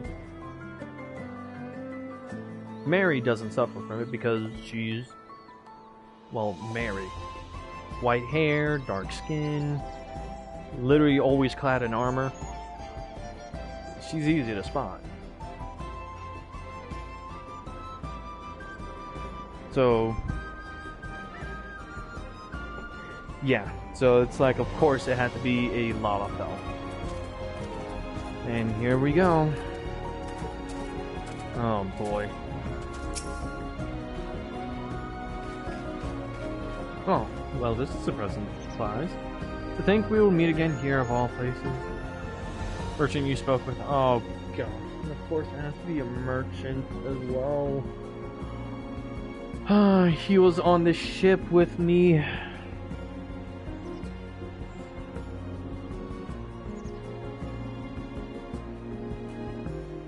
Oh, she doesn't like that guy in particular. Which is why she was more or less happy enough that I kind of put him in his place and beat him in a battle of silver tongues. Moving on from that, though. This guy was on the ship with me on my way to Tuliolo. Oh, Christ. I neglected to impart my name to you at the time, but I shall happily rectify that now. Yigimolu, at your service. Since my arrival on the continent, I must say business has been booming. I'll spare you the details of my most recent transaction. Oh shit, wait a minute. I remember! There were corrupted crystals on the ship! Oh, motherfucker. Oh, so those were his goods. Son of a bitch.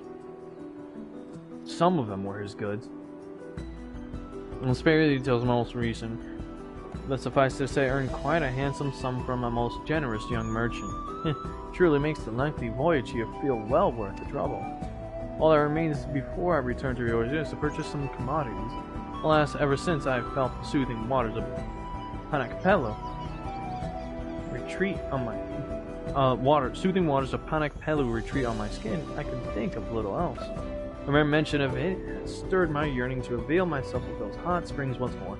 It was a pleasure to meet you again, my friend, but I must be going. Farewell. I don't like this guy.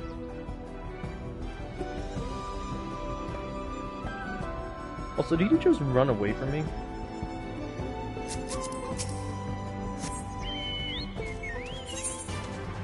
And the fact that he wasn't even up front with what he's done is kind of what pisses me off now. Oh, they have... Wait, they have these things here? Ugh. One of the worst things ever.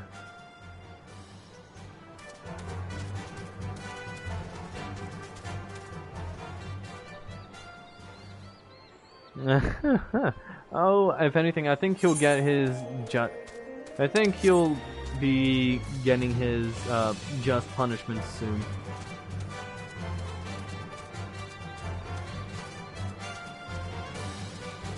Not only that, I think this guy is just a simple merchant. I think there's someone else at play here. Someone who thinks well of trying to, well... Oh, wow. There is. There's a whole ass hot spring up here. Is there an ether current? To the west? Directly? Oh, wow. There's an ether current close by. Huh. Hey, not so bad. Anyways. Oh, it's you again. Did you follow me here? Or perhaps you too have succumbed to the lure of these hot springs? The water is the perfect temperature, and the view ravishing. My worries seem to just melt away. Though I suppose I've also Cavalier to thank for that. He's been the perfect attendant, taking care of my every need. I'm surprised you're still listening to me ramble on. If I didn't know better, I might think you came not to enjoy these springs, but to speak with me. I was growing suspicious of you. Perhaps it would be best to speak with Lee instead. Ah. Oh, no. Seriously?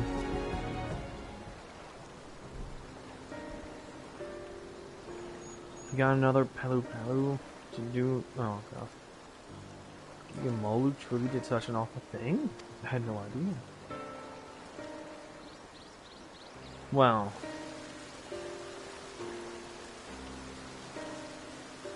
He only recently began to visit these springs, and hired me to take care of odds and ends for him during his sojourns. I took him to be quite the affluent individual the way he carries himself. My heart goes out to poor Naupley, but as a Pelu, I am quite intrigued by Gigamolu's trading practices. I don't think that's a good idea. Allow me to explain. Many years ago, we Pelu were looked down upon by the other peoples of Tural, both figuratively and literally, due to our diminutive stature. Chagrined, it is said that our ancestors decided to start wearing masks made in the image of the most powerful Tural Vidral, Bella Garmonda, in order to strike fear into the hearts of all who look upon them. Oh, so that's what the masks are for. It's for their own safety.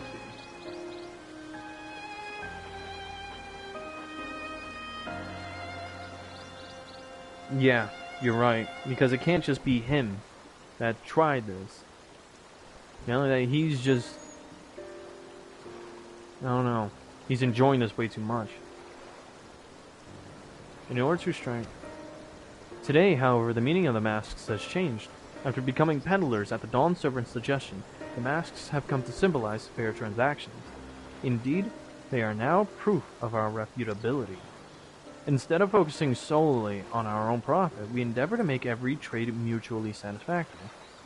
Countless years of doing so has earned us the respect of those around us, and we now very rarely experience any belittlement. Yet it seems Gigamolu wishes only to fulfill his own coffers, even at the expense of those with whom he does business.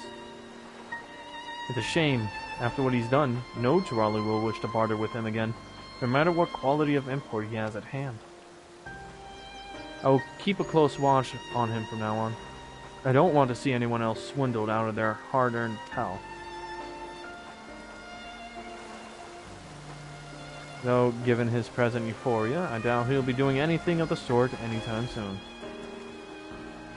That said, I'm sure Naupley must be anxious to hear from you. I have matters here well in hand.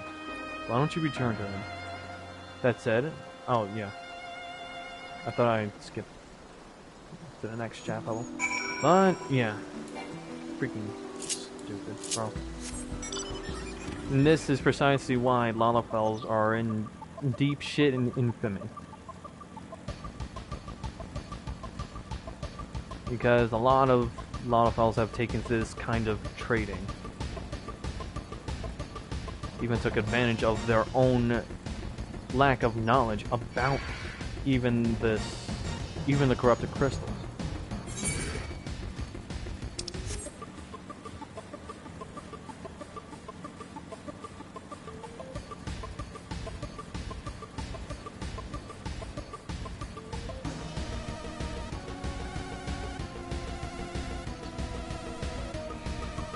Oh. Hostile, considering they had the red tag mark above their heads. To be honest, they're disgusting.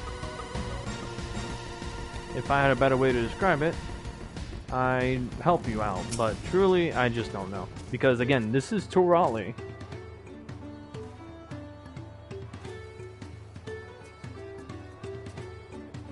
So technically, this is a whole new continent. What? You had Gigamolu during your voyage to Toral? What a small world. In any case, thank you for lending your assistance once again, Dragoni. It's reassuring to know Cavalry will be keeping careful watch of them. As for my investigation here, it seems I'm presently Gigamolu's only victim. But I fear I won't be the last. There's no telling what underhanded tricks he'll use to procure those wares you spoke of.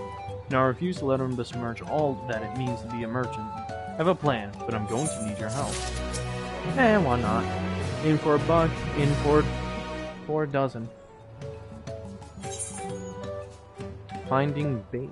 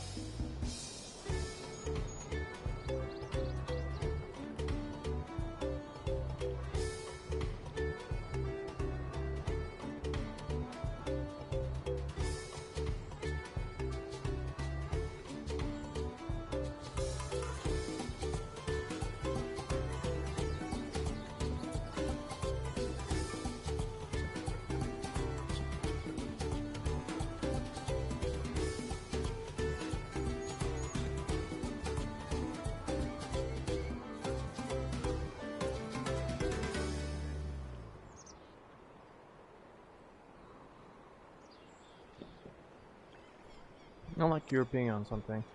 Should word spread of Gigamolu's underhanded practices, it won't be long before there's not a soul in all Tural willing to deal with him.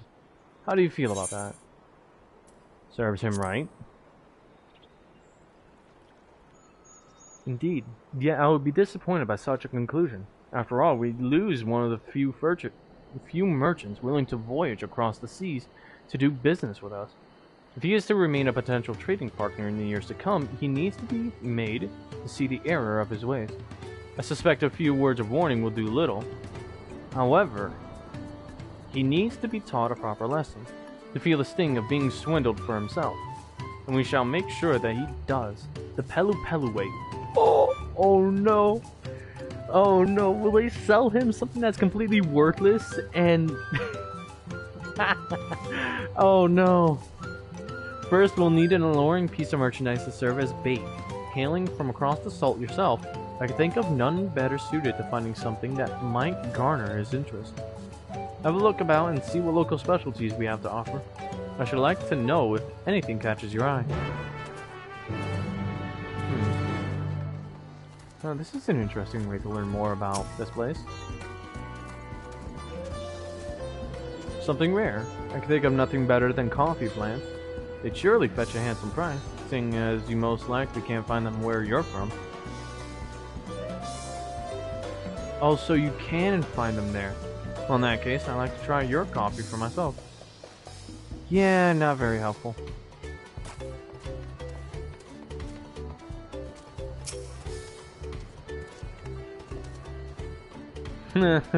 Basically.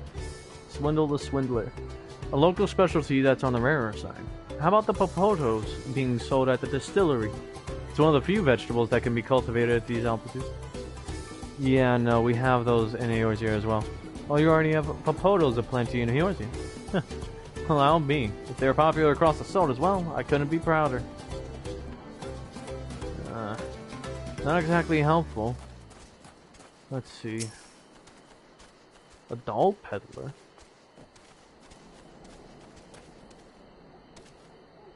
If it's for a merchant, they might be interested in our traditional dolls. They're believed to be good luck for business. I carry one around myself, as it so happens. Whether or not someone unaware of its origins and significance will truly appreciate it is another question entirely. That's useful. Let's try one more. Oh, then you're over these boxes. If you're looking for something out of the ordinary, I have to recommend an Ulan bristle hairbrush. They're good to keep the alpacas free of fleas, and they help prevent skin conditions, among other things. And while you'd expect them to turn and spit on anyone tugging on their hair, the alpacas seem to enjoy the grooming. It's a simple way to help keep them healthy and happy. People can use the brushes too, obviously. The Ulan bristles help distribute natural scalp oils and strip the hair of leftover dead strands to promote a healthy scalp. Surprisingly gentle on the skin too. It's little wonder they've grown so popular. Huh. The doll and hairbrush, on the other hand, may just be tantalizing enough. Alright. Good. We have two things that are of good offer.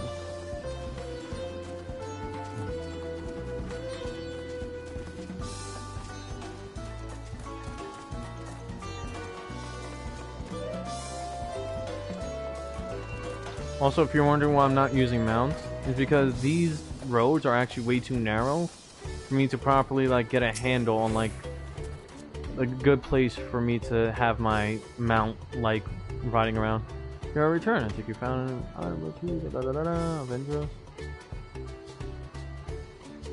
I see an Ulan bristle hairbrush in one of our traditional dolls.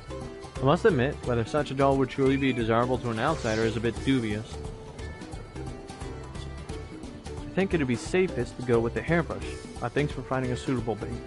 Normally they go for 1 pel in the 10,000s column, but to teach our pernicious peddler a lesson, I'll offer him one for 1 pel in the 100,000s column. Lest you worry, I won't actually sell it to him. I'm just giving him a taste of his own medicine, so he can come to understand why a fair and honest deal is so important to we Pelu Pelu. More importantly, I wish to convey something to him, merchant to merchant. So what do you say? Will you lend me your aid? Of course I will. Thank you. Let's give Gigamolo an offer he can't refuse. I actually want to see this happen. Oh, I even get food. Cool. Skill, speed, and vitality? Maybe. Beauty, tenacity, determination? Maybe determination. No. Skill, speed. Gotta be better. All that remains is for me to begin my negotiations with Gigamolu. However, even should I approach him, I expect he wouldn't be willing to bend an ear to anything I have to say. But if you, a fellow Eorzean, were to whisper in his ear of a merchant dealing in exotic wares he won't find elsewhere, I dare say his interest will be piqued. I expect he's still soaking in springs, so try searching for him first at Panakalu Retreat. Panakpelu Retreat. I will join you after procuring a suitable store of hairbrushes. Oh no.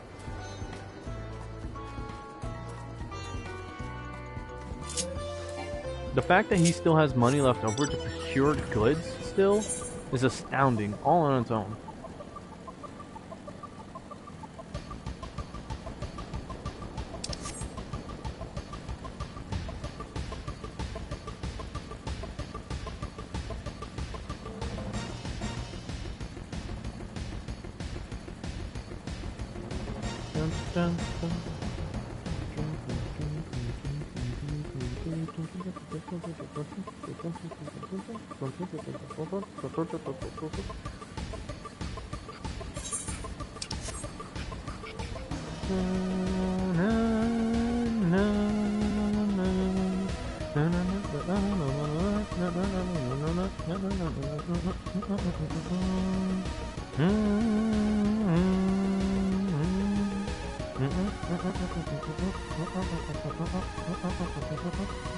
Oh! Almost fell off the side of the cliff.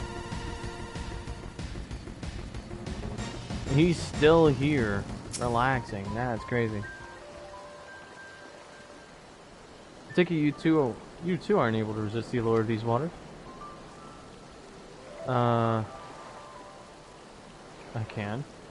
You wish to introduce me to this merchant of exotic wares? How thoughtful of you. I'm honestly surprised you remembered that I have yet to find suitable goods to take back to Eorzea.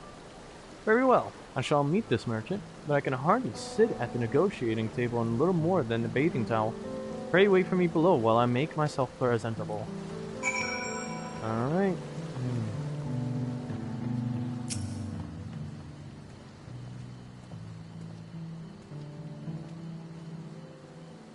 Poli's negotiation with Guacamole. As the negotiations may take several minutes, you may cancel any pending duty finder registration. I mean, this won't take long, so...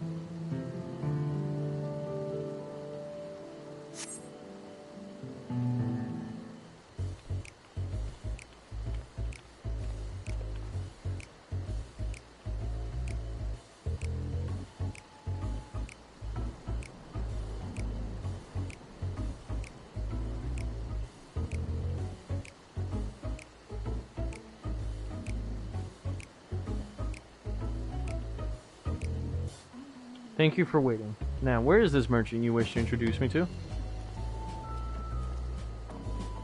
Oh boy. Oh, surprised then, are we? No, please. I see. So you two were in cahoots. If you've come to return the corrupted crystals, I'm afraid I do not accept a refund. Miniature Dragonian tell you, I'm here to make you an offer. Make me an offer. I wasn't born yesterday. Whatever it is you are planning, I want nothing to do with it. The Papelu strive to bring others happiness through trade. The Pelu.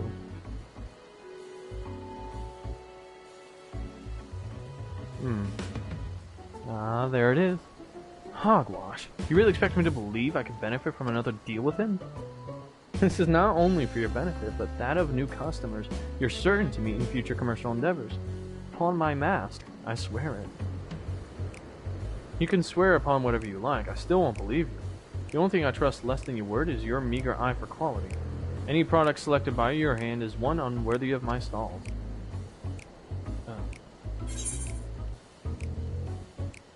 I picked it out myself.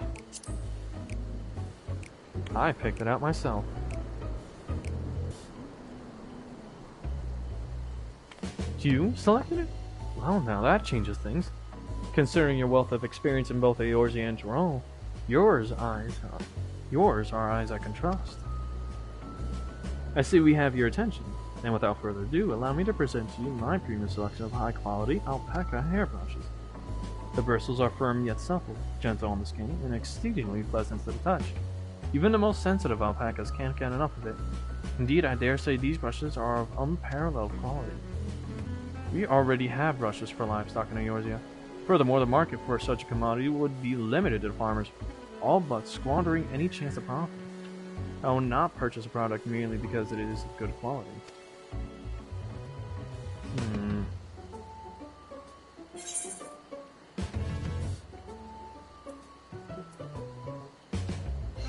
What if you could use it on your own hair?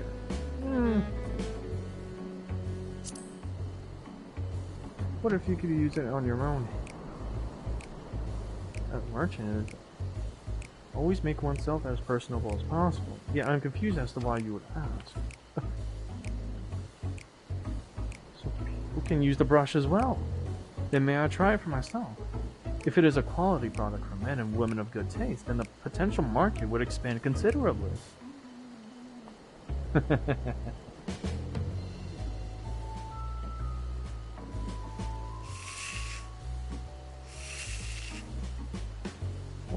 This is quite lovely.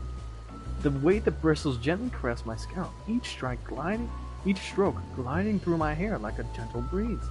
And somehow every strand falls perfectly into place. My hair has never felt so smooth, so soft and smooth. Yes, consider me interested. I dare say the brushes will sell themselves to those with a like-minded taste for elegance. Now let us discuss payment. By my estimation, a single brush would be worth roughly 10,000 pel, give or take. Speaking of worth, I forgot to mention one terribly important detail. The brushes are made with the hair of a creature indigenous to Torol, the Ulalon. Specimens are painstakingly chosen for each brush by a master craftsman, paying close attention to the beast's age as well as the texture, thickness, and strength of their hair. I'd say a single brush is worth no less than 2 pel in the 100,000s column.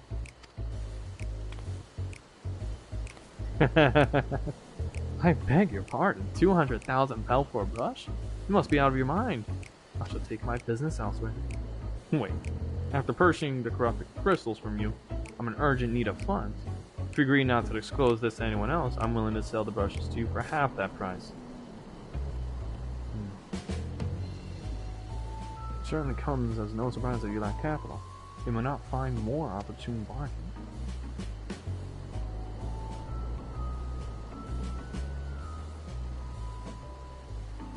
Very well. You have yourself a deal. All the pel I have on hand to purchase as many brushes as you can offer. Oh boy. And we've swindled a swindler successfully. Oh my gosh. Now then, let us return to my storehouse in Wakumpelo to finalize our transaction. I trust that is fine with you, Kuvlo. Indeed, I shall make a short detour to Kuvlo's Inn to gather my things before joining you. Pray, excuse me. Phew, negotiations went rather well, if I do say so myself. I cannot thank you enough for your assistance. But now the negotiations can truly begin. We should hurry back to Wakumpelo as well. This time I'm gonna teleport there.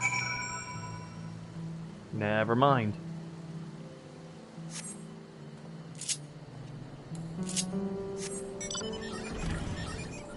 Uh-oh.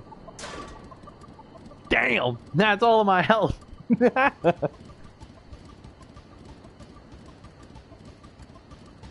Oh my gosh. That was all of my health. I legit have to wait.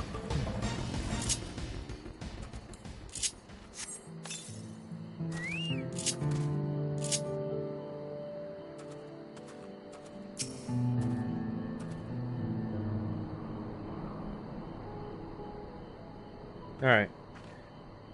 We meet again, traveler.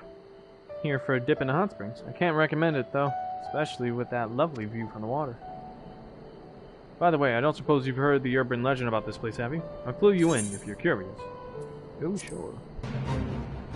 You made a calculated risk. Excellent. Now, room. Whoa! Oh, wow. Holy shit. I didn't even get to finish the dialogue. Oh well. Let's do this.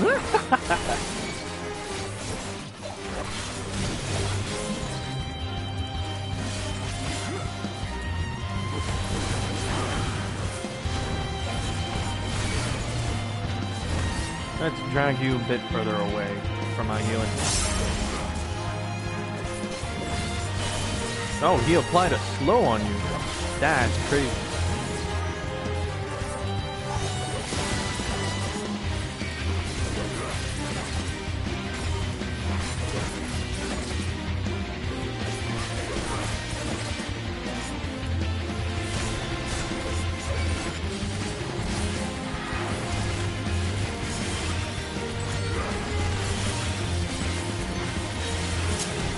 Oh gosh. I need you to go to healer stance.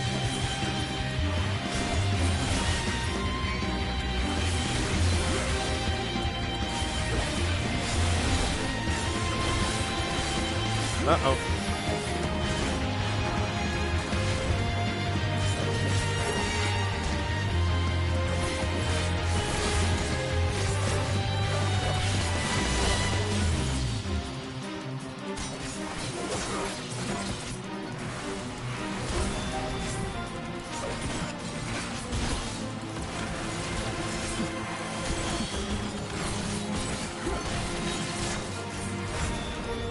second time.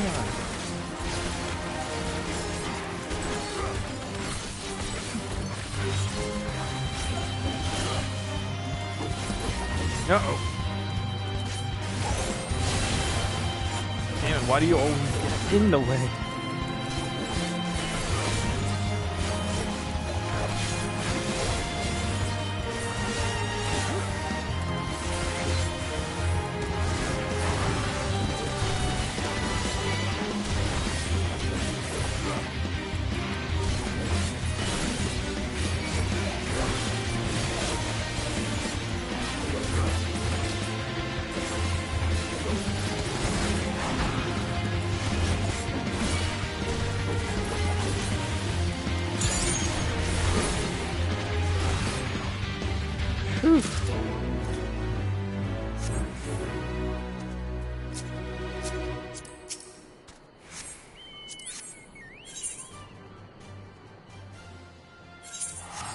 Okay, may have gotten more than I bargained for. Oh no, that's the thing. You never truly die from fall damage. You just take all the damage and are just left with 1 HP.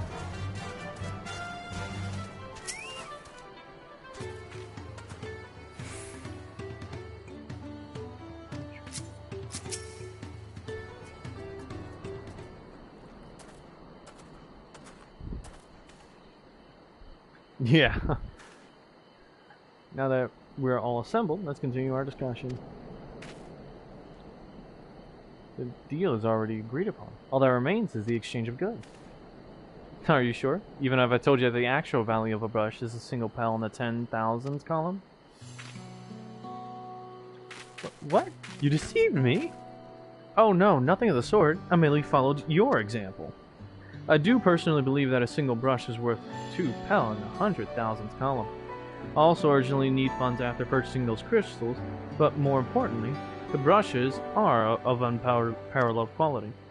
I think I would be outfoxed by the man I took for a fool. Yet why tell me its true value now? Had you remained silent, you could have made back all the money you lost.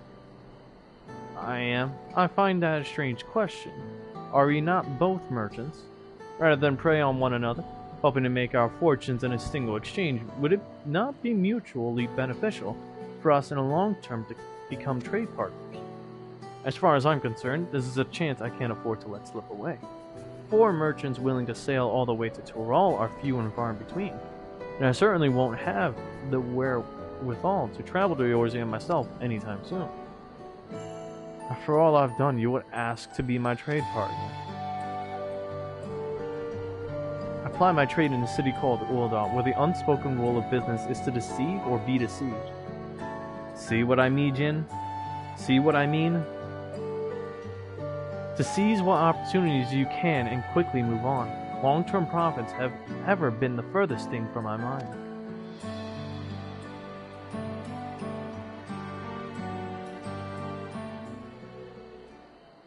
When I first saw you, Napoli, I could sense your naivety. Thus did I approach you with a mind to exploit it, and pawn my worthless corrupted crystals into your eager hands. At the time, I thought it simply business as usual. And yet I am wholly embarrassed by the thought of it now. That you would use the same ploy against me, and for even greater profit, makes it all more shameful. Napoli, I am truly sorry for deceiving you. I shall return all the money I took from you, and make what amends I can for the trouble I've caused. I do not deserve your forgiveness, let alone your partnership, but if you're certain that is the best course. I am. But forget about the money. I'd like you to bring back more of those corrupted crystals. If I can find some use for them, we'll have a product that can be easily sold for a premium, and we can corner the market here in Toral.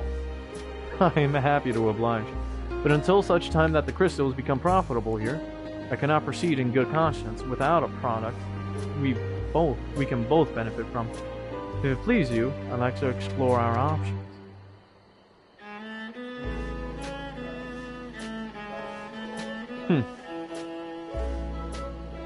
I couldn't have convinced Gigamolu without your help. Together, I believe he and I can bring others happiness through trade in not only Tyrol, but Eorzea and beyond. I prepared a small gift for you to show my thanks.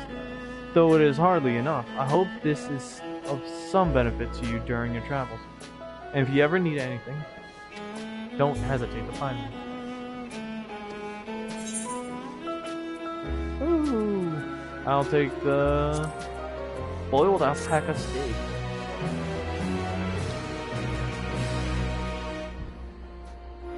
And see, this actually makes me happy.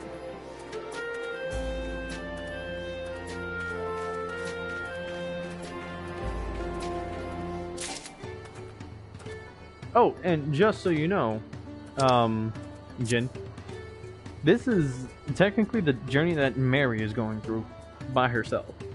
I'm off doing something else.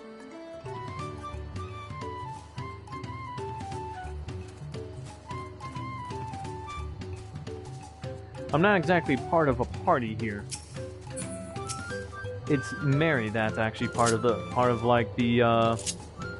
whole thing going on here.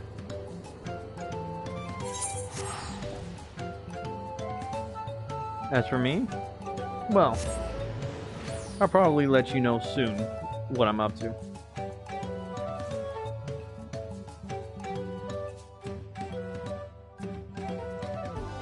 I mean, you know I can quite literally freely teleport to anywhere and anyone I wish in Eorzea. I don't technically need the aetheryte crystals to travel. Yep. Oh no, I mean I'm not part of the succession right.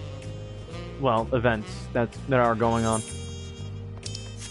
I'm off doing my own thing currently.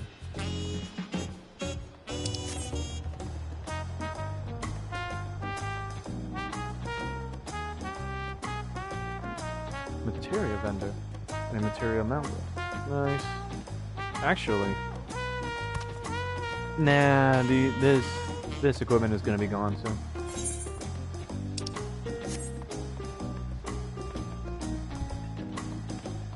I'm not part of the succession right.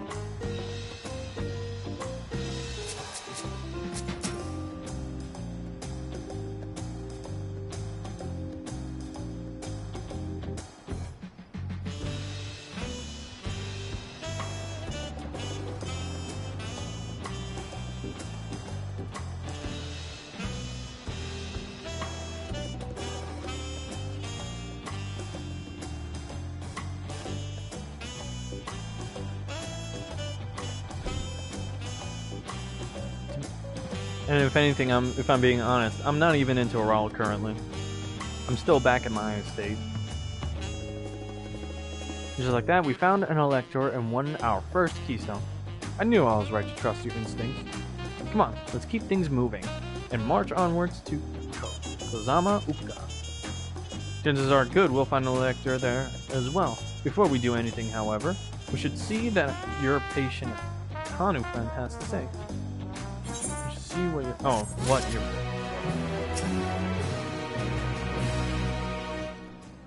If anything, I'll be right back. I'm gonna go heat up something for myself and put something in order online.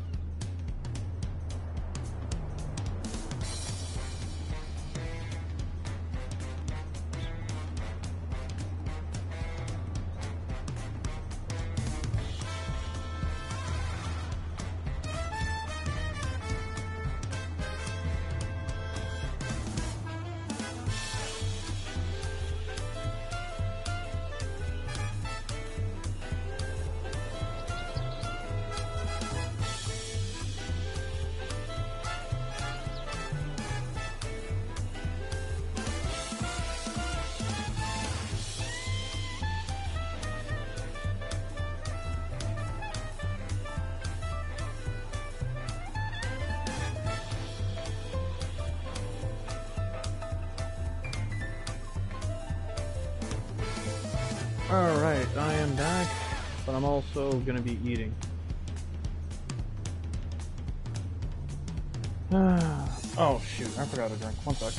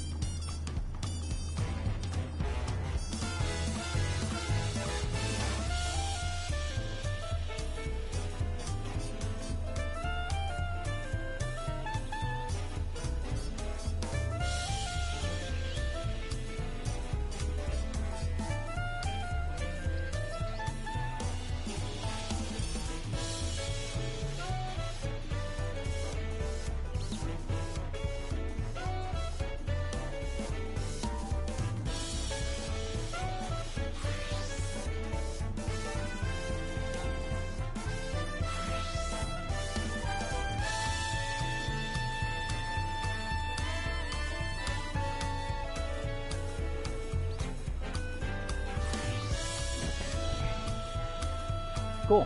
I'm back now, too.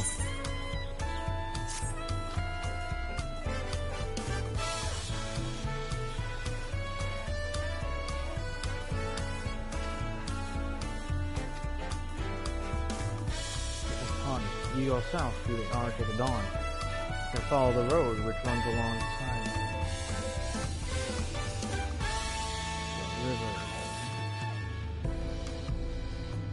the river. Kool-Aid. It's been a while since I heard anyone mention Kool-Aid. It is, be warned, however, my brethren tell me the recent storm has rendered the path even muddier than usual. The footing is quite poor in some parts. Far worse was the destruction visited upon our homes, though. Houses were torn apart and several people injured, if not killed. Even our beloved festival is in danger of being called off this year. If you do still plan on going, I must urge you to proceed with caution. We'll be sure to watch our footsteps. Thank you.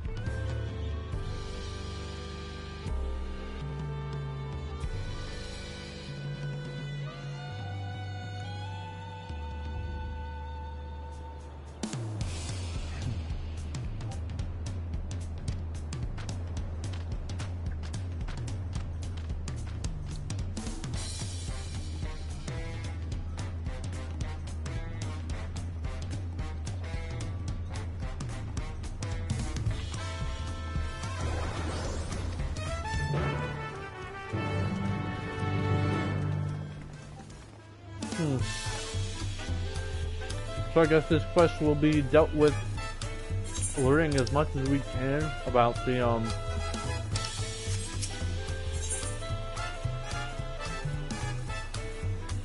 Oh, I didn't get that place yet. Damn.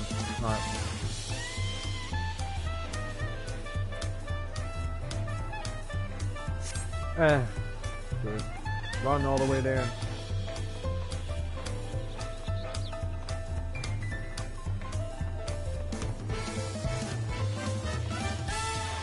Oh, meanwhile you got yourself a bagel and Kool-Aid. I reheated some leftover slices of pizza. Nice.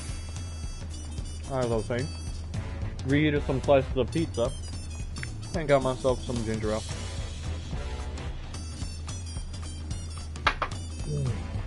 That was good.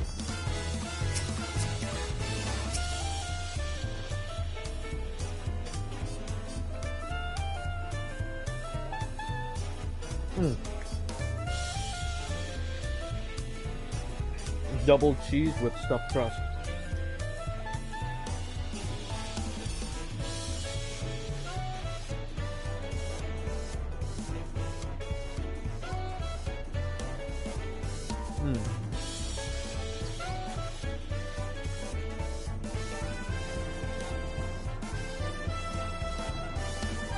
I love stuffed crust. It makes eating the crust much more bearable. I still usually eat the crust. But I love the cheese on the crust too.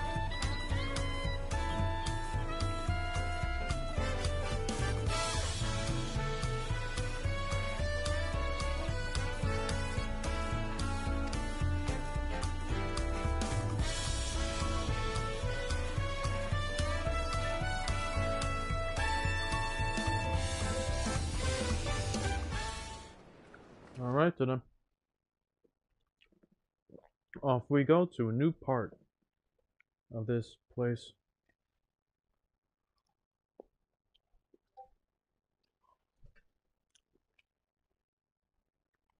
Bruh, Big Bang Theory. That was an old show.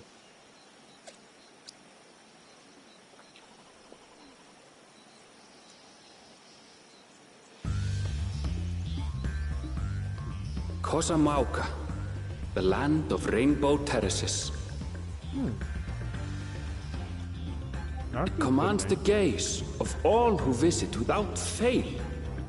The many-colored marvel. Wow, this is beautiful. An endless torrent of water cascades over sheer cliffs to shape the wetlands below. To its relentless flow, all life must yield. Together with Wuklamat, we proceeded along the marshy trail, a road upon which the Dawn Servant and his comrades once traveled.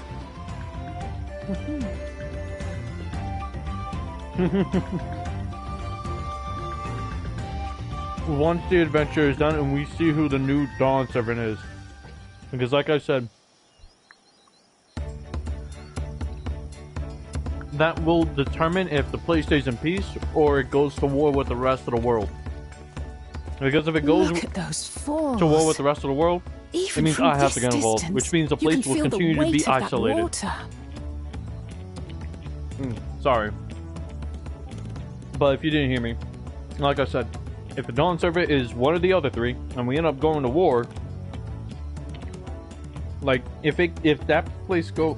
No, you will not deal with it. This is something I've dealt with for a long time. So if it gets to a point with my personal where my personal involvement needs be, I and the Scions of the Seventh Dawn will handle it.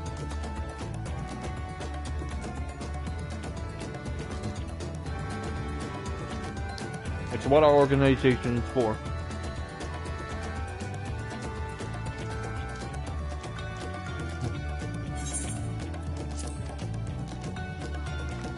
Trust me, I would appreciate it. The Isle of Ham was impressive, but as you can see, Tuliyola does not want for natural wonders. But anything like this would involve a lot of politics and a lot of talking. You'd be bored, mostly. Oh, you guys are. But again, oh, it's not my clan. It's technically not even a clan. It's an organization that's meant to help keep peace. Mostly we're just out of a job currently because all the world is currently at peace.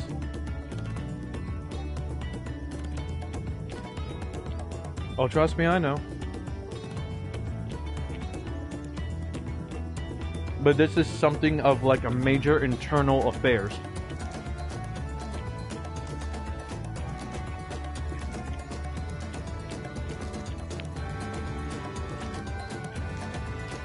That and the rest of the nations will call for, well,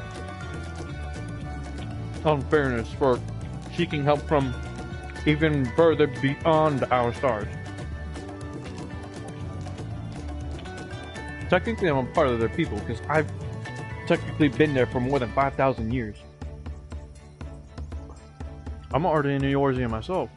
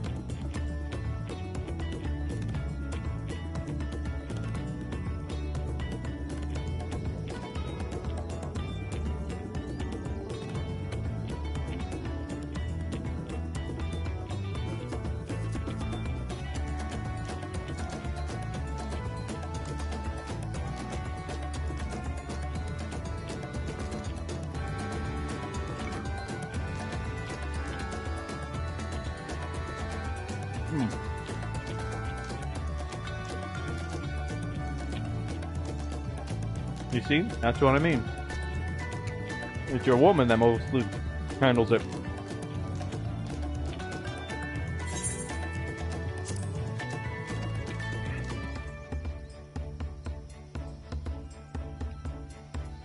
The ground is swampy, so watch your step. You wouldn't want to fall into a bog. I won't. I told you I've been here before. Come on. Oh, no. Okanu isn't much farther.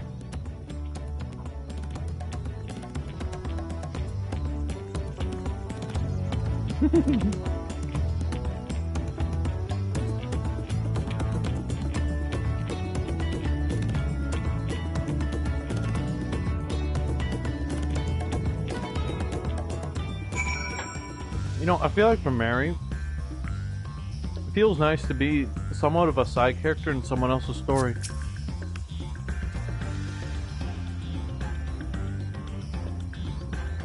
There is no stopping the third promise, is there?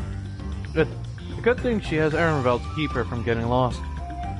For all this grumbling, he's certainly there for her. Everyone should be so lucky to have such a loyal childhood friend.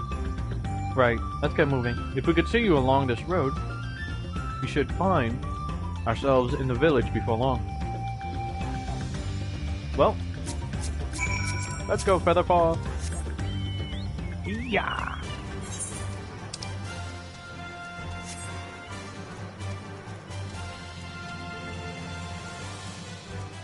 Oh yeah, also in this case, what's it called? Mary is borrowing my chocobo.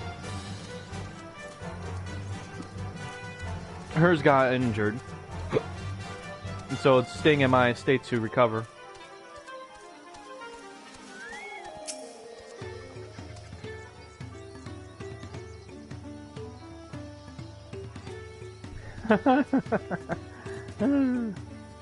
I mean, how do you think I feel having to run the Science of the Seventh Dawn? We may be on hiatus and peaceful mostly for the most part, but there are still matters that demand my attention because I'm the leader.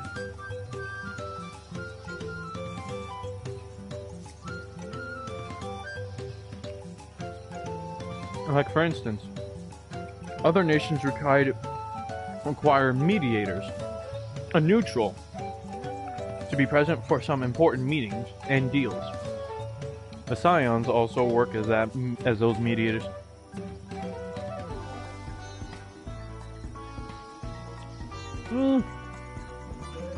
Not as bad as you may think. A lot of them have mellowed out and have learned from their mistakes. The Scions tend to not get into trouble as they're not supposed to be the ones to cause it. They're supposed to help solve it.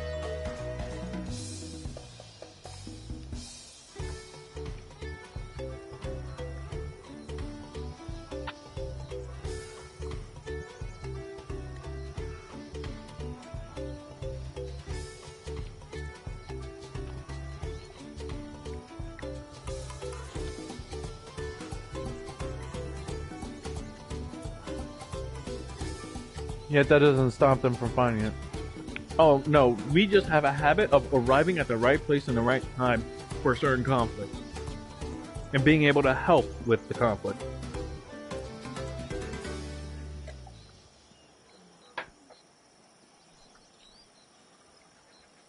Back to it. Erenville.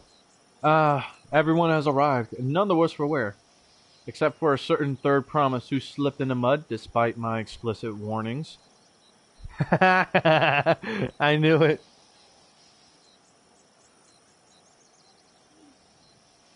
You say that, but I feel like half the time you cause your own problems.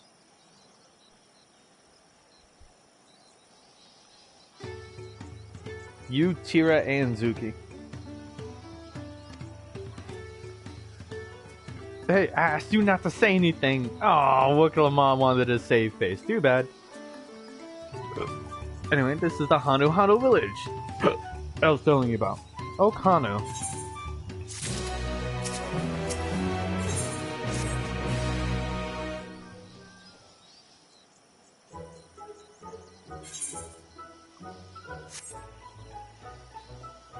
Ooh.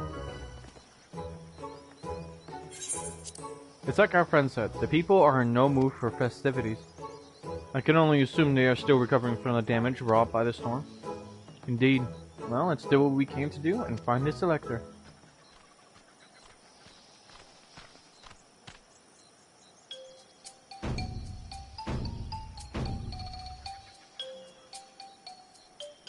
Okay, Holly.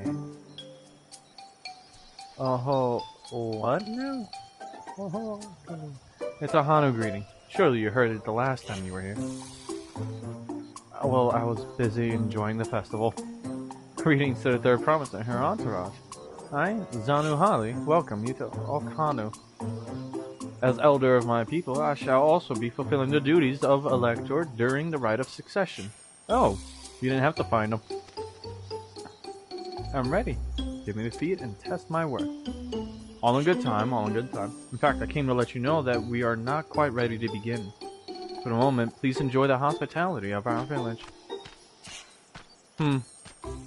Well, I'm sure they still need to recover a few things here and there. Alright then, it helped to do some investigating at Capello. So let's take a look around here as well. Then I suggest a division of forces. For instance, Erenville, Alice, and Kryl concentrate on the southern half of the settlement. Meanwhile, Wuklamut, Dragonian, and myself will handle this northern half. Oh yeah, Kryl was with us last time. Now Alphinaud is going to be sticking with us.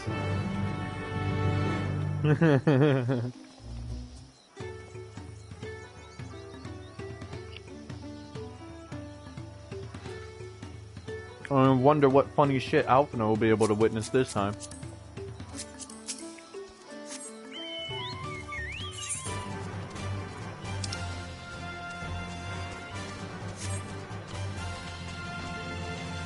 Okay, let's not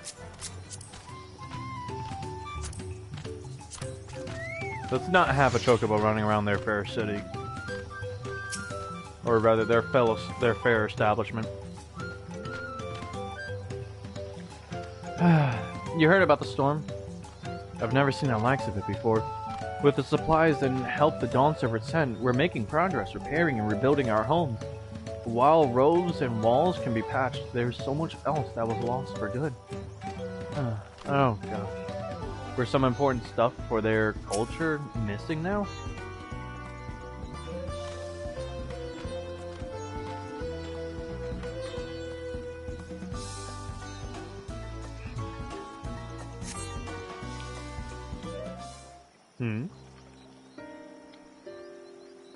A cutscene. Oh dear. Missing portion of the roof are clearly the work of the storm's powerful winds. Repairs appear to be ongoing. Oh man. That doesn't bode well. Hopefully it's not too serious. Well, seems like Wokemon also came upon it. A lot of houses are still damaged, and the Hanu I've spoken to are not their usual cheery selves. A storm broke more than wood and reeds. Yeah. A lot of houses are still damaged, and the Hanu I've spoken... Oh yeah, I already... There must be something I can do to help them. I'm going to look around a bit more.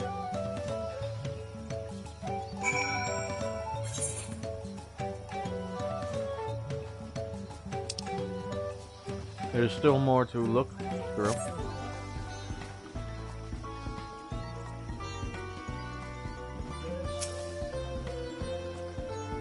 Building materials. The dry and shrunken bundles suggest the reeds were harvested some time ago. Well, that's good. They have materials to use.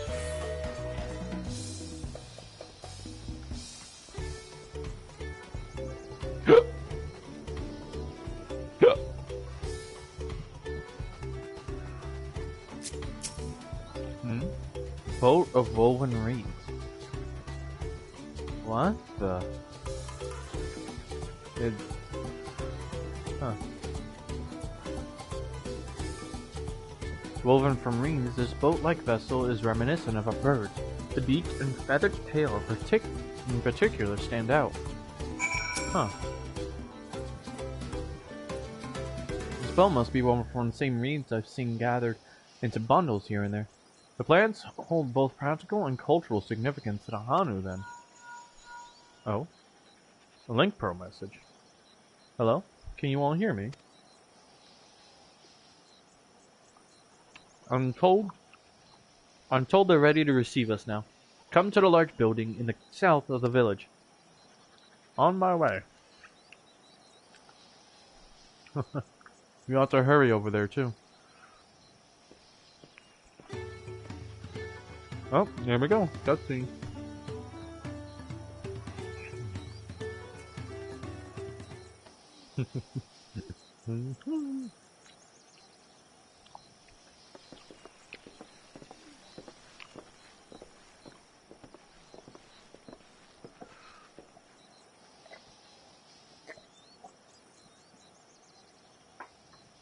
Oh. No sign of Zorolja or that oversized lout. Nope, but it's your other brother. Kuna. How much easier it would be if Zorolja were to fail here. But that isn't likely to happen. Oh, wow.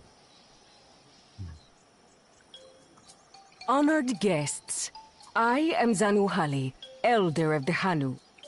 Oh, a woman. I am also an elector, charged with judging which among you is worthy of ascending the throne. Without further ado, let us talk of the feat.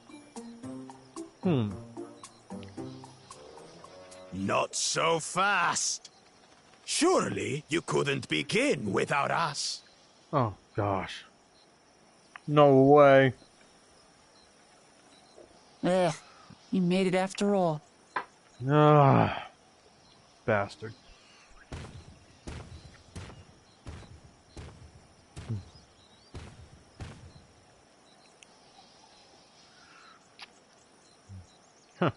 Racist. No need to fuss. There is no time limit for this challenge. Now, if you would allow me to proceed. Alright. It is here, in Okanu, where my people forged a bond with the Dawn Servant during our own chapter of the Tuli Yolal saga. In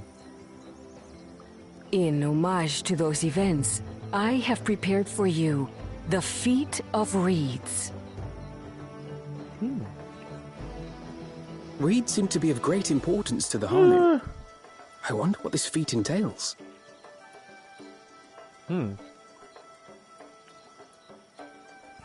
We use reeds in every part of our lives, be it as food or weaving material. Really? As food? But look around the nearby paddies, and you will see that this season, our crops are failing. How fortunate, then, that my appointment to Elector coincided with this predicament. really does. For surely those who aspire to be Dawn Servant would find the matter of an ailing harvest a mere trifle to resolve. She's not wrong. Aye, well, it is indeed the duty of a ruler to address the people's woes. See, she understands. She understands. I like that. Exactly. Do well in this, and you will earn my keystone.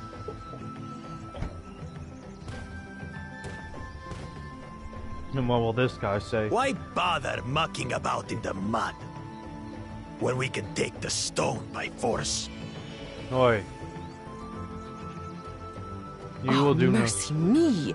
You are a hot-headed fellow, Bakul Jaja. Some electors may enjoy going toe-to-toe with scrappers like you, but I refuse to entertain your base instincts.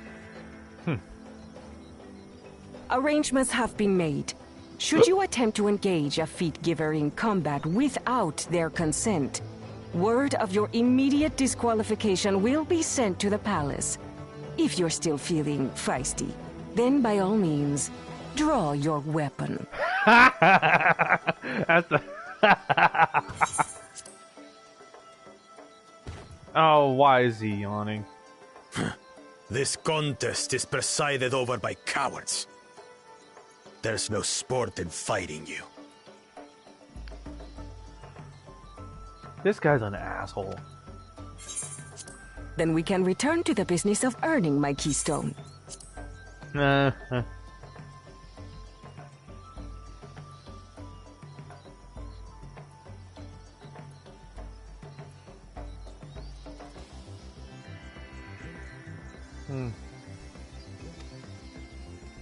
The feat of reeds is begun.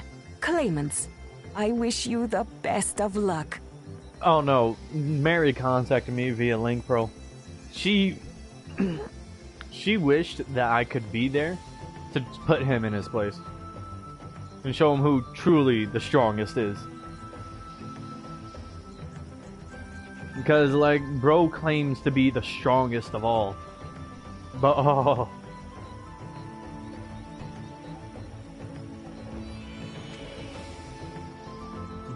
If he wanted to go to war, they deploy me.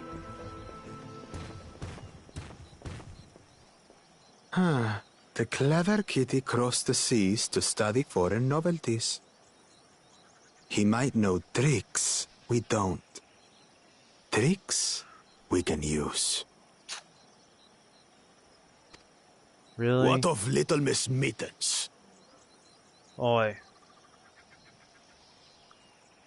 The Feast of Reeds has begun. Claimant, I wish you the best of luck.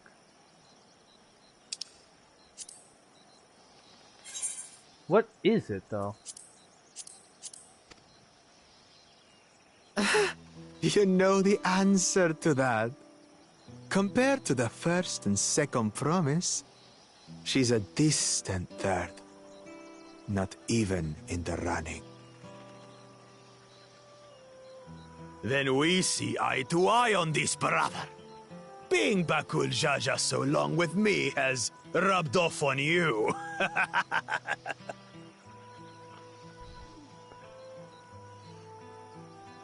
These allies of hers, though, they might be a problem.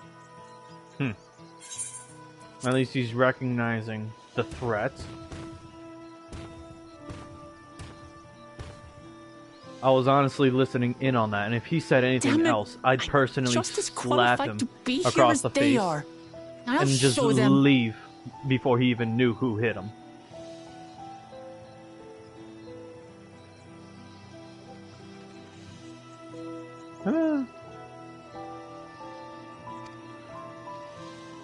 Easy now. There's no time limit, remember? Let's keep calm and think things through.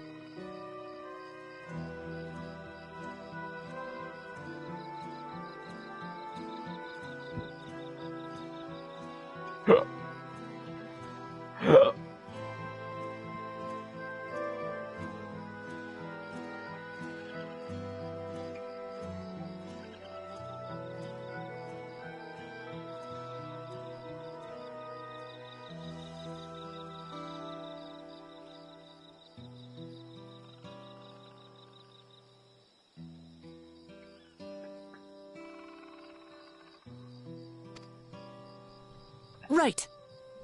You're right. I won't win against that lumbering Vidrol by losing my head. Called him a Vidrol.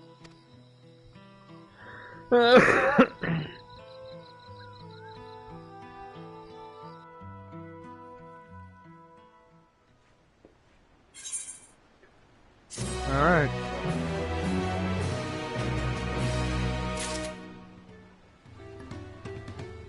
Now, what per se is the task that we have to do? It's only called the Trial of Reeds, but there was no detail of what it is. I don't know the first thing about farming, but there's a way to save the harvest and help the Hanu, and we're going to find it. I'll make Bakul Jaja eat his words. Underestimating the nature of the problem will be the key to solving it. Understanding the nature of the problem will be the key to solve it. We need to examine the reeds themselves, and then deduce the cause of their poor condition. Aaronville, will you take us to the fields where the reeds are grown? Of course. Follow me.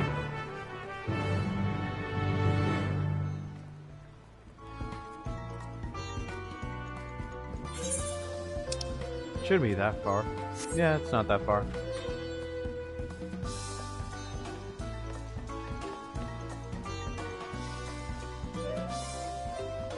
Oh.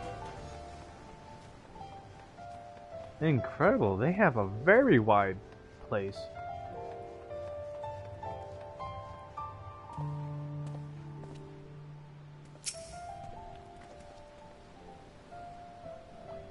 You can all stand back. I'll get to the bottom of the problem in no time. Give me strength. Let all of us scour the fields and help our bold leader identify anything unusual. To be honest, it feels good to be a side character in someone else's story for once. I'm not gonna lie. Because if anything, usually her and a lot of troubles and people's hopes and dreams would revolve around her. But now, it's simple. She just helps, simply. And is not solely dependent on her. As Zanu Hali described, the reeds appear wilted and unhealthy.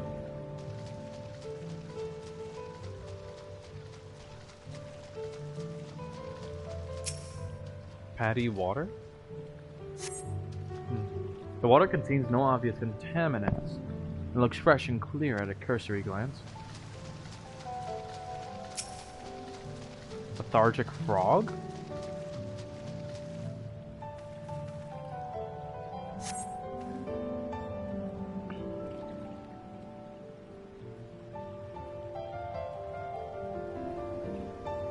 Small frog catches your eye. Strangely lackadaisical. Doesn't even bother to hop when it eventually scurries away. Huh. Is it not healthy?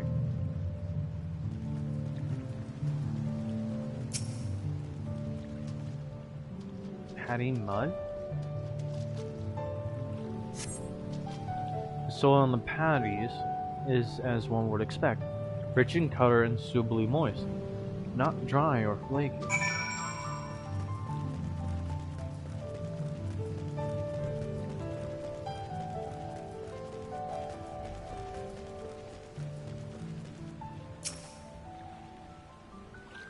Oh, a water strider. A bit sluggish though. More of a water shambler. Water strider? A bug or something? Not amiss with the panties themselves, as far as I can tell. Any luck? No, not for me. Where's Cryle? Is she part of this? Oh. There she is.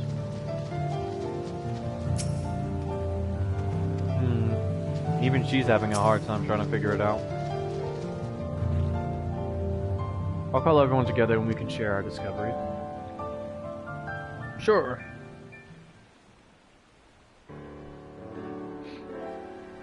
They won't voice act this. Yep, just as I thought. Well, what do we think? Any obvious problems?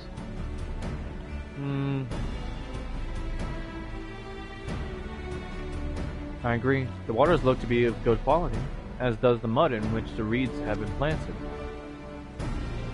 The frogs and insects are unusually torpid. This suggests the problem is affecting not only the reeds, but also the creatures which live among them. Could something invisible to the naked eye be polluting the water? We would need an alchemist to know for certain.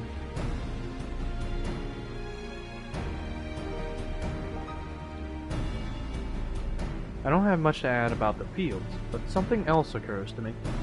We were describing how the creatures seemed lifeless. I couldn't help but be reminded of all the listless villagers. They suffered a terrible tragedy, I know. But there is another reason for their plaguing spirits, I believe. Go on.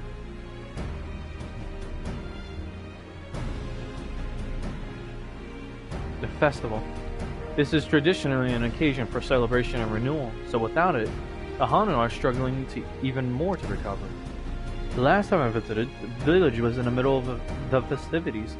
You'll never see the Hanu more joyful and alive. It's an indispensable part of their culture, and its absence will only compound their woes. So I say we help them put on their festival. Give them a reason to cheer in these sad times. Who knows, maybe fixing one problem could lead us to a solution for the other. Stranger things have happened.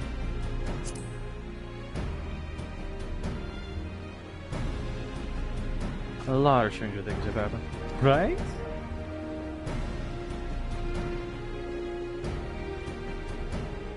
I fail to see the relation between festivals and fields. Some sort of bacteria or possible gas that has leaked into the ground and water? It could be possible, but we wouldn't know. Because the thing is that everything has a trace of ether. So if there was, we'd be able to spot it just by even using our own ether to, well, examine it. Let's not be too hasty in dismissing the idea. Things which seem unrelated can later prove to be connected in surprising ways. True, and being bereft of ideas as we are, any proposal is worth entertaining. I suppose. Huh. Besides, this is Wukalaman's journey. It's only right that we follow her lead.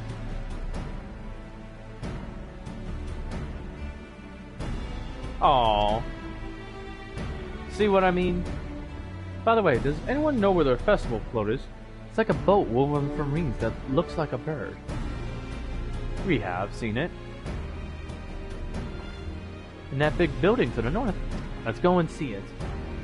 Maybe she would know if she looked at the festival boat.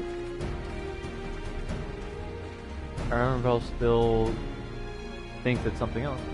It's much less debate when I'm traveling alone. He's become too much of a solitudinal explorer. Well, solo explorer.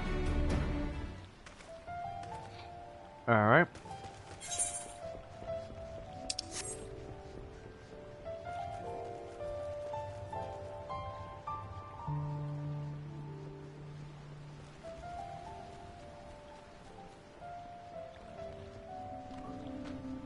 Grouch. I agree.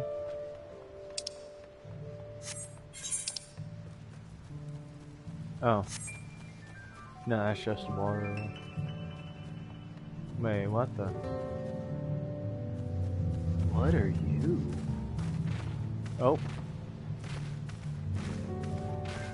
Heavy mata. Wow. You're like a shelled dragon. Like an earth dragon that's has a shell.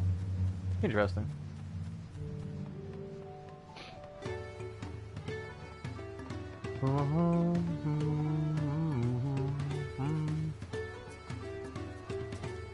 Oh shoot, I just realized I didn't even attune to the ether right yet.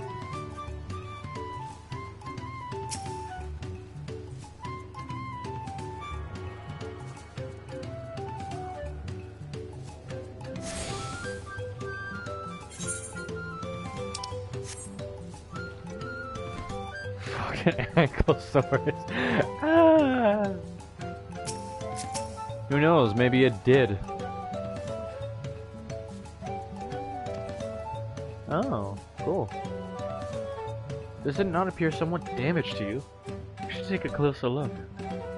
Inspect the festival float. You may move the camera as well as zoom in and out. Target a section and examine it in more detail. Oh, we're doing this again.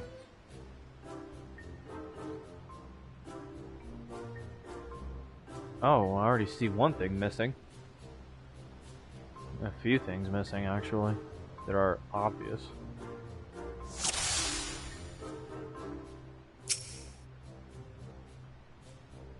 Oh dear, one of the bird's eyes seem to be missing a gemstone.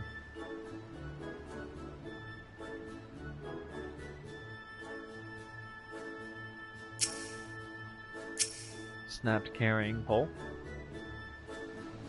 Oh, that's definitely broken. How would they lift this great big vessel without all the carrying poles intact?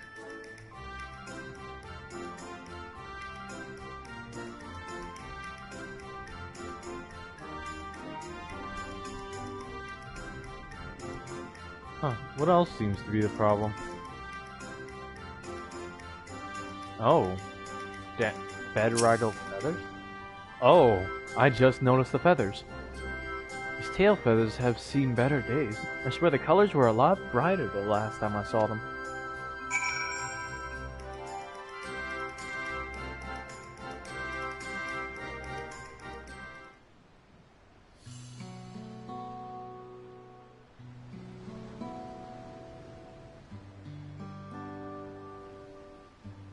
Well, I think we can all agree this bird boat is in dire need of repairs. Now, how do we go about fixing it? What is going on here? We were admiring your festival boat. It's a shame it's in such a poor state. Due to the recent storm, I gather.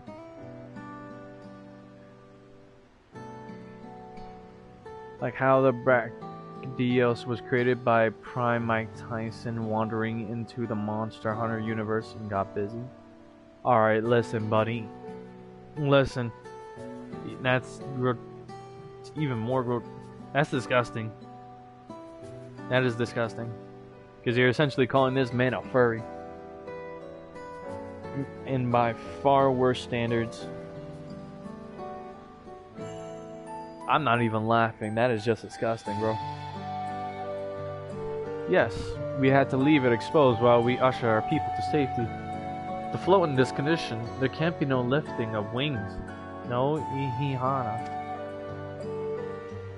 Ihihana. That's what the festival was called. I want to help you hold it. Have you not seen our village? Homes are ruined. We're struggling to make repairs. You want us to hold a harvest festival? You know, I know how it sounds, but giving into misery never improved anyone's situation. A celebration of life and growth may help you give the strength to work through this tragedy. The role of festival leader is mine this year, and there's nothing I would like more than to lift everyone's spirits. But we don't even have enough materials to repair the float. We need a bakiksa for the mixing eye. Uyoipo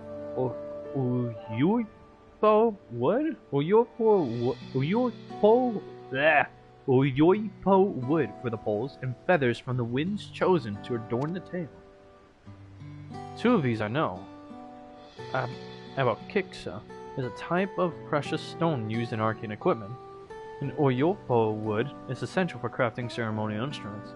Those chosen feathers, however. The winds chosen is the victor of a competition in which the contestants see who can blow a feather the furthest using wind magics, and that's something of a problem right now. We Hanu are gifted at employing such AoE sorceries, but expend a great deal of mana when doing so. We are soon exhausted by the effort, and having no reeds to eat will only make it harder. I think I understand. Your vibrant reeds grow quickly and vigorously, so much so that they stifle the development of nearby plants. They must be a potent source of the energies you naturally lack. They are indeed. Owing to the poor harvest this year, we've been left enervated And if we cannot gather the correct materials as dictated by custom, we cannot repair the festival float. Oddly enough, we may have just stumbled upon our solution. The winds chosen would, by necessity, have a natural gift for manipulating magical energies, which means any feathers taken from the victor should be high in ethereal conductivity. The float's construction also requires a stone used in arcane equipment, as well as timber favored by ceremonial tools. The demand for such specific materials must have an underlying.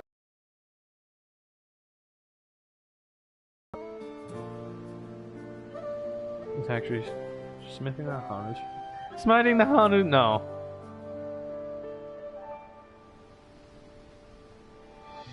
To be honest, that does make a lot of sense, but I don't want to draw conclusions.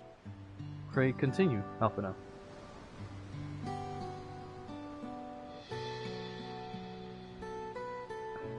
I believe this boat of reeds is in fact an arcane focus of some kind. Oh. For what? Oh, Ihana is a harvest festival, isn't it? That must mean the float was made to encourage healthy crops. So if we repair the boat and hold the festival, its arcane powers might fix what's wrong with the reeds. We won't know until we try. It is a sound theory. Celebration, prayer, ritual ceremonies, these have all been known to elicit miraculous effects. Yes, my tongue hates me for these pronunciations.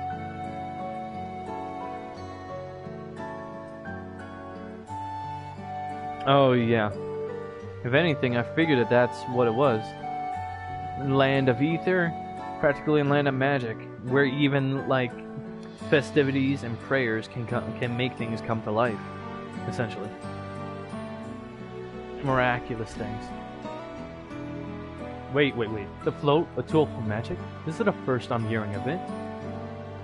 In the beginning, it may well not have been. After a good harvest year, there would be no reason to change it. When the harvest was poor, new adornments were likely added, and those who performed the labor may have imbued their work with ardent hopes for a brighter future. Through years of trial and error, the Hanu would have refined their festival float into a focus for harvest prayers. Incredible. I know you're practically fainting from hunger, but reviving the Ihihana really does sound like the solution to all your woes. And I promise, we'll do everything in our power to help you. I'm still not convinced about this focus business, but I accept your aid nonetheless. I will introduce you to the shipwright who's been maintaining the float these last few years. He should have replaced both the eyes and the poles before, so he should know where and how to produce what we need. Then allow Alice and I to acquire the feathers. I will encourage the people of Okhanu to gather and vie for the title of Winds Chosen by sharing with them our own reserves of mana. I'll go with you. I carry some alchemical brews that may afford the same effect. Of course he does. So they unintentionally created a focused lens for the arcane power. Essentially, yeah, for ether to flow freely through the land to rejuvenate possibly the soil. 3 of us will visit the shipwright then. Not without me. I've worked hard to fix the float as best I can, and the responsibility is mine after all. I've not introduced myself, have I? My name is Linu Hanu. Nice to meet you, Linu Hanu. And certainly, let's all go together.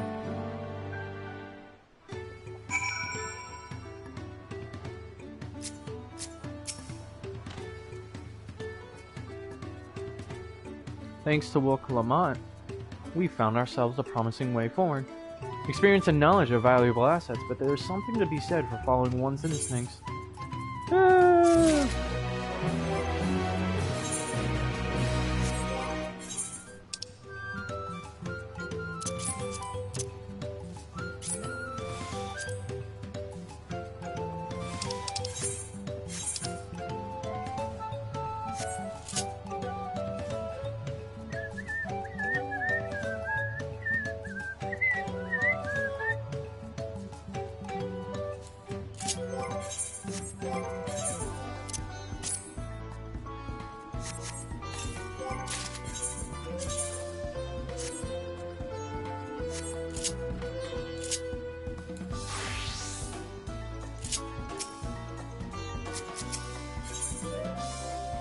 well-mannered shipwright.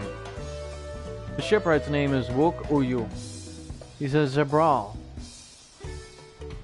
who only moved to Kozama Uka a few years ago, but has since mastered our customs to an almost frightening degree. This is why you didn't feel anything off, because there was nothing to feel. More or less. He's especially strict when it comes to manners, so make sure to offer him a proper Hanu greeting.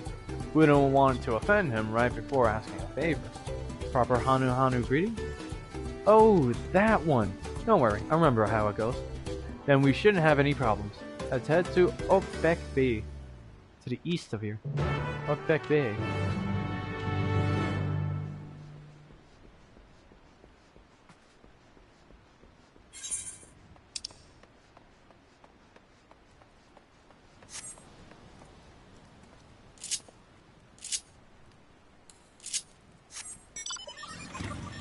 Matter of fact, I'll use one of my other mounts. You haven't seen this one yet.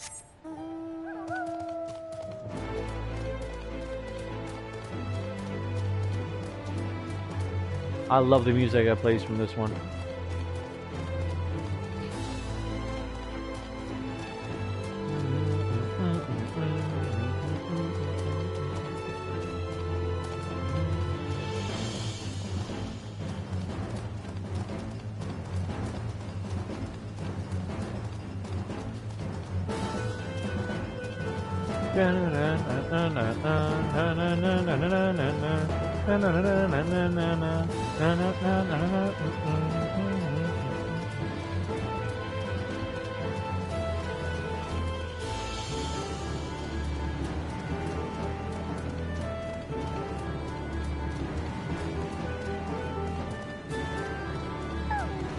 Music sounds nice, doesn't it? Puppy is crazy. This is Okbek Bear, the village of all. Those who drift into Kozama Uka from Tuliolo and elsewhere are welcome to live here alongside the Hanu. As for Wook Ivu, he lives and works in a house of waters high, at the top of that large tree nearby. Follow me, and I should warn you, to climb up the stairs can be challenging. Wait, what? Where? Alright. Now here's another one.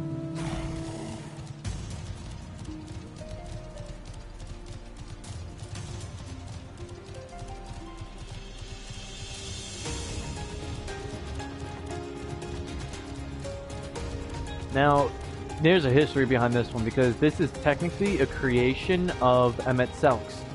This was his mount, actually, back when he was still part of the Convocation of 14, or 13? Convocation of 13 on Alphys, on Aetheris.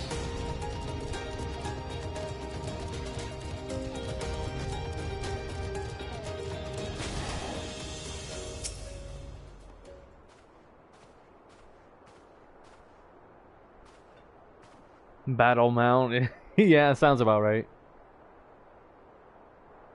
Ohakali.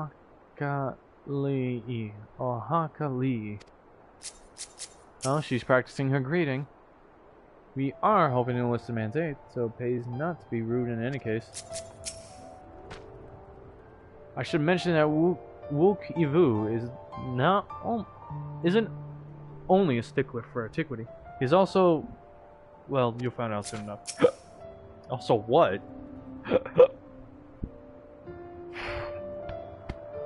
Please tell me there will be voice acting.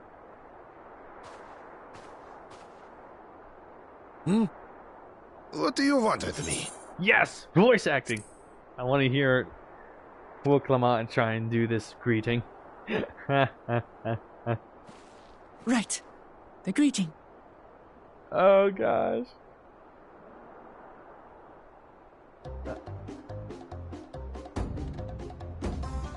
Ohakali!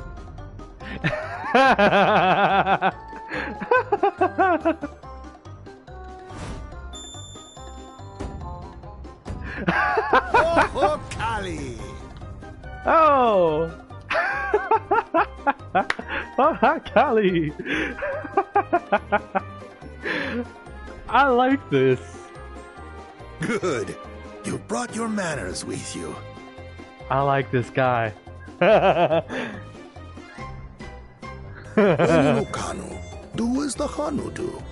For a country as diverse as ours, the preservation of harmony demands that we respect the cultures of all peoples who call it home. Well, that explains your familiarity with Hanu customs. And you speak truth, of course. To live together means to learn about each other. I appreciate an open mind. In fact, I get the sense we've met before.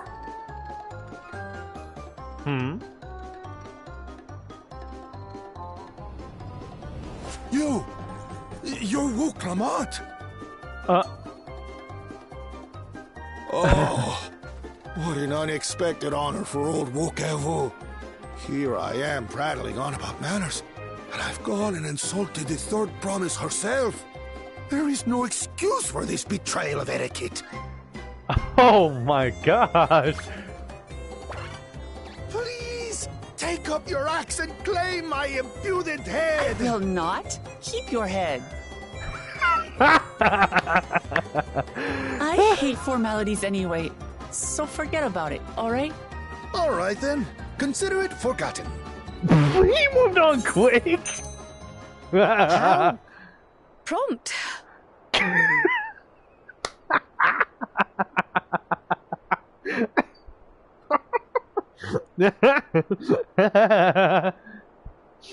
I need to meet this man. It's crazy.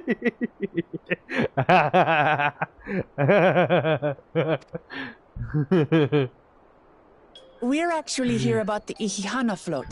It's in bad shape, and we need you to craft new carrying poles and a new eye. I'm told you work with Uyuipo wood and a certain kind of stone? Abokisha? Uyuipo wood. Abaksha. Okay. Damn, I had gotten both of those wrong.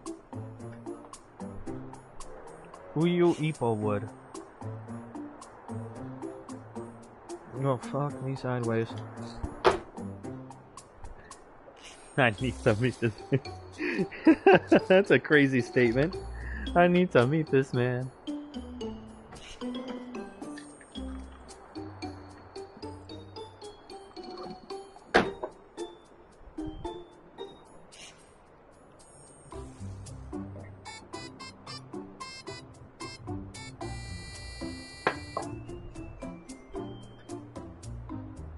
Achievement, butchered the names. Shut the fuck up. That I do. But while I would like nothing more than to offer my services, I just used the last I had of both those materials. Oh, man. My lumber in particular went to fixing homes damaged by the recent storm. I'll need 10 days or so to restock. 10 days? We can't wait that long. If you tell me where to go, I'll gather them myself. What? Send the third promise out on an errand like some common lackey? That's utterly unconscionable. A gross violation of social protocol. Jesus Christ. I told you not to worry about such things. All right then. I shan't worry a whit.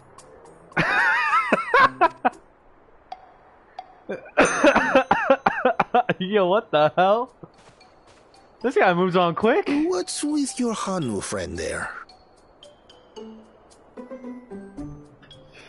What the hell? Oh, I am festival leader this season, and have come along to oversee the float's repair. As strange as it may sound, Wuklamat and her friends believe the float is an arcane focus, meant to encourage the growth of our struggling reeds. Too many Hanu have forgotten, it seems. But that is indeed the true purpose of the lifting of wings. Your education is impressive, Third Promise. So, oh shit, they were on point about it. They have forgotten.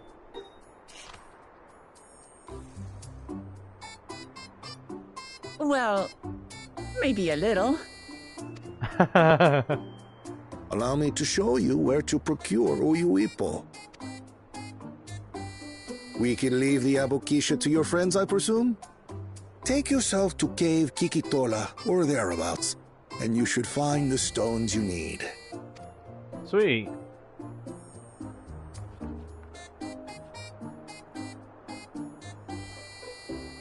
I've been there once or twice. I can guide you. Good. That should save us some time. Excellent. All right, then. Let's get moving.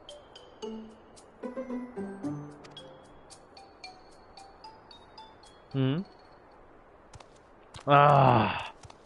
Of course, one of the bastards. Fucking lackeys.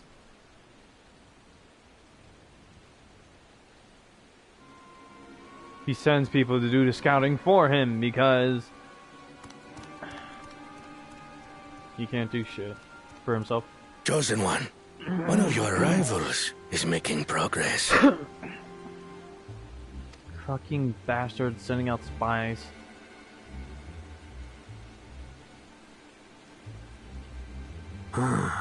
Ihiana, you say? Should our first choice fail to deliver, it might be wise to let this play out. First choice?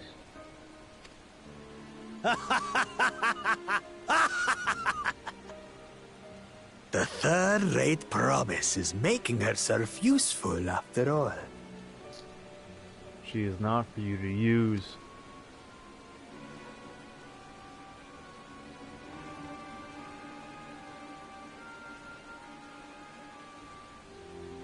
I'm gonna be honest, the moment he makes his true colors known, if and when I get there, I'm taking one of his heads.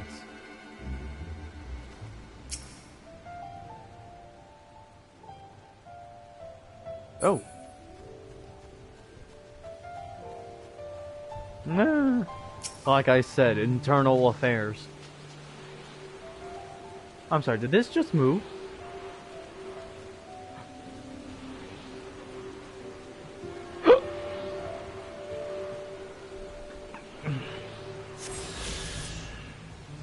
Oh, no, I mean, I'll take one of his heads so that the other is left with nothing but a snub, and he's just gonna lose his brother.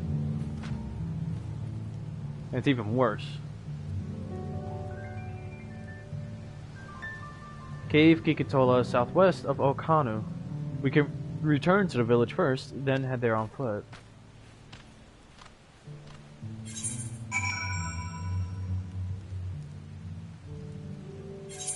I'll teleport.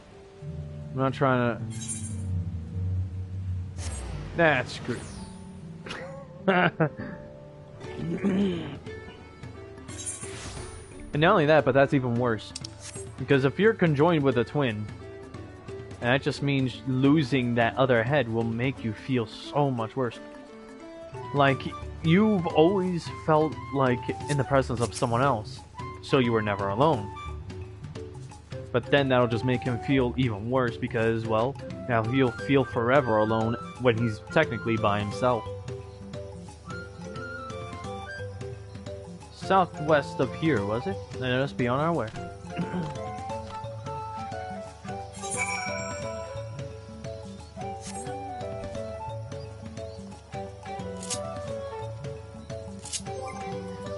Let's use another mount this time.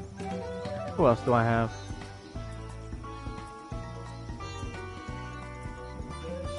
Oh yeah.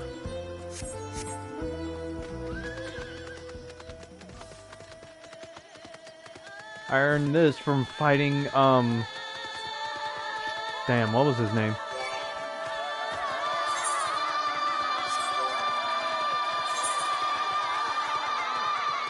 Ramu, there we go. Lord of Levin, Ramu, drew forth this magic steed from a nightmare offered by the Sylphs in sacrifice.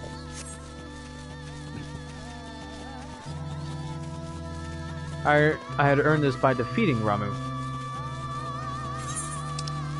Oh yeah, are there any fates nearby? Not even. Fuck. That sucks.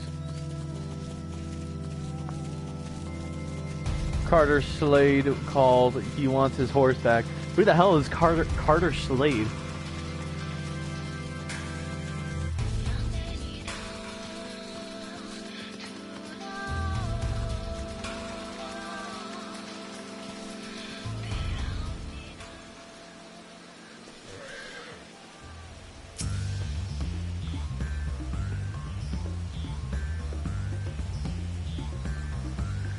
The Western Ghost Rider? Okay, buddy.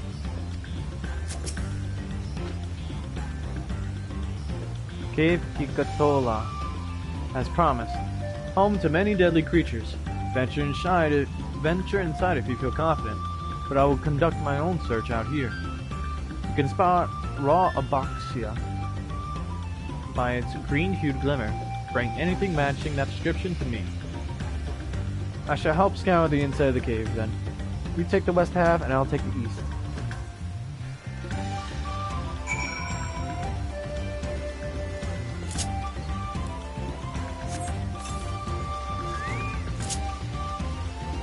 I feel as though I'll need my steed to help out.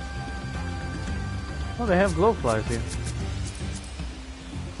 Oh, a red mage.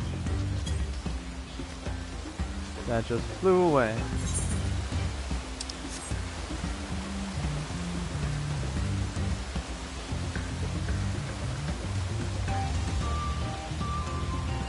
Oh, at least not everything is hostile.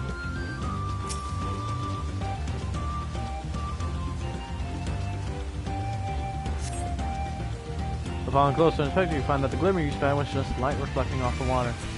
Damn, that is insulting.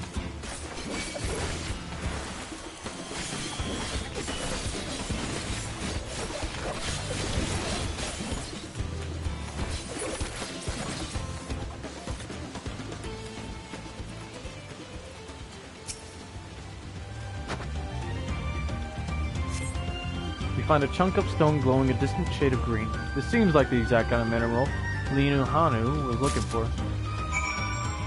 Cool. Now I'll just call upon this ether current and it will be set.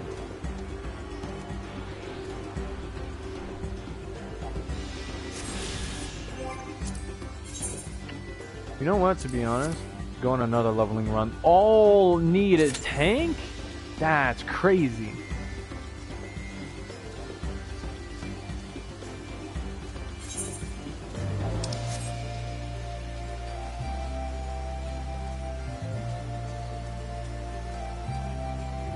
Damn, it's like nobody wants to play tank, and healers are more favored now.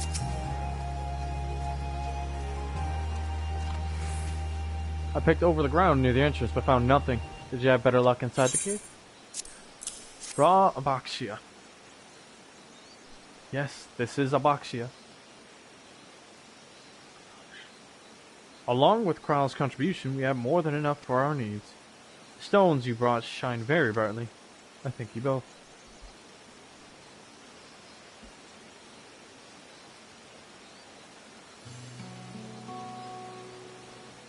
You would have been happy to know we were putting things right.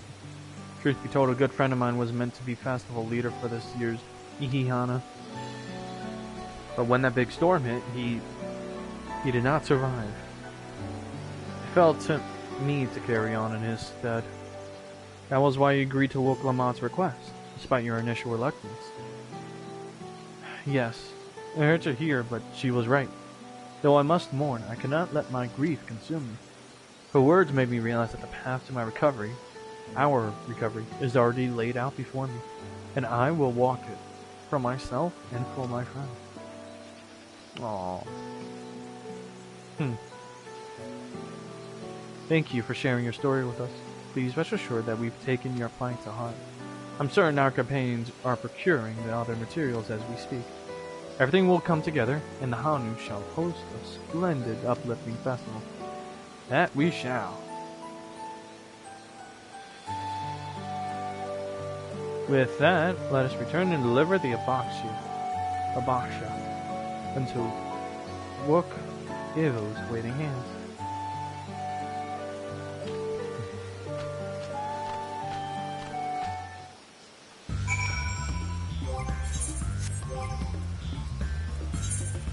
Now a different one. Oh yeah, guess what? I had gotten this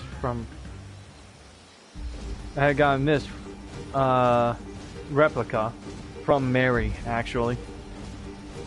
This was one of the Magitech's suits that she had procured.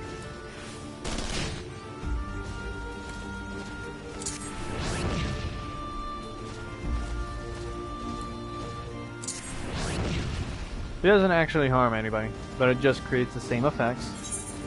If only I could still use the damn proton cannon and shit. The photon stream on a Magitech cannon, but no.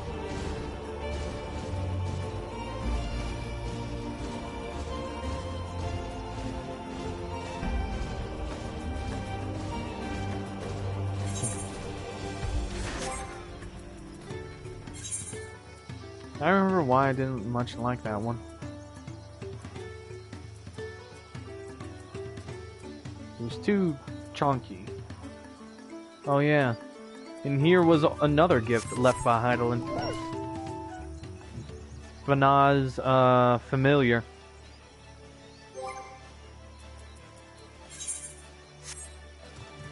Argos. A lovely little dog, honestly.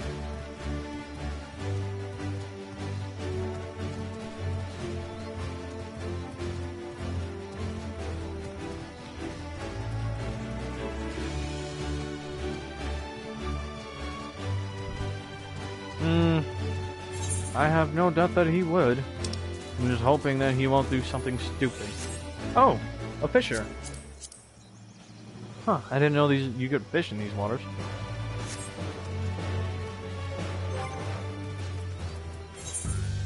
And to be honest, my first thought of him trying something was honestly just him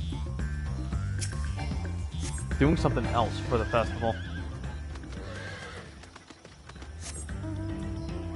Oh yeah, no, not that. Oh yeah, and guess what? I have the very original Father of Dragons as my mount too.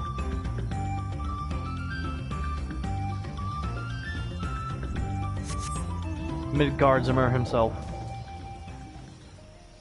Literally the Father of Dragons.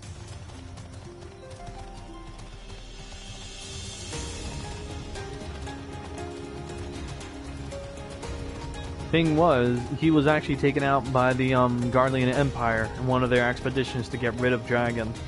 Or rather, what they dubbed to be primals. But really, the dragons, funny enough, weren't originally from Eorzea. They were from another distant star that was technically attacked by Meteon.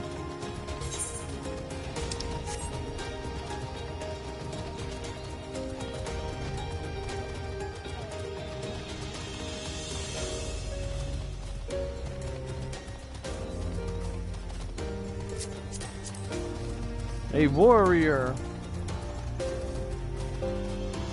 Ward Knight's armor, I knew it.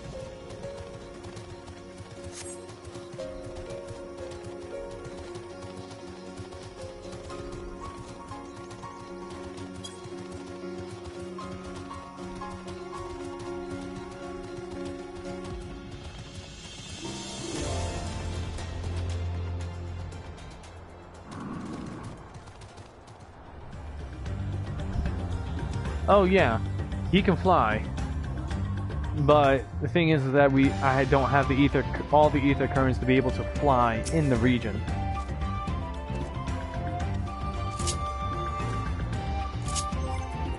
Now let's see here. What's another one? Oh yeah, this one, the Mana Cutter. It's I had given each of you guys one of these actually. You guys all have your own Mana Cutter.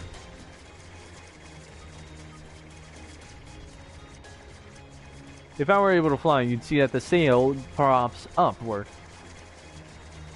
The long thing in the back. Anyways, on to the cutscene. Thanks to the third promise and her mighty swings, we've collected some suitable logs of Oyo Ipo, or of the Abaxia.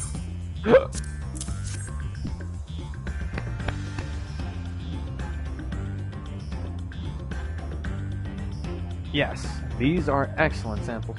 Good quantity, too. At this stage, we'll likely surmise that the lifting of wings encourages the crops to grow. But not exactly how, eh? Well, you're in for a treat. It all goes to plan. If it all goes to plan, the results should be spectacular. Now, to get to work crafting these pieces for the float. I could use an assistant versed in the arcane arts to enhance the Oyo Ipo's conductivity. Then I'd be delighted to help. Wait, what happened to Ali saying Alpha now?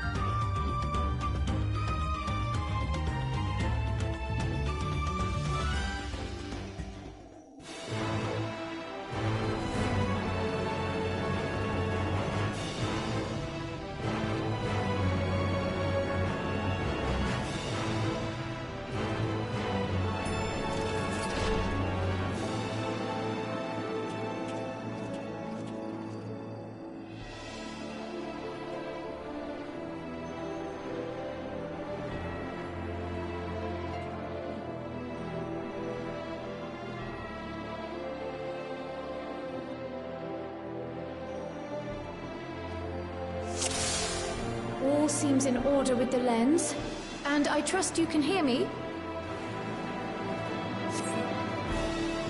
Those things are pure malcontent, the residue of lives unfulfilled.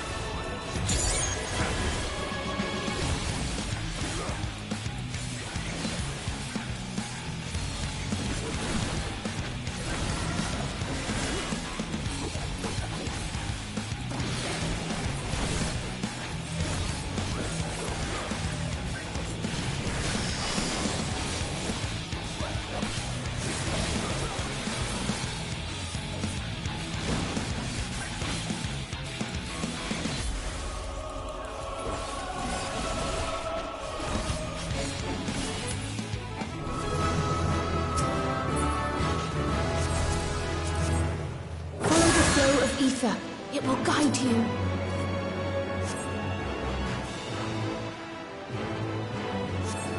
The ether is too dense. I'm losing you.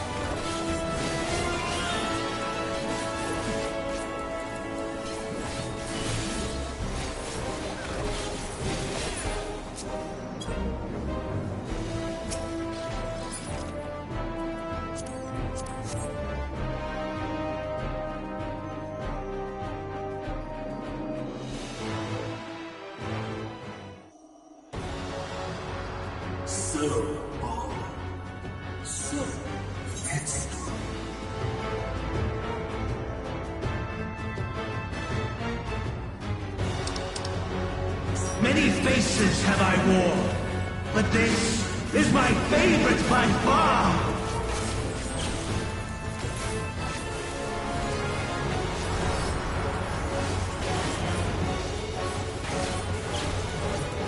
You will persist in this folly no longer!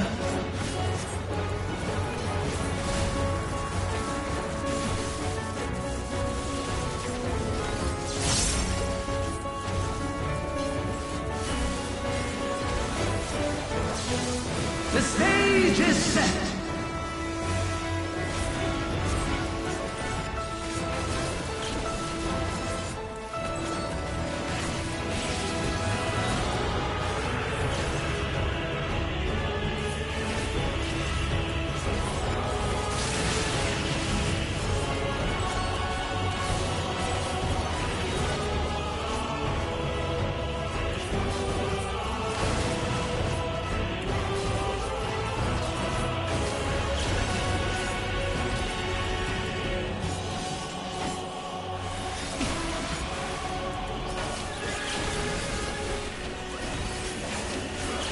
Let the curtains rise for the main attraction!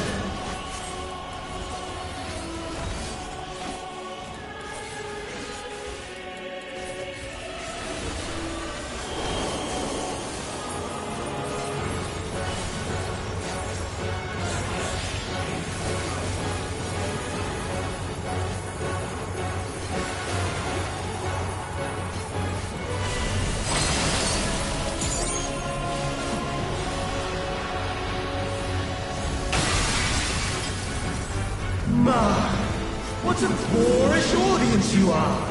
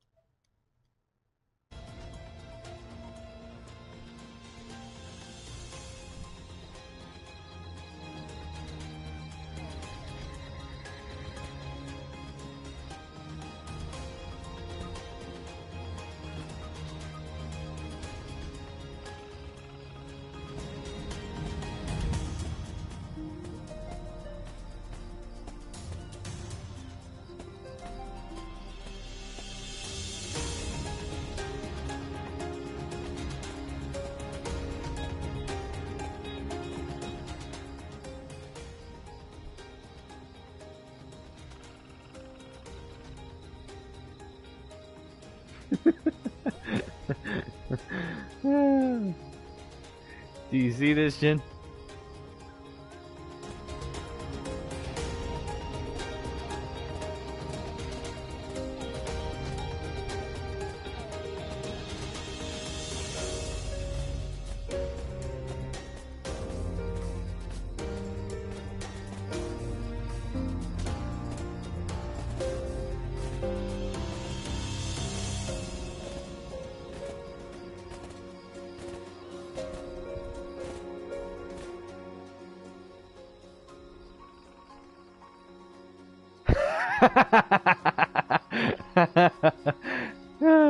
This was part of a Christmas event.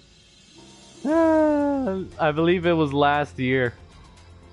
Where literally it's a new mount, but it's just you inside of a snowman.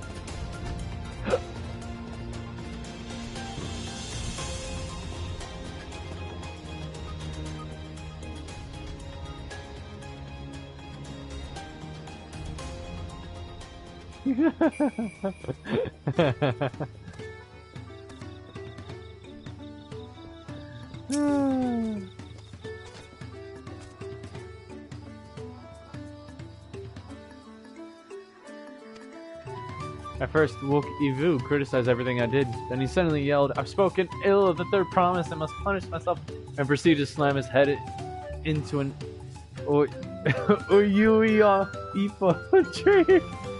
I don't have to worry about it again, and it was like snuffing out a candle. He's an odd one, that's for sure. At least we've seen to the poles and the new eye. Now we must have to wait for the feathers from the twins. Oh right, that's what the twins were doing. I completely forgot. The lifting of wings. We should get some rest before the excitement begins. I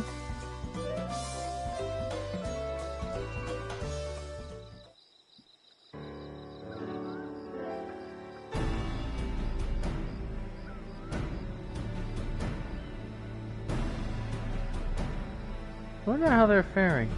Over there, by the float. Isn't that the third promise? The rumors are true. She's trying to complete the Feast of Reeds by reviving the Ihihana. The festival is a prayer for healthy crops, but does she honestly believe that will be enough to save our harvest? The second promise, meanwhile, barely glanced at the fields before leaving Okanu altogether. Did we ask too much of our young claimants?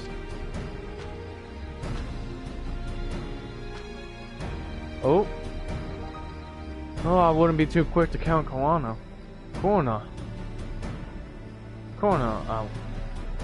A friend of mine overheard him muttering by the reeds, something about what needs to be done. Is that so? Perhaps we'll get to see another of his innovations firsthand. Huh, that sounds like our Korna.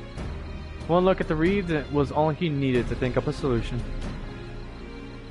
Be that as it may, our own solution is nearly ready. Indeed, as soon as the others get back, our long-awaited festival can begin. I wonder precisely what he's trying to do, though. It took some doing, but we managed to gather competitors to vie for the title of Winds Chosen. Everyone was only too happy to donate his feathers. You should have seen it. He called forth an incredible gust that sent his feathers sailing for miles. We had to turn ourselves, but it's more difficult than it looks. Poor Anvels twirled in the air for a moment before landing on his foot. I am a gleaner. Magic is not part of our training. As for us, we brought the wood and gemstone replacements crafted by Wook and Vu. All that's left is to attach them.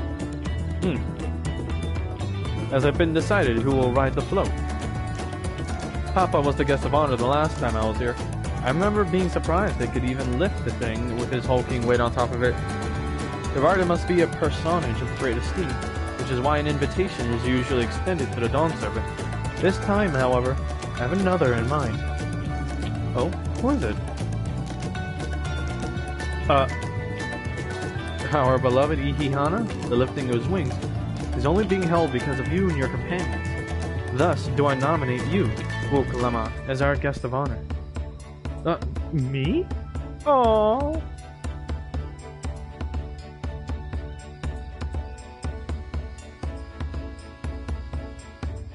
This boat won't make me seasick, will it? That's her first thought. Yeah. I don't think so. Then weigh anchor. I can hardly refuse a request from one even more enthusiastic about the festival than me. I would be delighted to ride your float. Thank you, Wuklamad. I have roles for the rest of you as well. We'll be carrying the festival float in a slow procession towards Kuzanuwaki,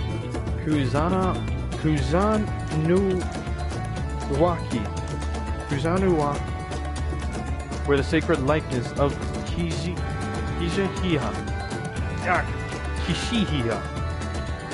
is ensconced. Do not quote me.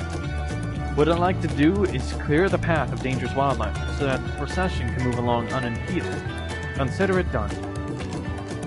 You expect me to sit still until Wookiee is finished with the float? Let me come along and help with the clearing. As you know, I'm not much for fighting. I'll stay behind and assist Wookiee with the repairs. Shut the fuck up, Jin. You will stop. You will cease your nonsense.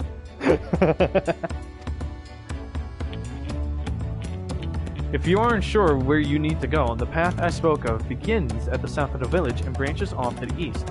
That will lead you across the bridges to the stride of the sun. And we shall see to clearing it end to end. New butchering. Fuck you, bro.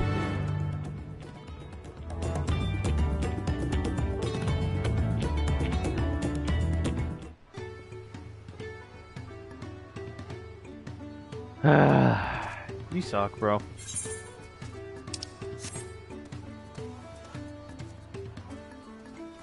Oh yeah, since we're clearing out stuff,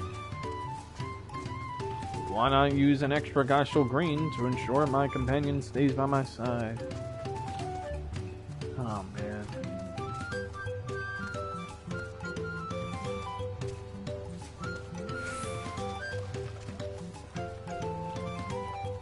Roles were reversed. I don't know what you're talking about. I would do no such thing. I will not continue to hurl slurs at you for nonsensical reasons. As Linu Hanu said, Kuzanuwaki should be down this way, then off to the east when the path branches. Then something about bridges and the strata of the sun. Anyway, let's split up and get to work. Once you've culled all the threats you can find, we'll meet up in front of Shishihai. Shishi. You would be doing the same exact thing. Buff. What? Bullshit. I don't know what you're talking about. I'd be completely respectful.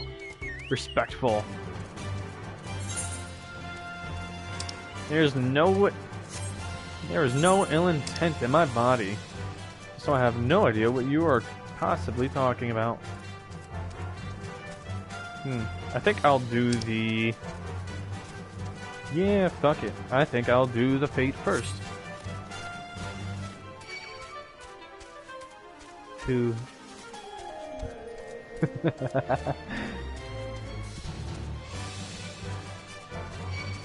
You're overreacting. I would never. That would be a poor sport of me. That would be in poor taste. What kind of brother would I be if I actually did that? I would be supportive. I would correct you when you're wrong in the most kindest of ways. Oh. Recent storm wrought much havoc and damaged many of my wares. I've been trying to collect the materials I need to make repairs, but I can only... Oh boy. Former you'll find scattered on the ground. The latter, well, you'll have to prize from the backs of the beetles. Alright.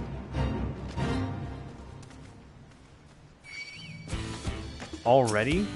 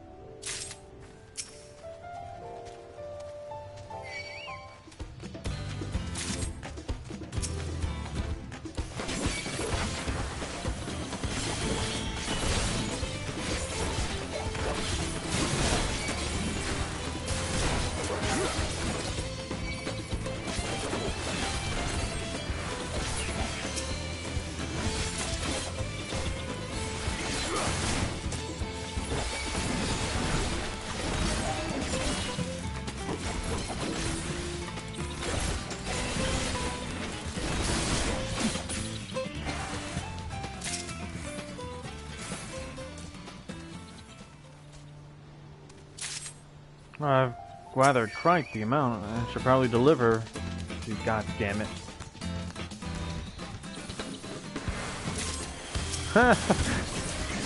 His aim was so bad that he missed while I was collecting.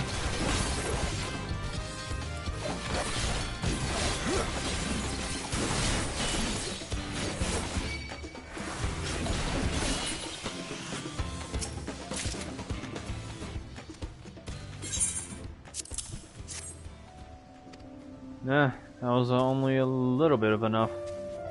Not entirely yet.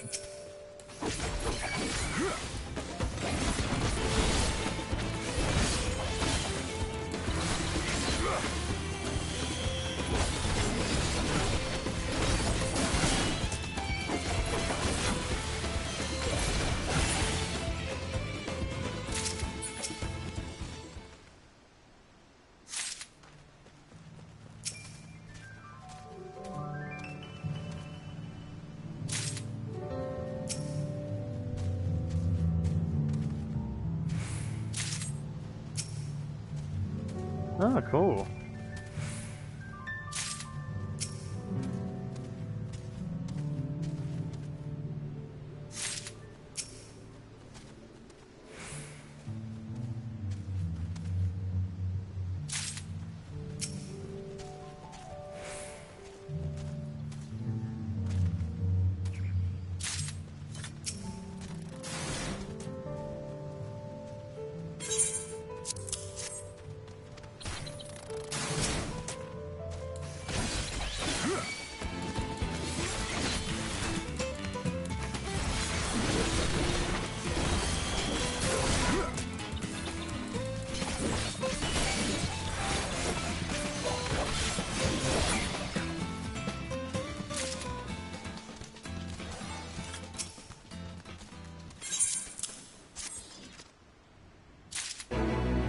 Hey. Okay.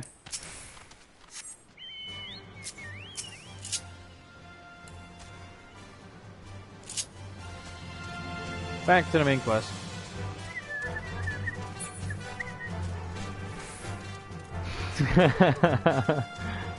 Stormtroopers was better aim than that beetle. That's crazy.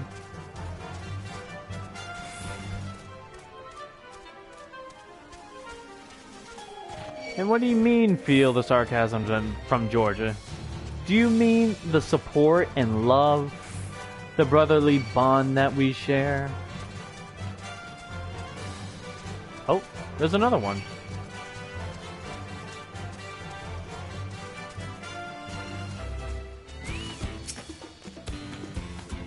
I love the music. They really went all out with this. Aha, I sense my luck might be turning. You strike me as a capable hunter. As it so happens, my field is plagued with ferocious fish. Would you be willing to fill in their numbers and give my crops some respite? Oh, boy. Alrighty then.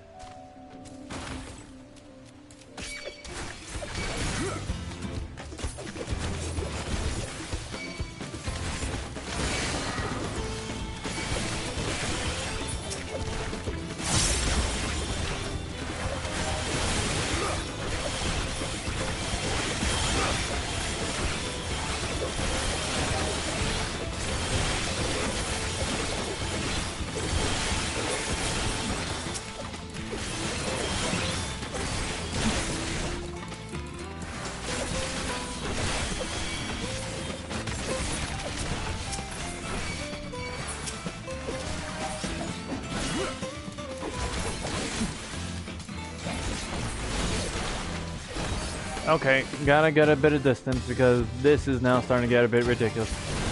I don't need too much of them on my ass to the point my chocobo can't even heal me.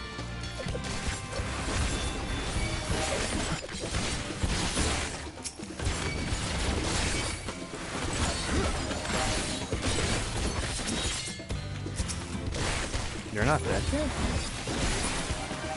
What the blizz fuck?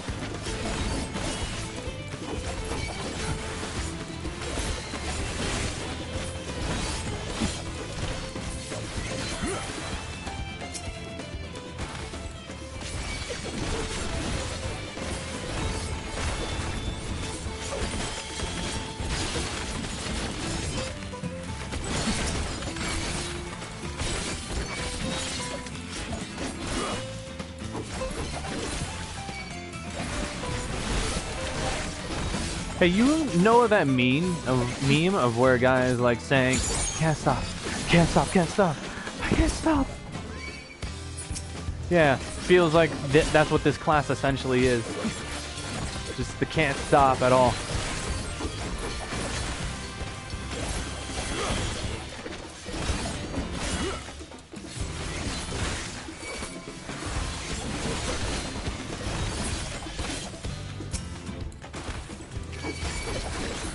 Uh-oh. Oh, shit. Okay.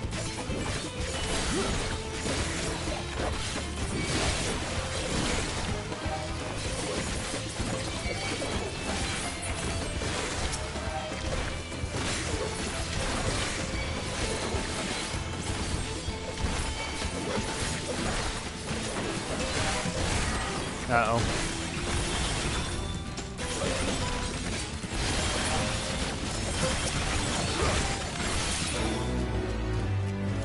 Phew.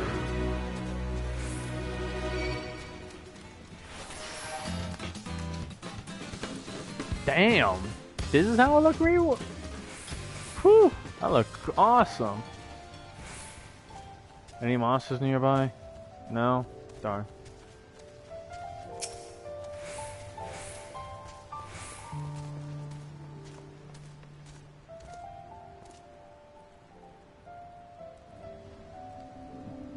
Buddy, you know I'm just happy fun with you. I can tell. Uh-huh. I was actually fortunate. I was able to run to... Oh, of course. Alright.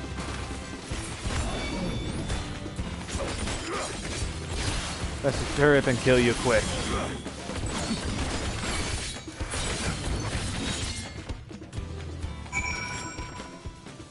Damn. Don't ever sleep on Reawaken.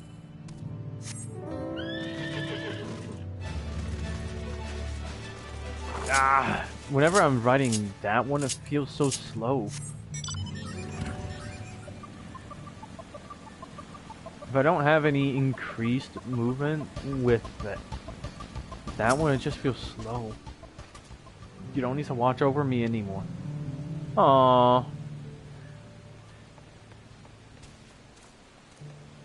I love and appreciate Crow.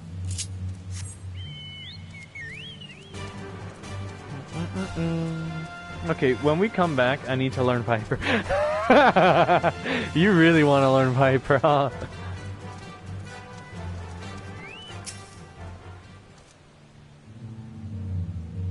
You're just getting more and more in love with all the like extra stuff that I do with them.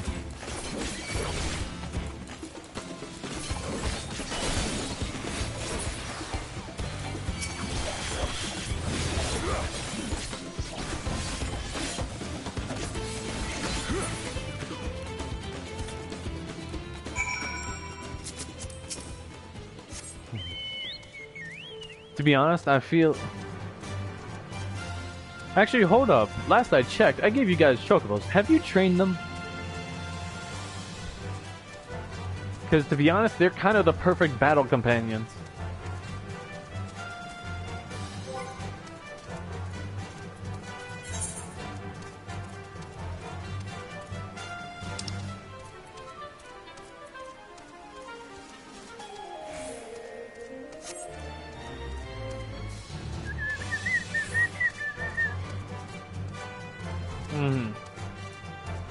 Alright.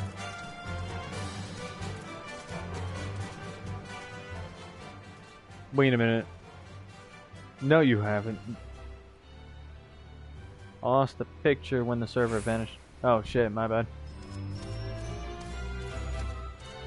Hey, Alpha knows to wait, Toads. At this rate, we'll soon have the route to Kusanagi secured.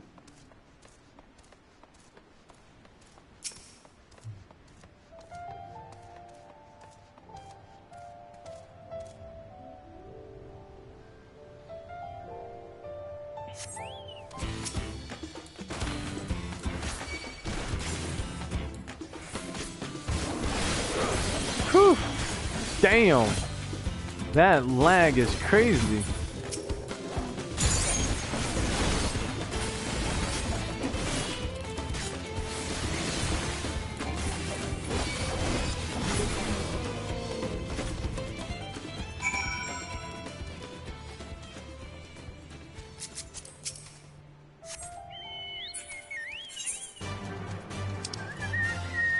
Ooh.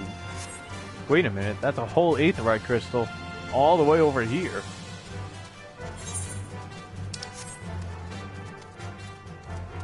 Hey! Oh, wow. There's a small gathering of people here? Oh. This must be a place for gathering and stuff. Oh my fucking gosh. When did we get Kermit the Frog here?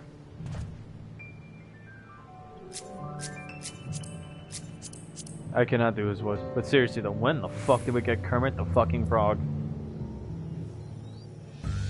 Toadhead? Toadsuit? I can't even tell what his race is. I think he's Aura? Or Elizin? I cannot... None of my concern.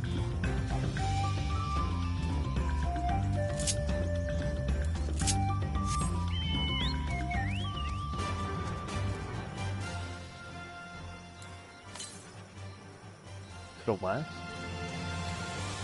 Wait, what? Passed by it.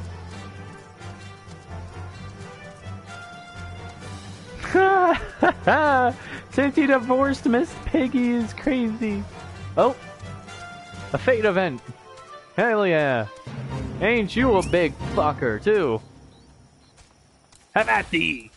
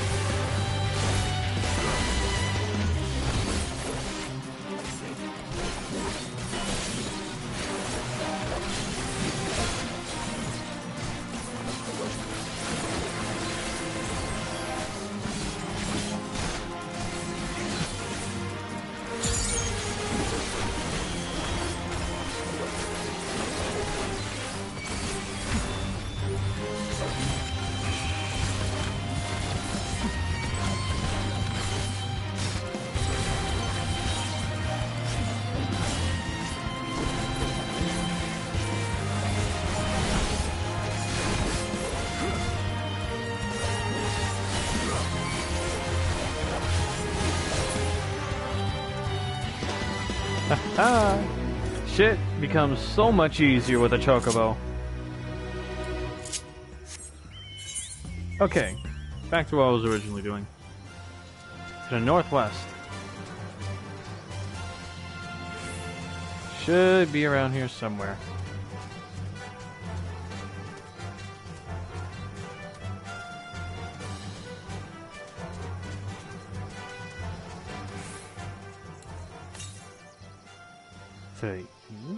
Oh. Wow.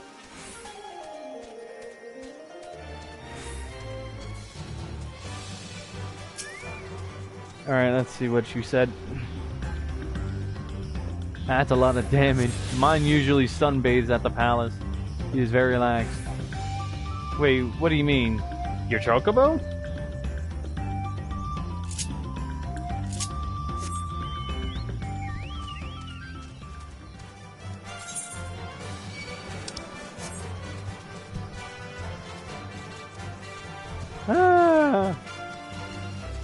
No way.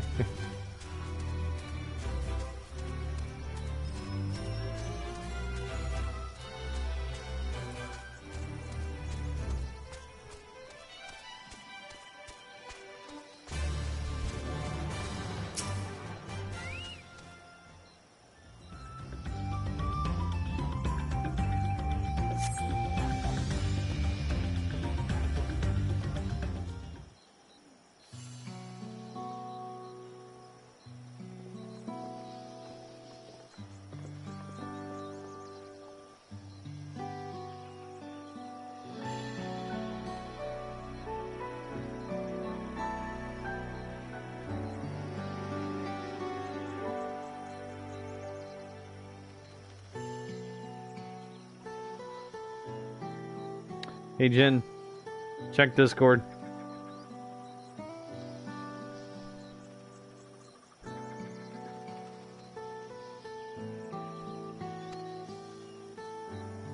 This must be the likeness of Kishi. The Hanu deity of the harvest. Really? Even their sacred images are woven with reeds. I was half expecting a flying whale.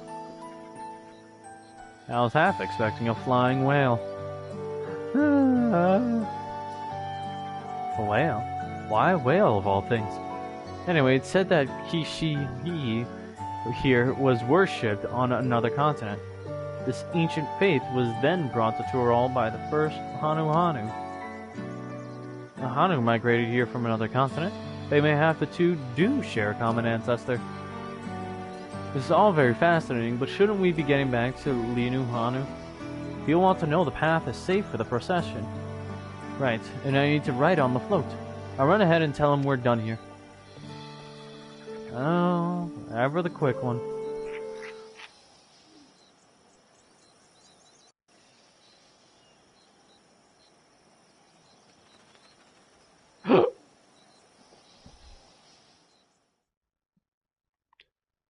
No one's on the western courtyard, but the pond in the afternoon.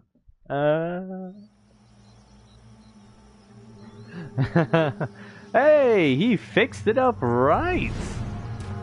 That looks so much better. Not sure we heard you right, old man. Why don't you say that again? What the hell is this guy doing? As many times as you'd like. The third promise tasked me with repairing this float, and I'll not relinquish it to an uncultured brute like you. Oh, gosh. Much less one that can't even manage a simple greeting. Ooh. We wanted to handle this in a civilized way, but we're more than willing to kill you. Ooh, yeah, but that won't do. We have a two-headed problem. Yes, please hurry. The link portal's come in handy. She's on her way back already? She's on her way back already? Stand back, Wukevu! I will protect the...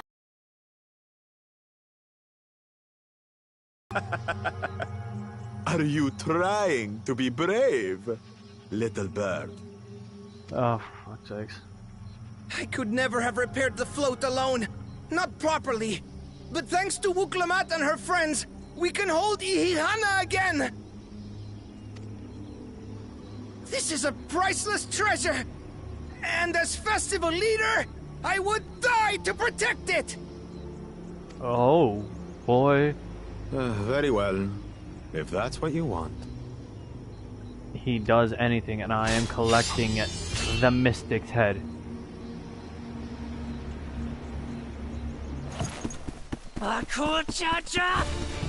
Oh!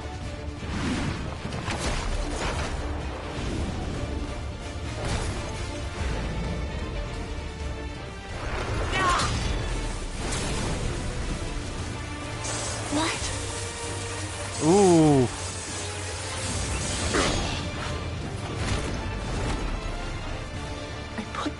everything into that blow. Yeah, but... Good.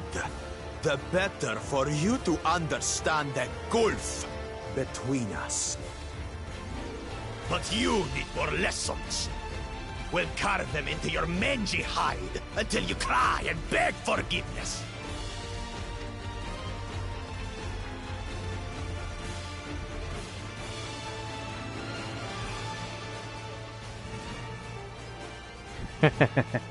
Time to do a little monster Your brilliant plan hunting. was to steal the float and take the credit. The so-called blessed siblings are nothing but cheats. Your scorn is sweet music. Come, weaklings. We'll crush you each in turn. Or all together, if you'd like. Oh, please. You're nothing compared to the end singer. Calm yourself, Chosen One. If you fight in earnest, this will end in a massacre. The pro-illusionist. What's more, we have word that our other prospect is on the verge of success. Other prospect? Then it would be foolish to expend effort swatting gnats. Swatting that, huh?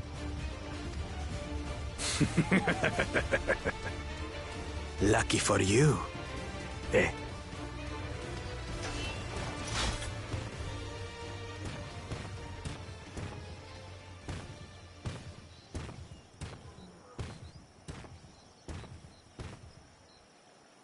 Ugh, two heads.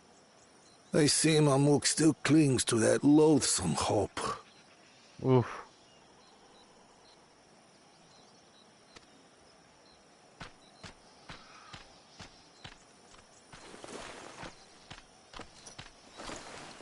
Talk to us, Third Promise. You're not dying, are you? What? It'll take more than that to kill me. So, are we having this festival or not?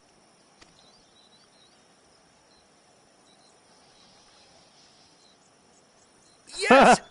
Yes, we are! He's more than happy.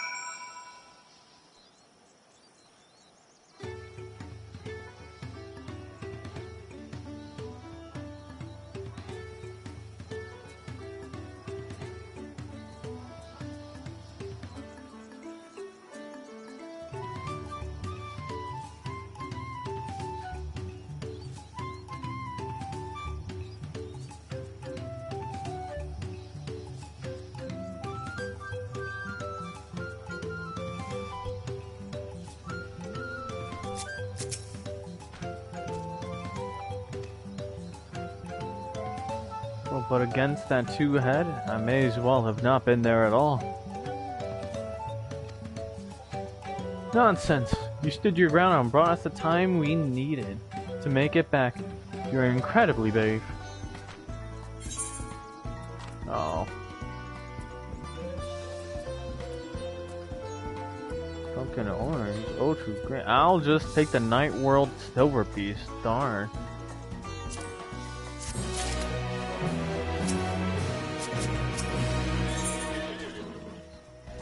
Knowing the Hanu. With that exciting interlude over, you'll be pleased to know that my repairs are finished as well. Before we commence the festival, however, it would be a courtesy to inform the villagers that the Ihihana will be held after all. Go forth, but do not forget your greetings. At this stage, I should hope the reminder is unnecessary. Oho Kile. Oho Kali. See? I remember. Don't tell me I actually have to do this stupid... No, it's not technically stupid. Chat... say... Use your keyboard for this... Oh, gosh. Saying no... Containing the word Ohokali. Oh, no. Oh, gosh. Okay.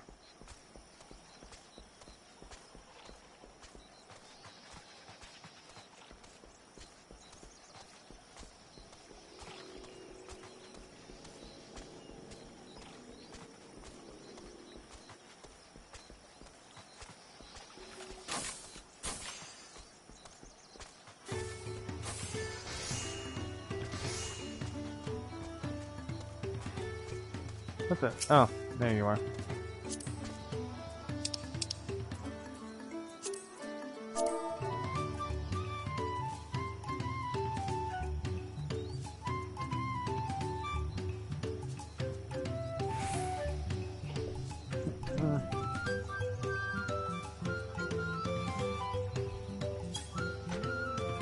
Oh, Hokali. Oh, Hokali.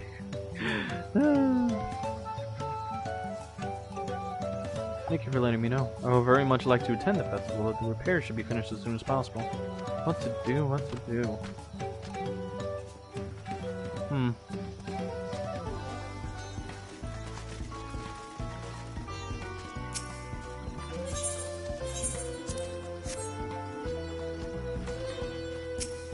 Ah, the gemstone trader.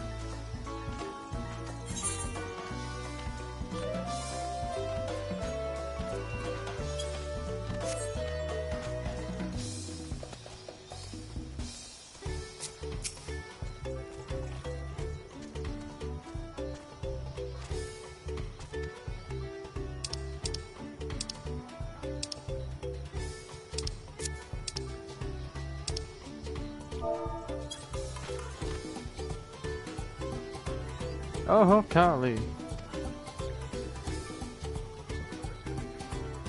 The festival's about to begin? What do you expect me to say? Besides, of course I'll be there! Cleaning up the storm's aftermath may have been hard on all of us, but the lifting of wings is tradition, and a joyous one at that. I won't sit here brooding my days away. Give me a moment to get ready. Oh wow, so they are expecting it.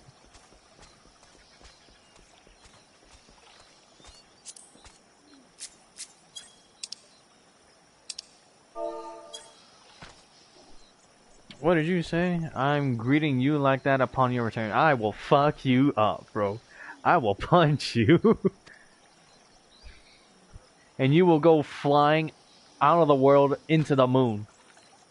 The float is fixed. Our fallen friends will be glad to know that Ihihana will soon be underway. They would have wanted us to honor them with celebration. Now let their loss deter us from it.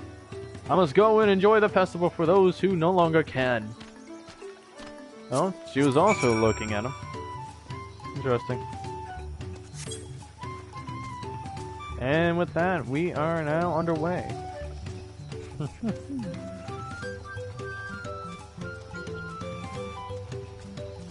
Because why the hell do I want to see that greeting again? I've already had to deal with it more times than I dare count. I see another fate. I'm going straight to it.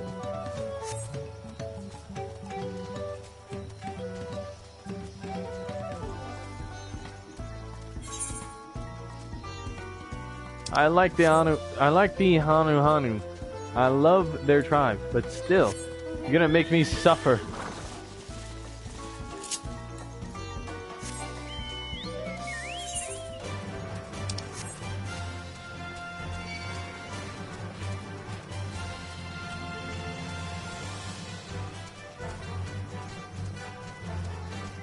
All right.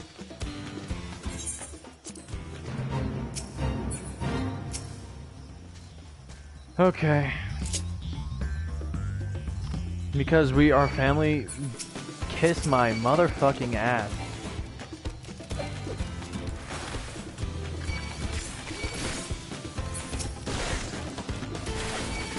Alright, let's try and make this quick.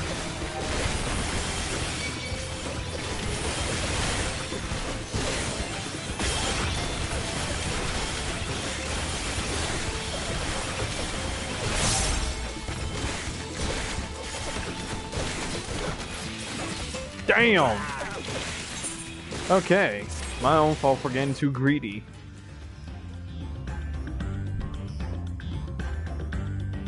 Alright, now keep forgetting, I am not a tank. I'm not playing a tank. Maybe I should change back to Paladin real quick for that one.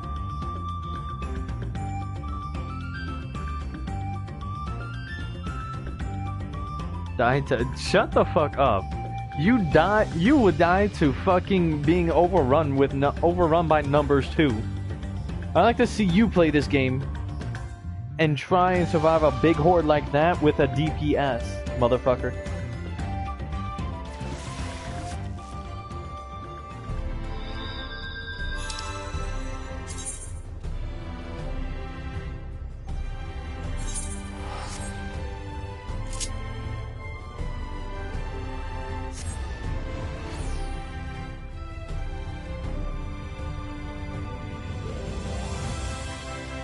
I'm challenging you to actually play this game.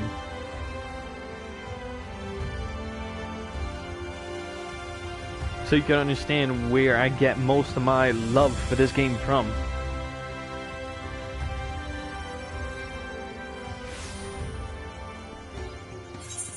And so that I could see you die to a fucking attempt like that shit as well. And mock you for it.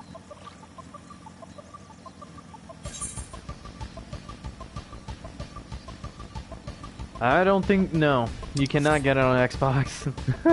It's a PC or PlayStation game. Well, it's a PC and PlayStation game.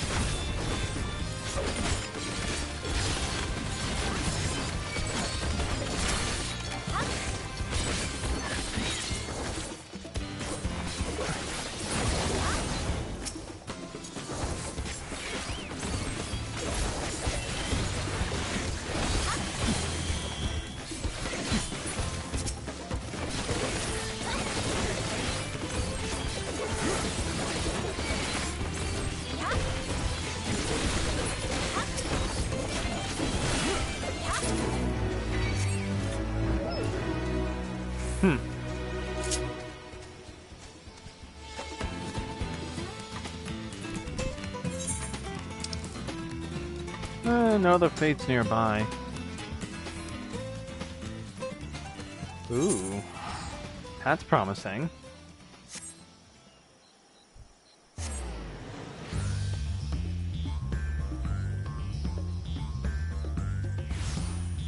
I know you're just joking around. Don't worry, bro.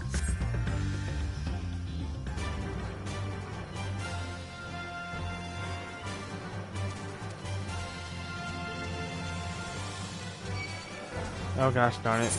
Piss the hell off. Oh, you're a big boy. Oi, leave me alone. There we go. Alright.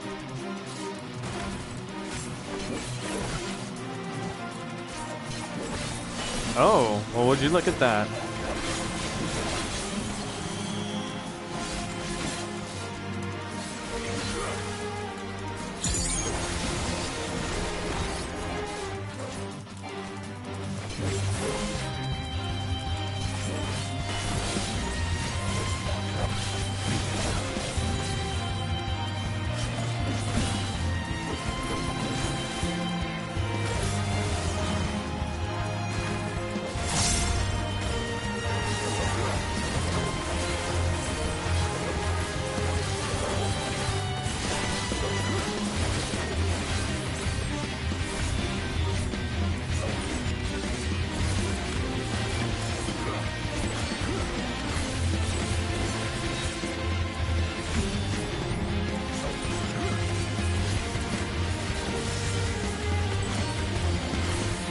Oh man, you gotta love tanks. They know how to fuck shit up.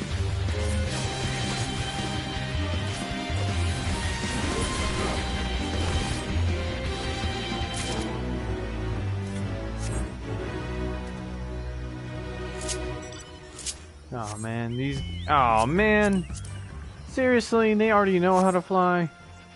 That sucks. I don't. Oh well, let's just get the event. Let's just get the story quest underway.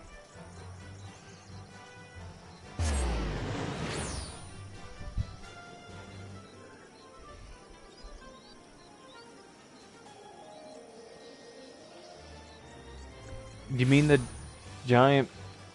You mean the curls? Oh gosh, I already have flies in my room. Jesus Christ. The spring season is definitely here. Flies are now appearing in my fucking room.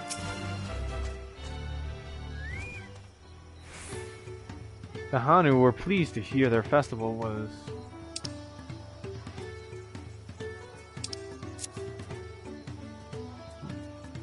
going ahead. I matter.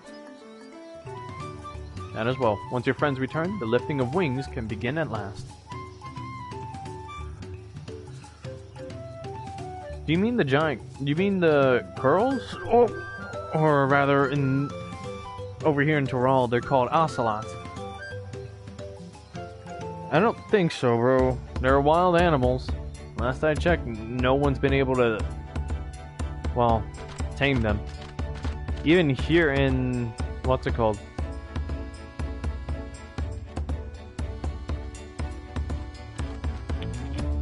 Even here in Eorzea and Toral, there are creatures that cannot be... Oh jeez. There cannot be animals that can be tamed. For instance, the red chocobo. Once Ihihana gets underway, no Hanu will be able to resist joining in. Like the what was it, red chocobo in Evil East that hit you in the face with a comet.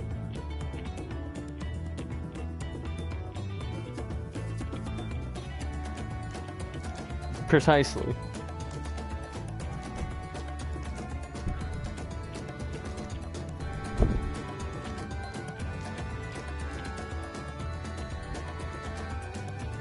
Again, that one is like literally a threat to a whole country.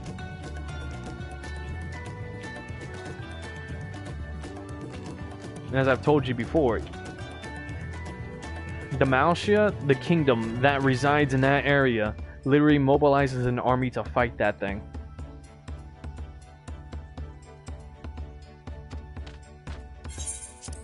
Just so!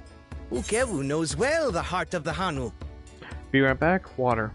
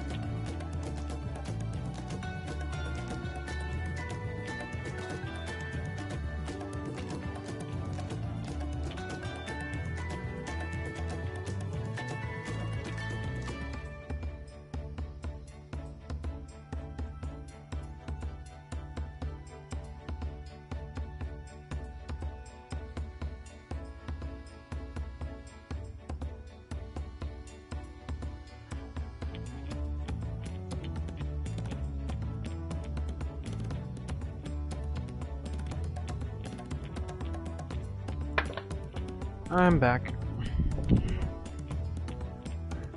Just... oh, right. Have faith, Third Promise, and climb aboard the float. It is time for the lifting of wings. Right.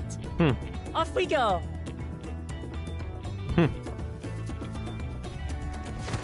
She's excited. Ihihana is a prayer for bountiful harvest. But this is not its only meaning.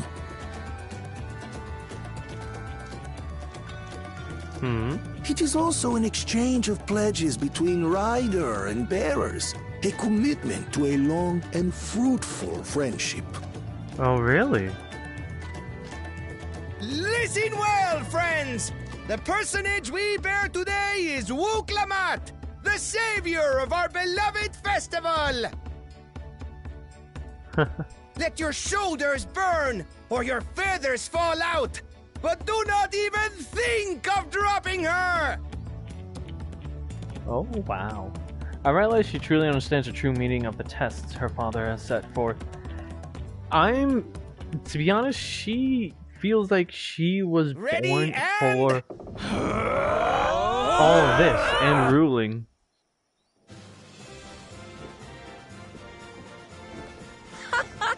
I could get used to this.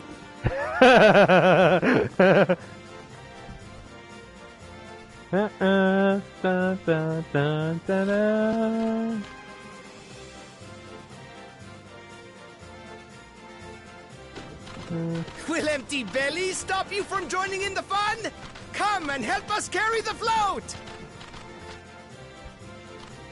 Well, they certainly have no issue trying to carry that thing. And if they were able to carry...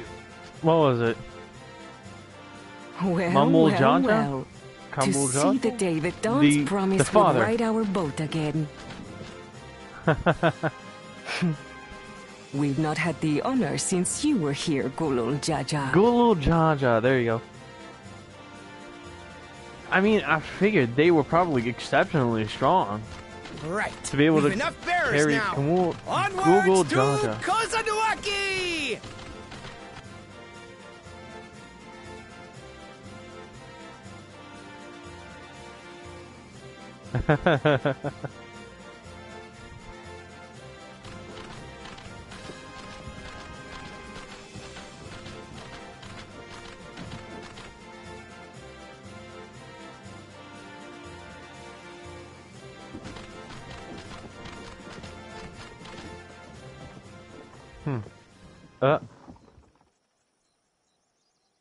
Huh?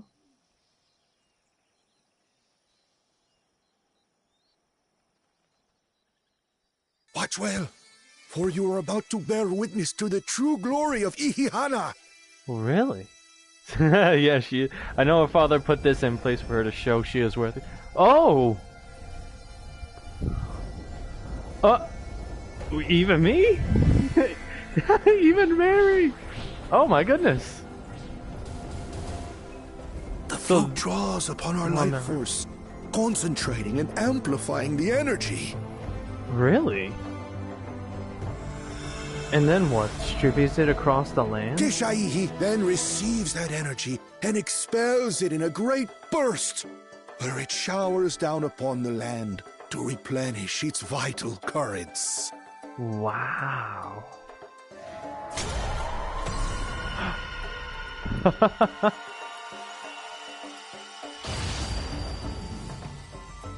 Woo!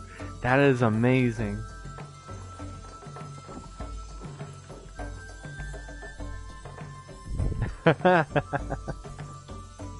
And with this, the reeds should be saved.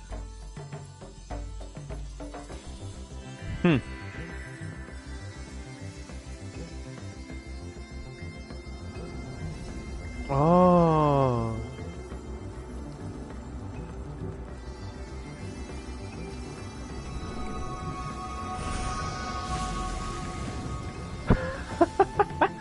The dried and dead ones replaced and rejuvenated immediately with fresh, healthy reeds. It worked. Amazing. Like a literal charm. And with that, she earned her charm. The float really was helping the reeds. And just like that. That was amazing! To think that such a thing was even possible! And just like that, she earned the keystone. Ether is an amazing thing. Trust me when I say that for a fact. Now I'd like to see what the other two will do to try and pull this try and justify their bullshit. Because if anything, we solved it just fine. Should I have left the float behind like that? I was so excited to see the reeds. Nothing to worry yourself over. My brethren have been swept up by the festival fever. Last I saw, they were taking turns at the carrying poles on the way back to the village. Please, feel free to look over the field and enjoy the sight of what you've accomplished. That she does. Which is why I'm all the more joyful and hopeful, actually, that she does become the queen. And if anything, I'm just witnessing everything through Mary's eyes. I can do that.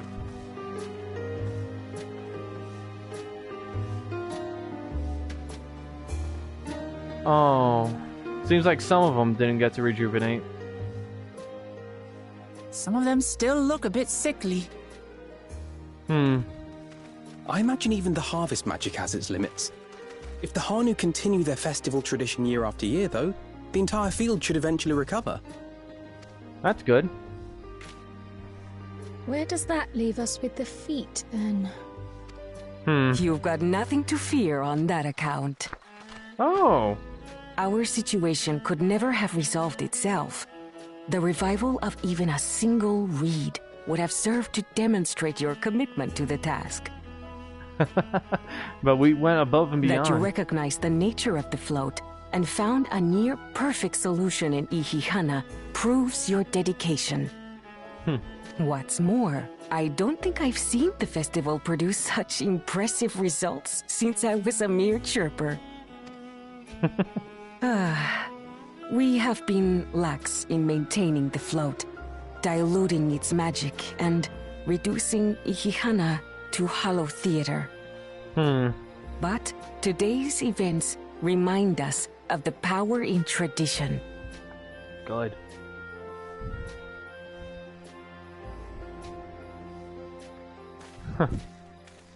Oh. Connor! And what does he return I was with? delayed by an unpleasant encounter, but it seems I arrived at a good time. And what does the Charlayan student wish to share? Oh.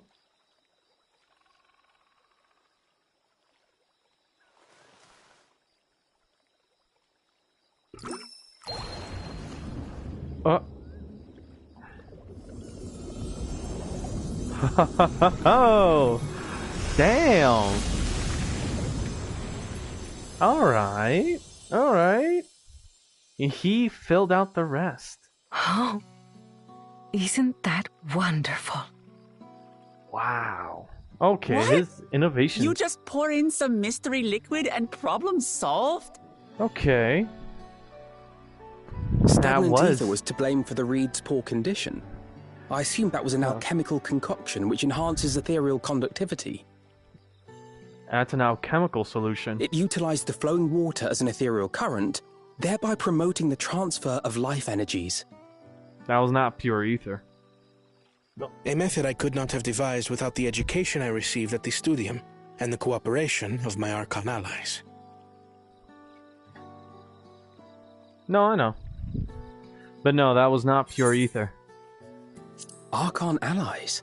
Wait, Archon allies?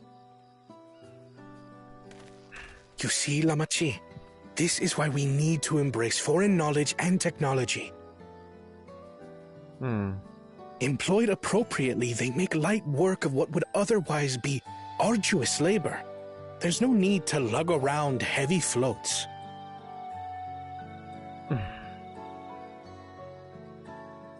Well, you always were the clever one, brother. That's the spelling of Your tradition. approach was no less effective, Wuklamat. It achieved the same result. That it did. Indeed it did. And you enjoyed the festival, yes? I did. It was so much fun. Having visited your village before, I thought I knew everything about it. As it turns out, I knew very little. No. About the reeds, about Ihihana. That's one of the things about Charlie. Old With all Charlie. I've learned this time, I feel as though I've really come to know the Hanu. More practical minded, innovative towards the future, to looking to advance their current standing.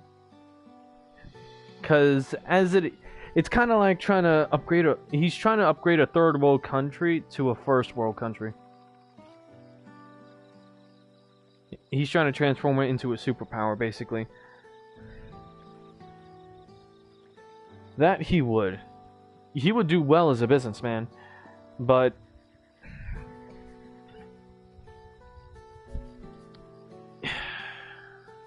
I think he'd be better off trying to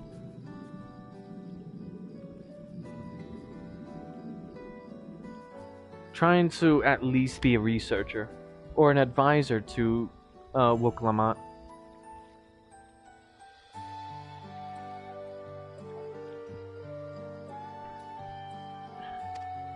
I like you even more now than I did before.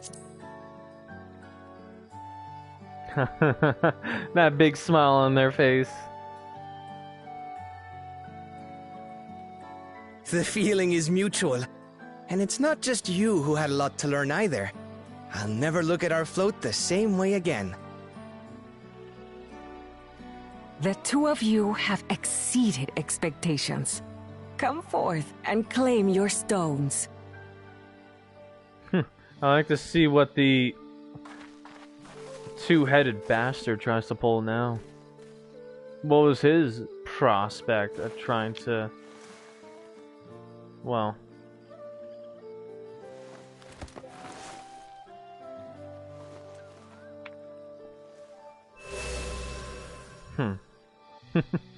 Now, 5 more to go. What was the two-headed bastard's prospect of trying to... And on to the next. Trying to accomplish? Not even a moment of celebration. That's Kona for you. A third promise? You must join us for Ihihana next season. Of course you will. As Dawn servant, of course. Theft. Right. It's back to Tulihiola for now. Thank you for having us. I look forward to seeing you all again. I'm still curious about what their other prospect was.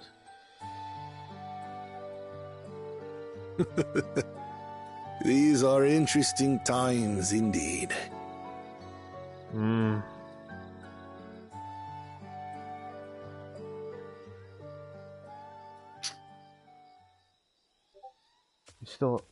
Here we go. The concoction was brewed by Kona himself. It's a test vial, but it should contain the same reagents. For fuck's sakes. Good work. We'll use whatever we must to win. For win we must.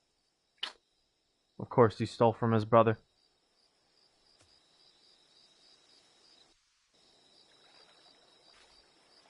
Well, there aren't exactly any reeds left for him to rejuvenate anyways.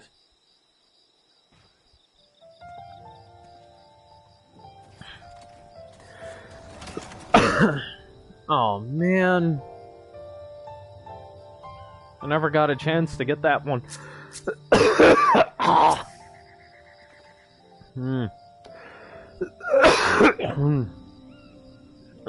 Something... Something scratching. Ugh.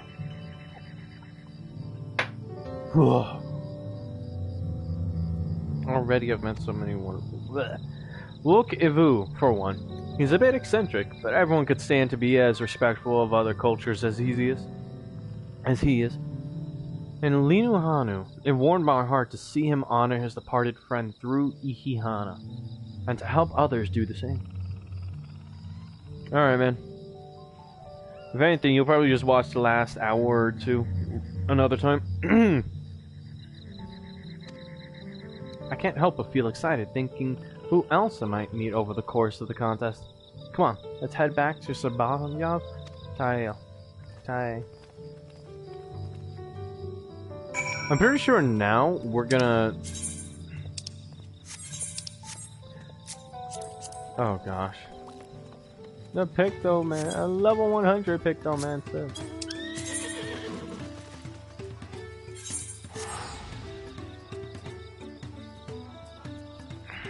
If anything, before you turn in, I'm definitely gonna probably go through a dungeon run. Like that is definitely gonna be a must now.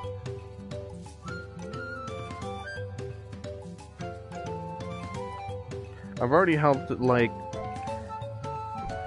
2 electors, 2 out of 7. So that means this third one is gonna be a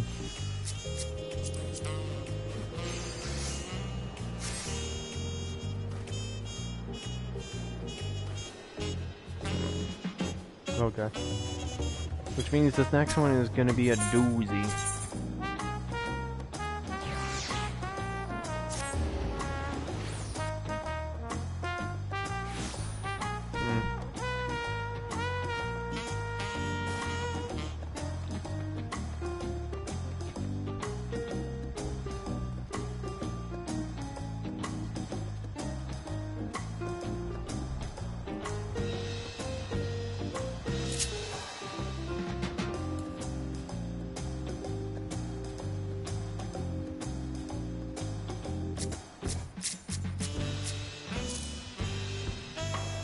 Dark Knight?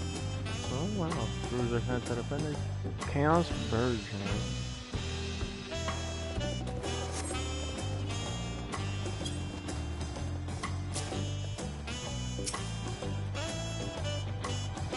Look at us. The contest has barely begun. We already have 2 keystones. Surely even my talented brothers aren't doing this well. We can only hope.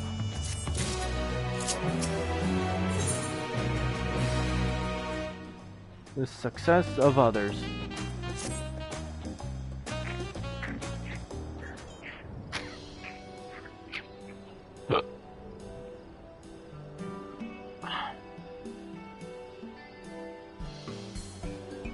Keystones from both the Feet of Reeds and the Feet of Gold.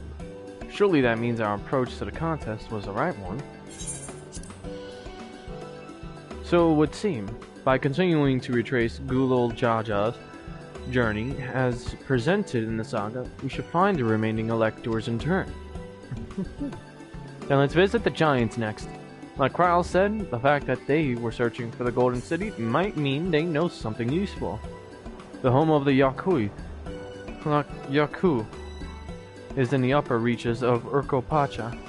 Unless you're keen on scaling the cliffs, we'll have to take the long way around through Kusama Uka. This route will take us close to the Moblin village, which is another important location in the saga. Since we'll need all the keystones eventually, it makes sense to pay them a visit while we're passing through. So we call on the Moblins first, then. Let's head there right now. I'm afraid right now is going to be a problem. Oh. The flight of Wee Wingless. The great stairs leading to the Moblin settlement collapsed in the storm. Jeez. What are we to do then?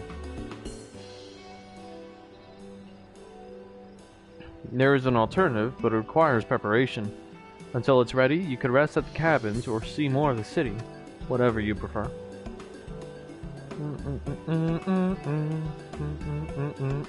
Just to be sure, you'll accept any method of travel, as long as it gets to our destination. Of course. Who do you take me for?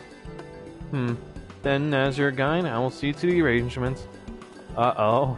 Uh-oh. Well, it seems we have some free time on our hands. Let us make the most of it.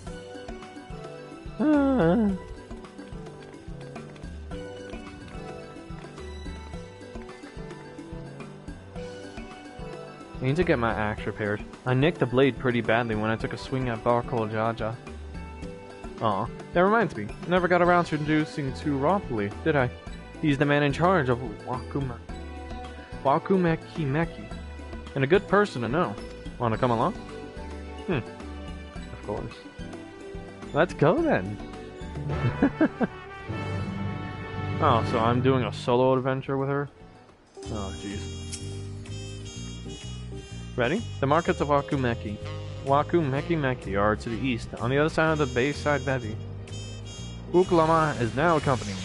Keep her at your side in order to proceed with quest objectives. Yeah. Oh, hey, we're finally heading over here now.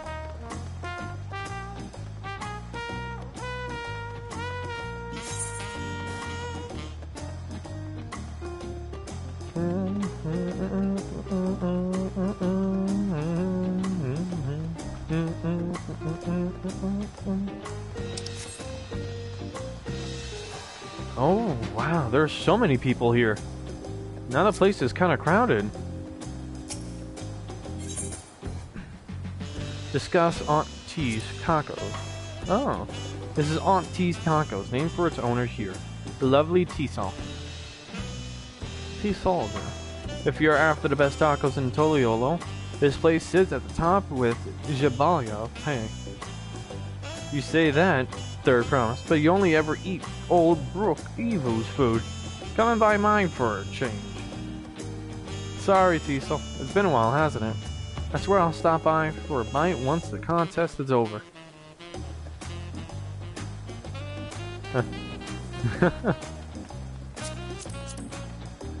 Oh, wow, that is a mentor.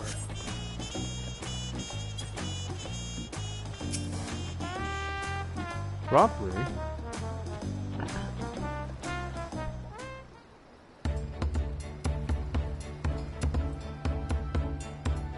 My, the third promise. How might I assist you this fine evening? Well met, Rompley. I need to buff a nasty nick out of my axe blade.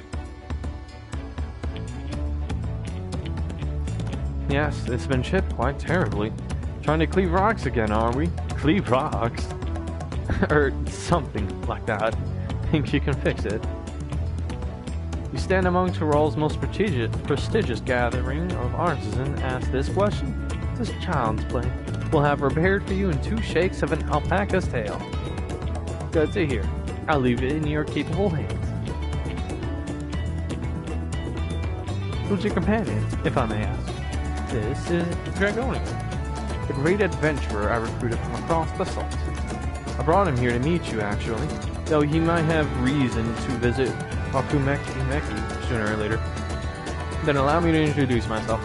I am Rompley, humble representative of this grand center of trade. Pleasure to meet you, Dragonian.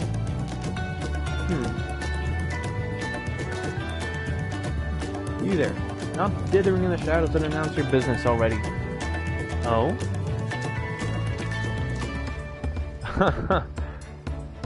This guy from the ship.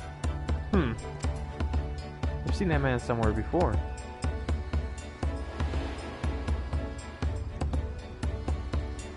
Yeah, it's him.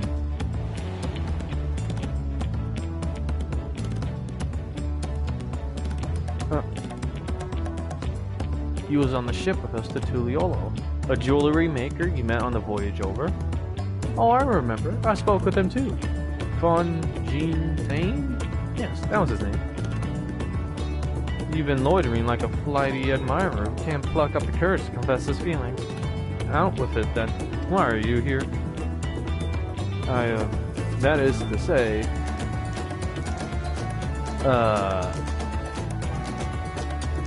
And we're no closer to solving that enigma. I wonder if you could use someone to talk to. I say we go and ask. Let me know by link bro if you find him first.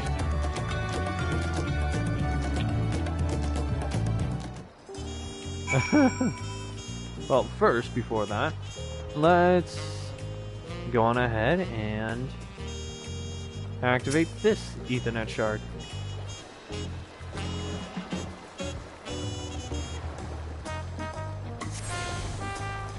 Hey, oh, there we go. You have attuned yourself to all the Ethernet shards in Tuliolo. The Arch of the Dawn and the Arch of the Dawn, Urkopacha, and the Arch of the Dawn, Kozama Ukta are now accessible to Ethernet destination. Hey. Oh, that's a wide berth.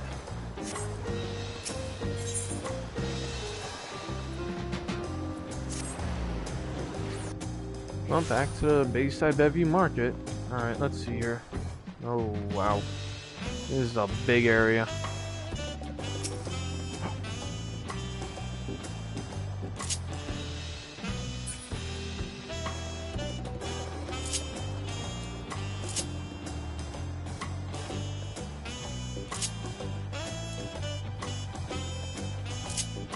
I hate this already.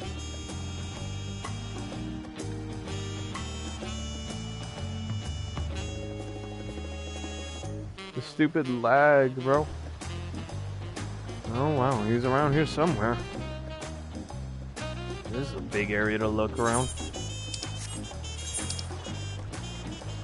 One trip two.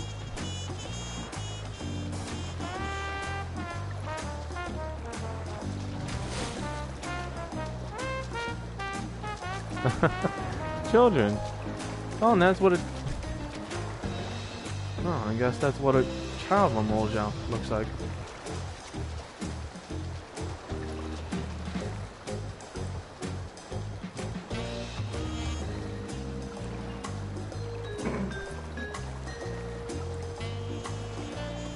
Tang, found you.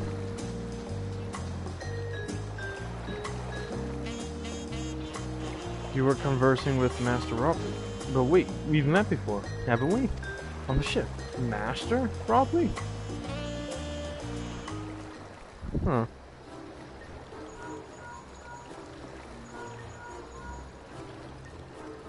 You found him? Good. I'll be right there. Why'd you run off like that? Did you have business with Robley or not? Please, you needn't concern yourselves with my affairs. I'm undeserving of such attention. Huh? What are you going on about? I beg if you do not ask me to explain. Do not. Sorry, but the more you tell me not to, the more curious I become. Besides, you look like you need a friend. Ah. You are too kind. So be it. I suppose I could share with you one morsel of my misery. Before I came to Tuliolo, I worked as a goldsmith at the most prestigious jewelry maker in all of Ulda, Ashtame's Aesthetics. Oh, it started off well enough, but as the days passed, everything began to go wrong. Compared to the masterpieces of my talented colleagues, my products were lacking. Mediocre. I lost all confidence. Crippling doubt had possessed me. And any veneer of bravado I tried to put forth soon cracked beneath its weight. Thus did I take ship, hoping to find a fresh beginning on new shores. Yet as you witness, I lack the courage to even approach a potential employer. You stand before a man wallowing in the wreckage of his ill-spent existence.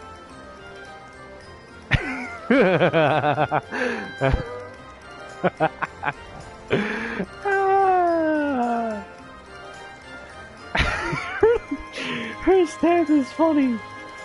Alright then, you offered a morsel, and served us the full course. You must have really wanted someone to hear your story. If you like, I could try to give you a few words of advice. Then, you have experience with my predicament. I'm feeling terribly inadequate compared to your undeniably superior peers. Well, when you put it that way, oh boy.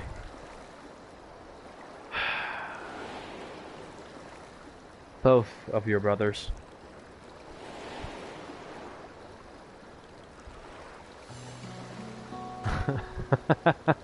Not me. I'm Wuklamat, the third promise of Tuliyola, daughter of the Dawn Servant. Oh, of course, you're a member of the royal family. Please forgive my presumptuousness. But what of you? Have you ever measured your work against that of our colleagues and found yourself wanting?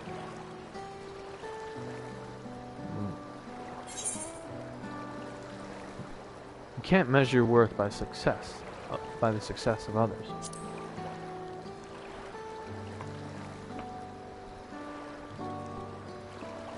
How can I not? Should my work not meet the same exacting standards, no new commissions will be forthcoming. What then was the point of my becoming a goldsmith?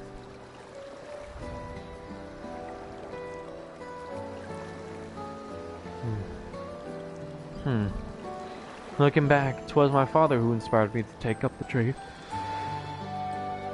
His exquisite creations brought radiant smiles to the faces of his clients, and I admired him deeply for it. But in the course of striving to be as great a goldsmith as him, I lost sight of my original motivation. All I ever wanted was to spread joy through my craft, as he did.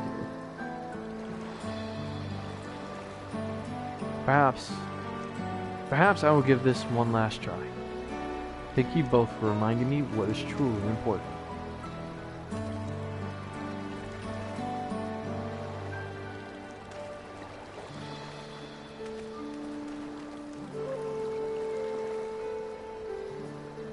What is truly important?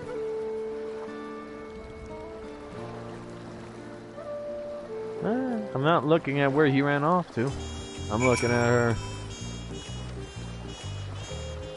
Oh, sorry. I didn't mean to ignore you. But yes, I'm glad to see Fonshintang is giving himself another chance. I think he should. Oh, 63. I think from here I will bid a good farewell, considering I now need to go. So, I appreciate you coming to the broadcast. Good night.